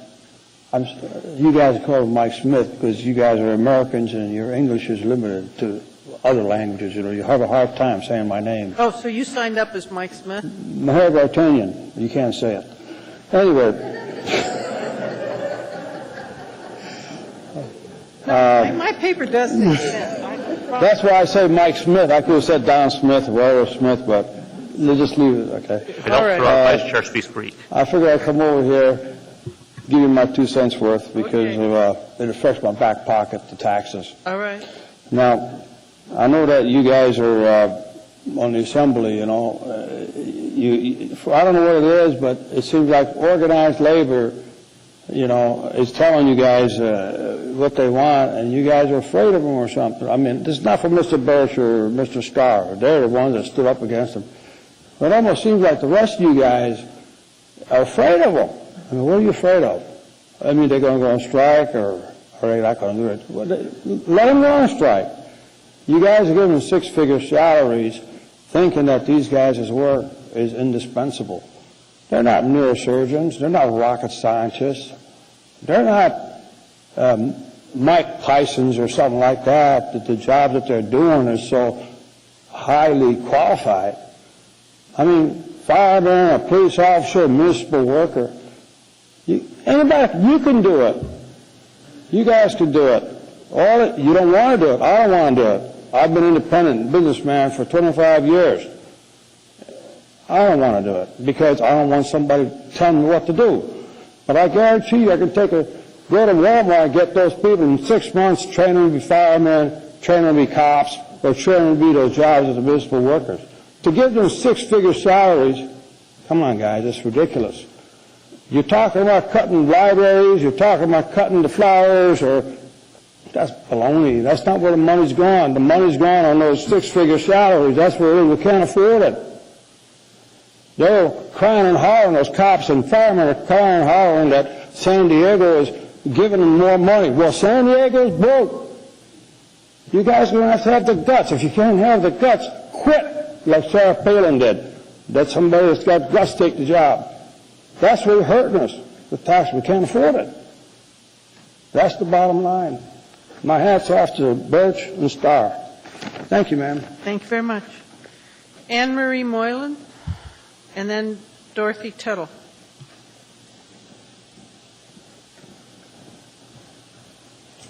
Thank you very much, Madam Chairwoman, and Assembly members, and Mayor Sullivan. I'm Anne Marie Moylan. I'm a staffer at the Anchorage Concert Association. What the arts community represents in 2009 is a radical shift in both thinking and ability as our organizations become solid and prominent businesses. The foundation of this new credibility is not based on artistic feel-good jargon, but on facts and bottom-line profitability. It's a matter of employing people and spilling customers and dollars into other businesses. Results from a study that Thomas Higgins, the gentleman just before quoted, from 28 arts organizations measuring the impact of nonprofit arts and culture audiences in the city of Anchorage in 2006 reported that $17.2 million was spent. That's not including the cost of the event admission. That same audience base resulted in total government revenues of $845,000 in 2006. Non-local arts and culture event attendees spend 48% more than locals, typical of those who need lodging, meals, and transportation. Per person spending rose from $22.38 to $33.19 in 2006. Think of the revenues of the year of the Lion King. It was a lot more. As our city strives to look attractive to those seeking to open businesses here or to relocate to a job and a new adventure in Anchorage, the community must be attractive to the prospective doctor, nurse, or electrical engineer. But let's not think of ourselves as bearers of beauty alone, albeit the Chamber of Commerce did choose to use Anchorage Concert Association events in their banner ads representing Anchorage's big, wild life. Perhaps the mayor has missed the pertinent information, thinking he could cut 87.9% of the arts and culture funding with little consequence. We are more than mere cultural amenities, adornments in banner ads, trifles you allow the local artisans to mix with. We are revenue generators. According to the latest Arts and Economic Prosperity 3 research conducted by Americans for the Arts, the total arts and audience spending in 2005 was $45,155,253. Consider, if you will, the ripple effect of the indirect dollars that go through the community. The total economic impact generated by the sector become $1,944,000 of revenue generated for this city. Thank you. Thank you. Mr. Gutierrez has a question. No, I was going to ask the speaker to finish, but it sounds like you have. Thank you very much, Mr. Gutierrez. Okay. Most recent reports from the area sources proudly tout that the Lion King generated $35 million worth of business to this town.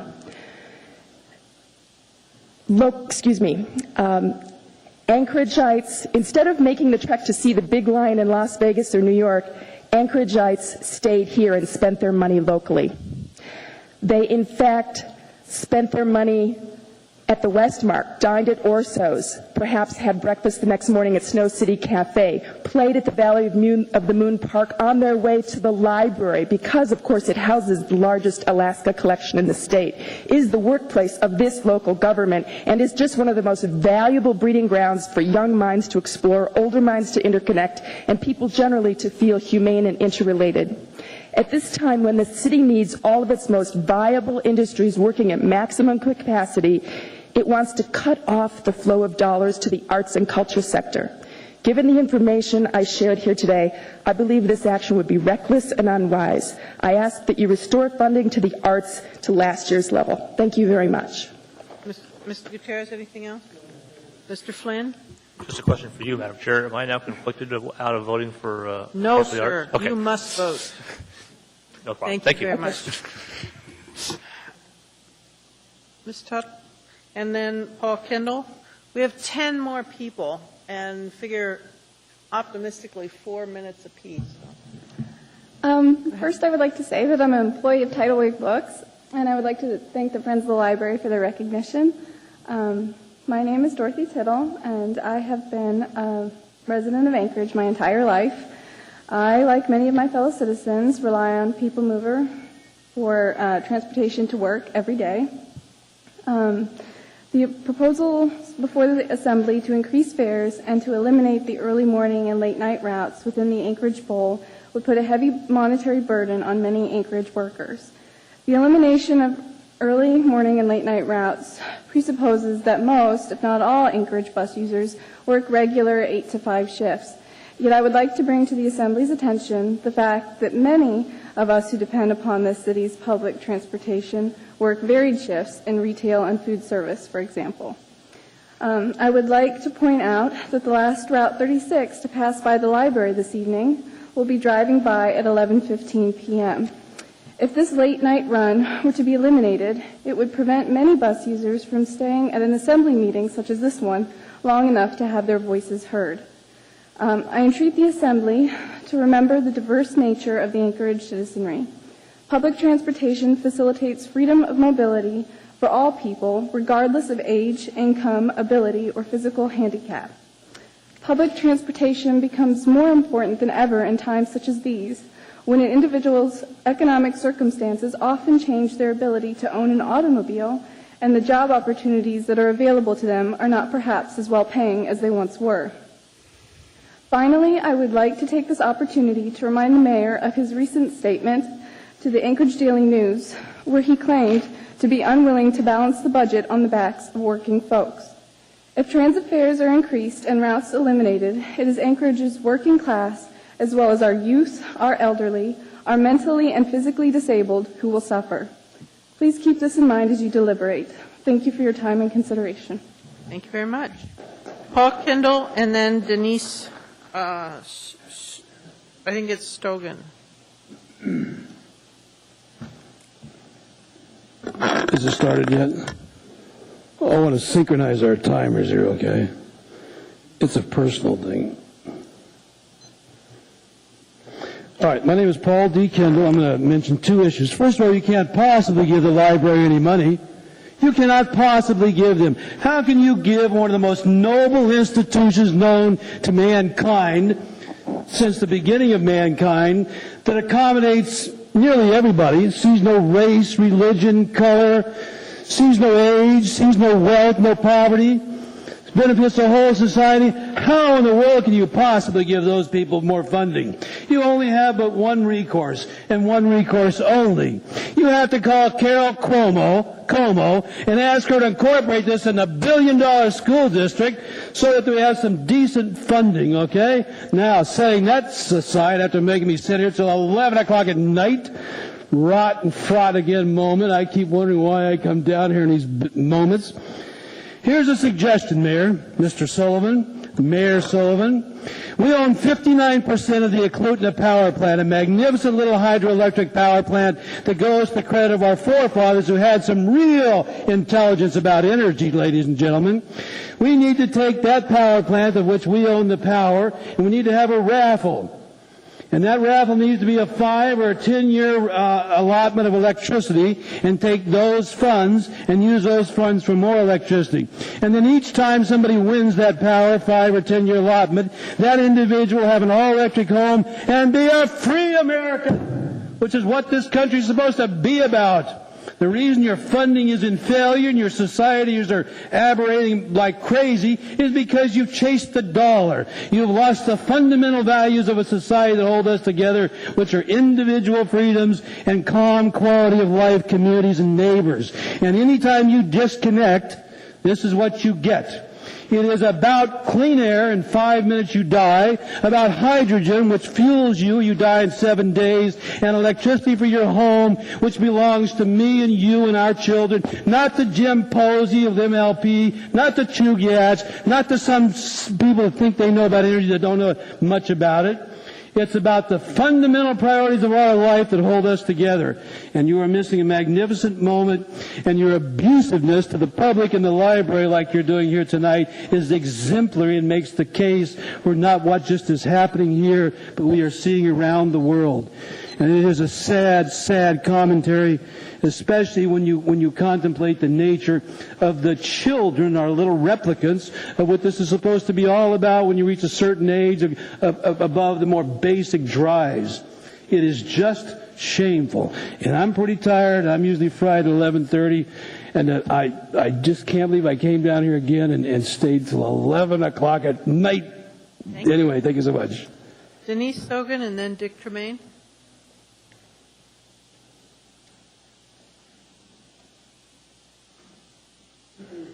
Good evening, Madam Chair, Assembly, Mayor Sullivan. One of the mayor's goals is to reduce loss of life and property from fire. Currently, he has slated on his plan to reduce a fire inspector.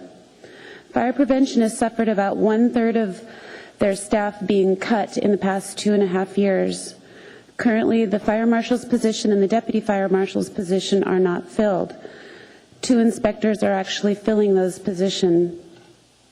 The city does have standards that are set by the state to enforce the codes. By reducing any inspector's positions, the fire department will not be able to meet those standards. Fire inspectors inspect churches, restaurants, hotels, apartments, malls, daycares, assisted living facilities.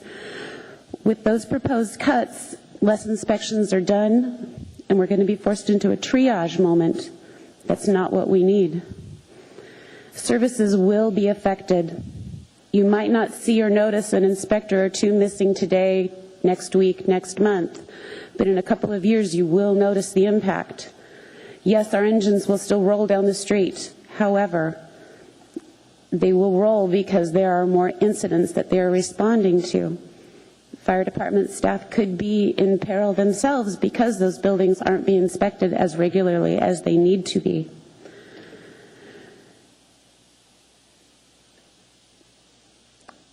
I would implore you not to make any reductions in the fire department, each and every position, no matter what has been done in the past, needs to be maintained. The fire department does wonderful things for our community. Thank you. Thank you. Dick Tremaine and then Don Smith.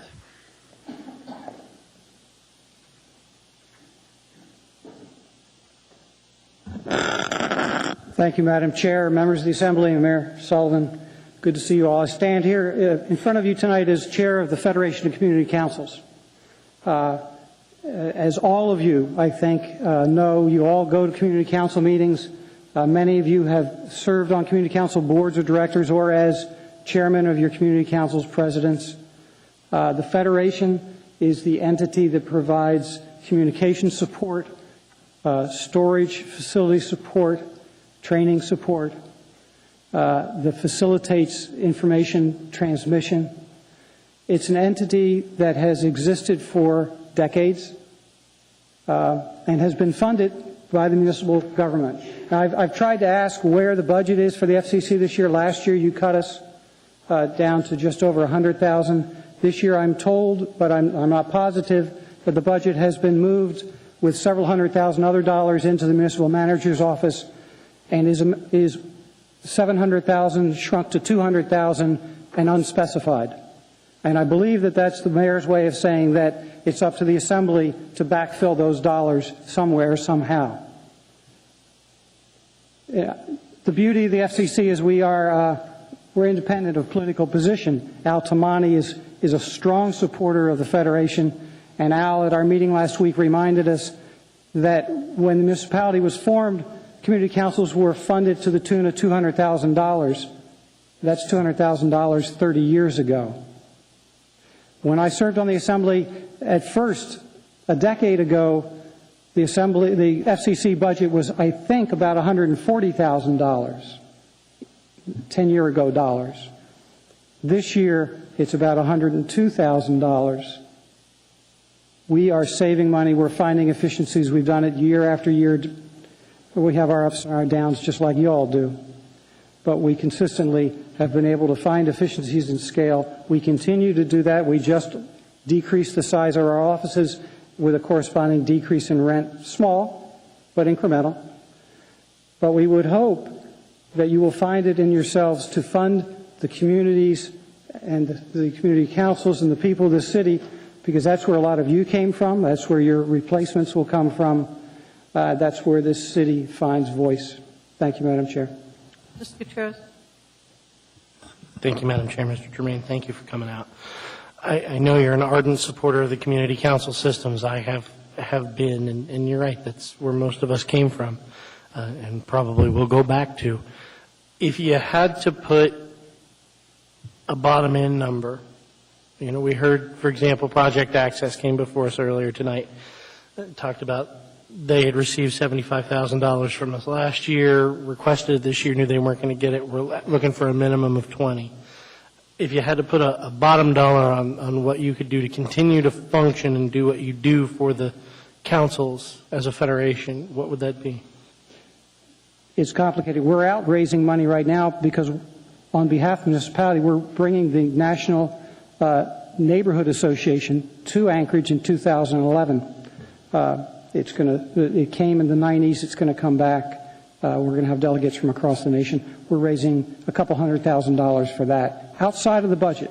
That's not municipal taxpayer dollars, not one taxpayer dollar. We have to have a staff, a location, and most of our money goes to mailing to people in the communities, and we are working on reducing those mailings. I can't speak for the board on that, but I can tell you that at 102,000 we can find efficiencies. We can reduce it 10%. If you want to, but do you really want to look back at an organization that has continuously found efficiencies and then cut their legs out, or do you want to start to maybe learn how they find efficiencies and spread that knowledge? That's kind of the catch-22 of finding efficiencies, is that people assume you can keep doing it until there's nothing left. That's true. Thank you, Madam Chair. That's all. Gray Jackson.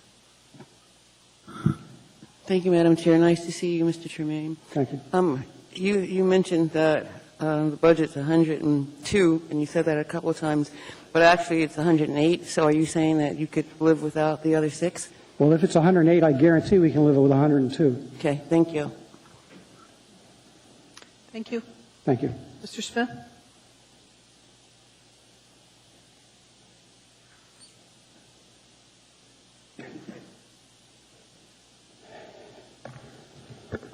This sound system you've got here is awful.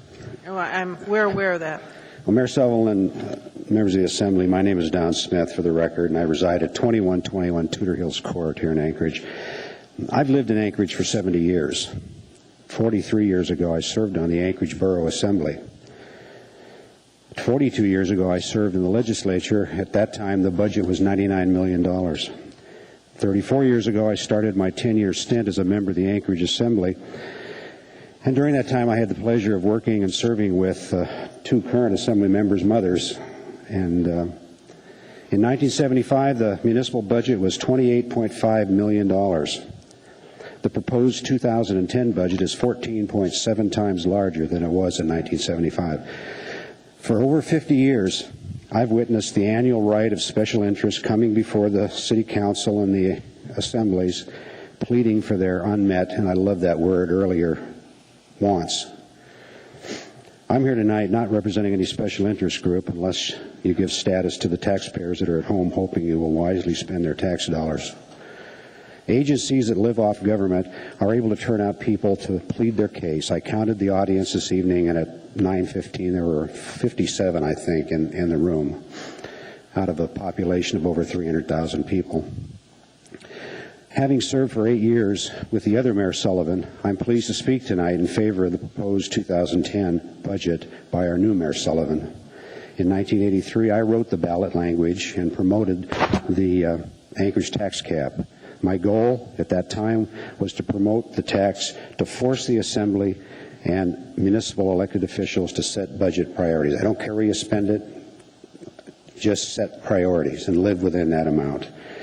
Most taxpayers in Anchorage, faced with a family budget shortfall, tighten their belts and make do with less. That's what you should do. Follow Mayor Sullivan's lead and hold the budget to $420 million. Thank you. Dr. Selkirk? I just have a comment. I have an Elect Don Smith magnet on my refrigerator I've had for 25 years. Just want you to know. No, I'm sorry, I didn't hear it. I have an Elect Don Smith.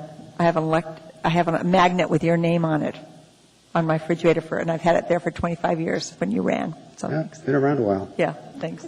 Mr. Flynn? I remember you drinking coffee and me ordering pancakes in the lobby of some hotel in Washington, D.C. when you and my mom were back doing whatever you were doing, troublemaking, I think. Probably NACO. Yeah, and just to be fair here, I went to school with his daughter, so. Thank you. Just a minute. Mr. Sullivan? Hi, Don. Good to see you. As the author of the tax cap, I think you probably heard the debate earlier today, or at least the discussion about whether or not to use revenue sharing to replace property tax and what that might do to the tax cap, whether it should accordingly lower it like had happened in the past, or use it to replace property tax but keep the cap at the higher level. Any comments on that? Well, I've tried to follow, and it's very, very difficult as a layman sitting outside watching the budget process because just trying to find information is almost impossible. My basic idea when I wrote the tax cap was I just wanted to build off the previous year's budget, and I don't care where the revenue came from, but I wanted to hold the line so that, and we had 3 years of Tom Fink who cut the budget each time, and of course the tax cap was affected by those cuts. But to try to put some kind of a priority, and that's really all I was trying to do. I could see with the big money that we were getting in this state many years ago when oil started flowing that we were going to go crazy, which we did, and that this was just an attempt. And I don't care where your revenue source comes from. I just don't want to see the budget increase by more than that factor that we built in, population growth and consumer price index. Mr. Kleiman?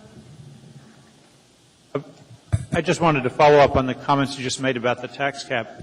So would it be fair to say, and I'm speaking a little louder because it sounds like you're losing hearing like I am, that the tax cap, the idea was that you would have a stable level of government and size of government, and then the tax cap would increase with inflation, and in theory the government would stay the same with adjustments for inflation and the size of population, but you wouldn't grow government bigger than it was when the tax cap was first passed. Basically, that's correct. So the idea is not that the size of government shrinks, it's that you're just trying to keep a stable size. I was just trying to set a lid that would force government to have to set a priority. Police are important. Parks and Rec are not as important.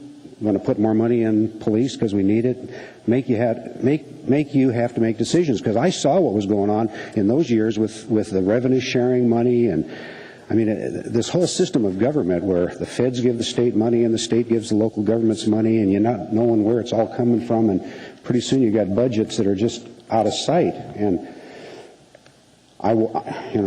someday if you're ever interested, there's the sheet of budgets since 1972, and it's pretty alarming when you think about it. I realize inflation plays a big factor in it, but we've gone from borough assembly days of 72, and that's the earliest I have numbers, $17 million under Sullivan and Roderick, up to the $420 million today, and that's 25, 26, 27 years. And severally, would I take it in the world of the voters voting to bond something?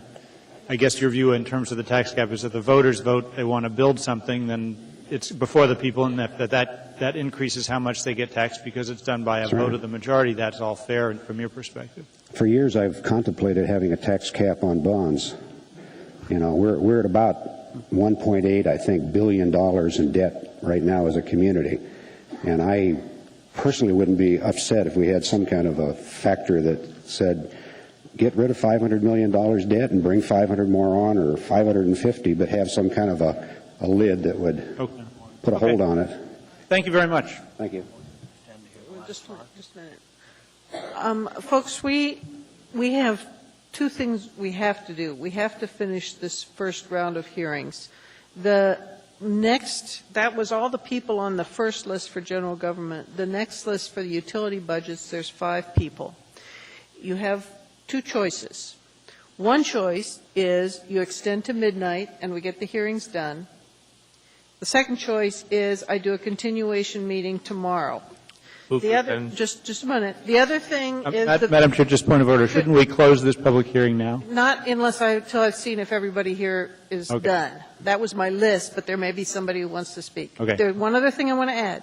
If there's any time at all, the mayor would very much like us to at least do the appointments, which should go fairly quickly on the 11th.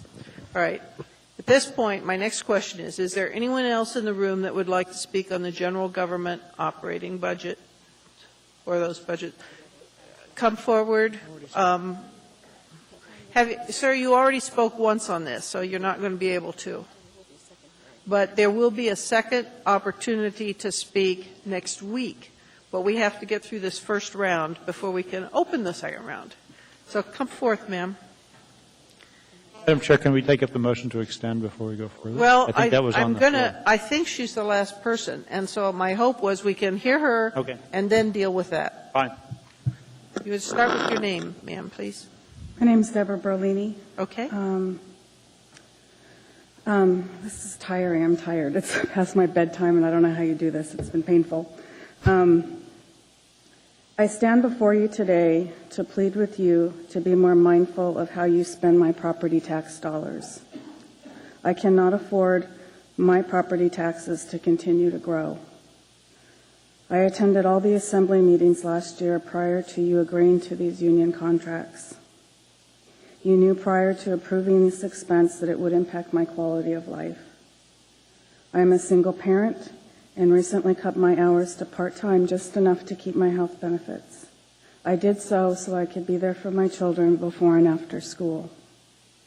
I am making less income per month and can't not afford increased property taxes, increased utilities, increased expenses of any kind. Thank you. Thank you very much.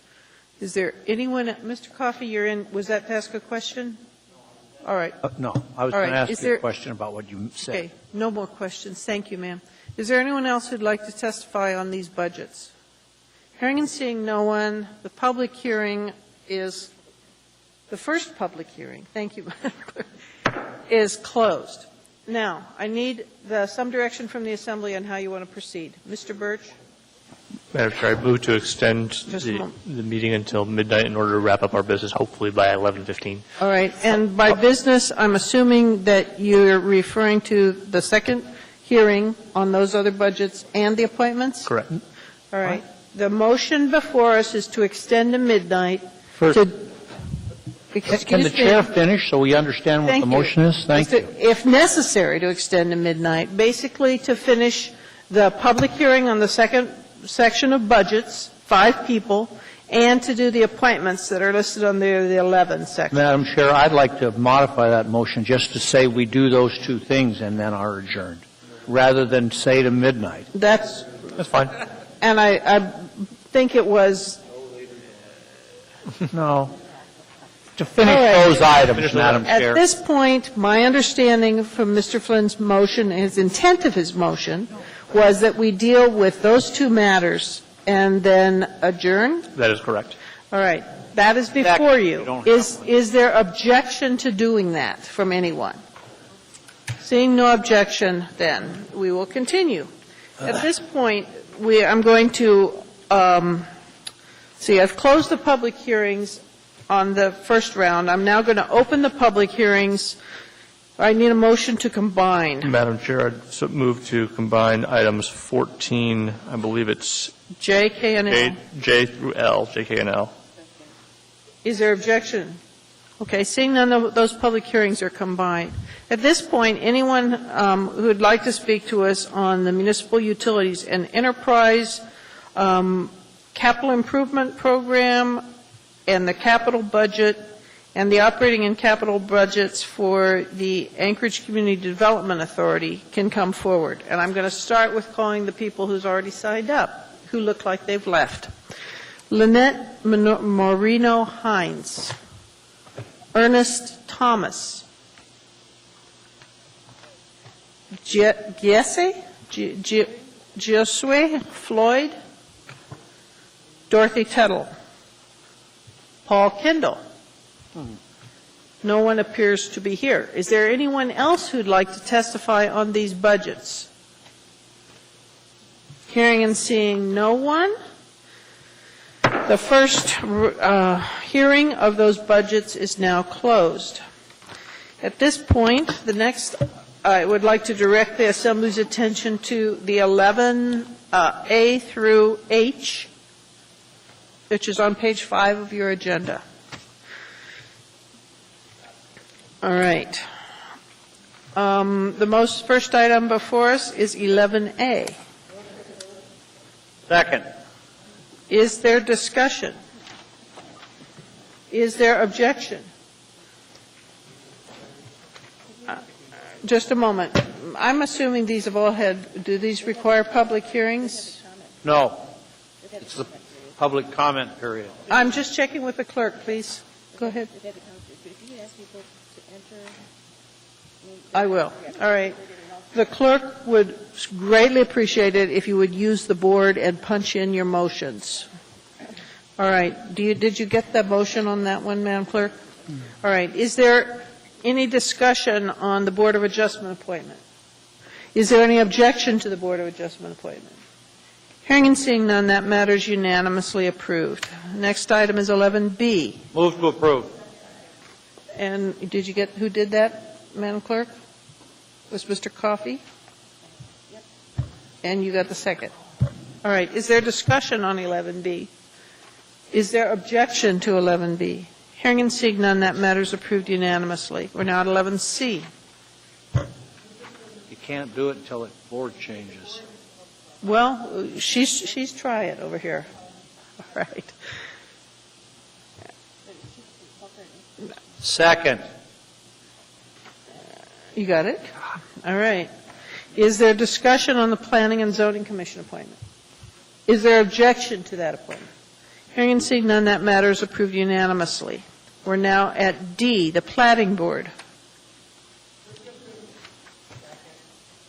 Did you get it? Just tell me when you're ready, Barbara. Okay. Is there discussion? Is there objection? Hearing and seeing none, the Plating Board appointment is unanimously approved. Now we're at 11E, the next Plating Board appointment. Second. You got it, Barbara? You didn't, it didn't. It's there. Now she has it. Is there discussion? Is there objection? Hearing and seeing none, the Plating Board, those Plating Board appointments are approved unanimously. We're now at 11F. This is the Urban Design Commission. Tell me when, Barbara. All right. Is there discussion? Is there objection? Hearing and seeing none, those appointments are unanimously approved. We're now at 11G, the Anchorage Community Development Authority. Tell me when, Barb.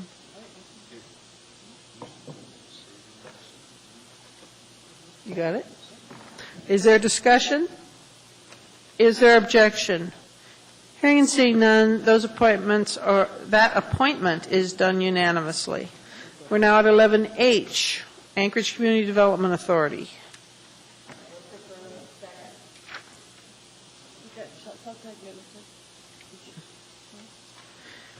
We don't have that one clear, folks. Just a moment.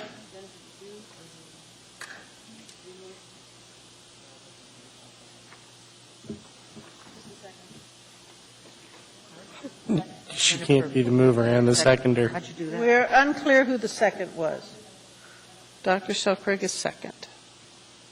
All right. Is there discussion? Is there objection? Hearing and seeing none, those appointments are unanimous. That concludes the appointments. Motion? Move to adjourn. Madam Chair, move to postpone indefinitely item 9F8 from the consent agenda that we didn't finish. Unfortunately, I've got a motion to adjourn. They could withdraw it. Mr. It Sullivan. only take us a second. All right. At this point, all right, the clerk tells me it was not part of the motion to extend, and as such is not germane at this point. So I'm not going to take that up, and there is a motion to adjourn before us that was seconded, and seeing no objection, we are now adjourned. Thank you, everyone. Do you want these names?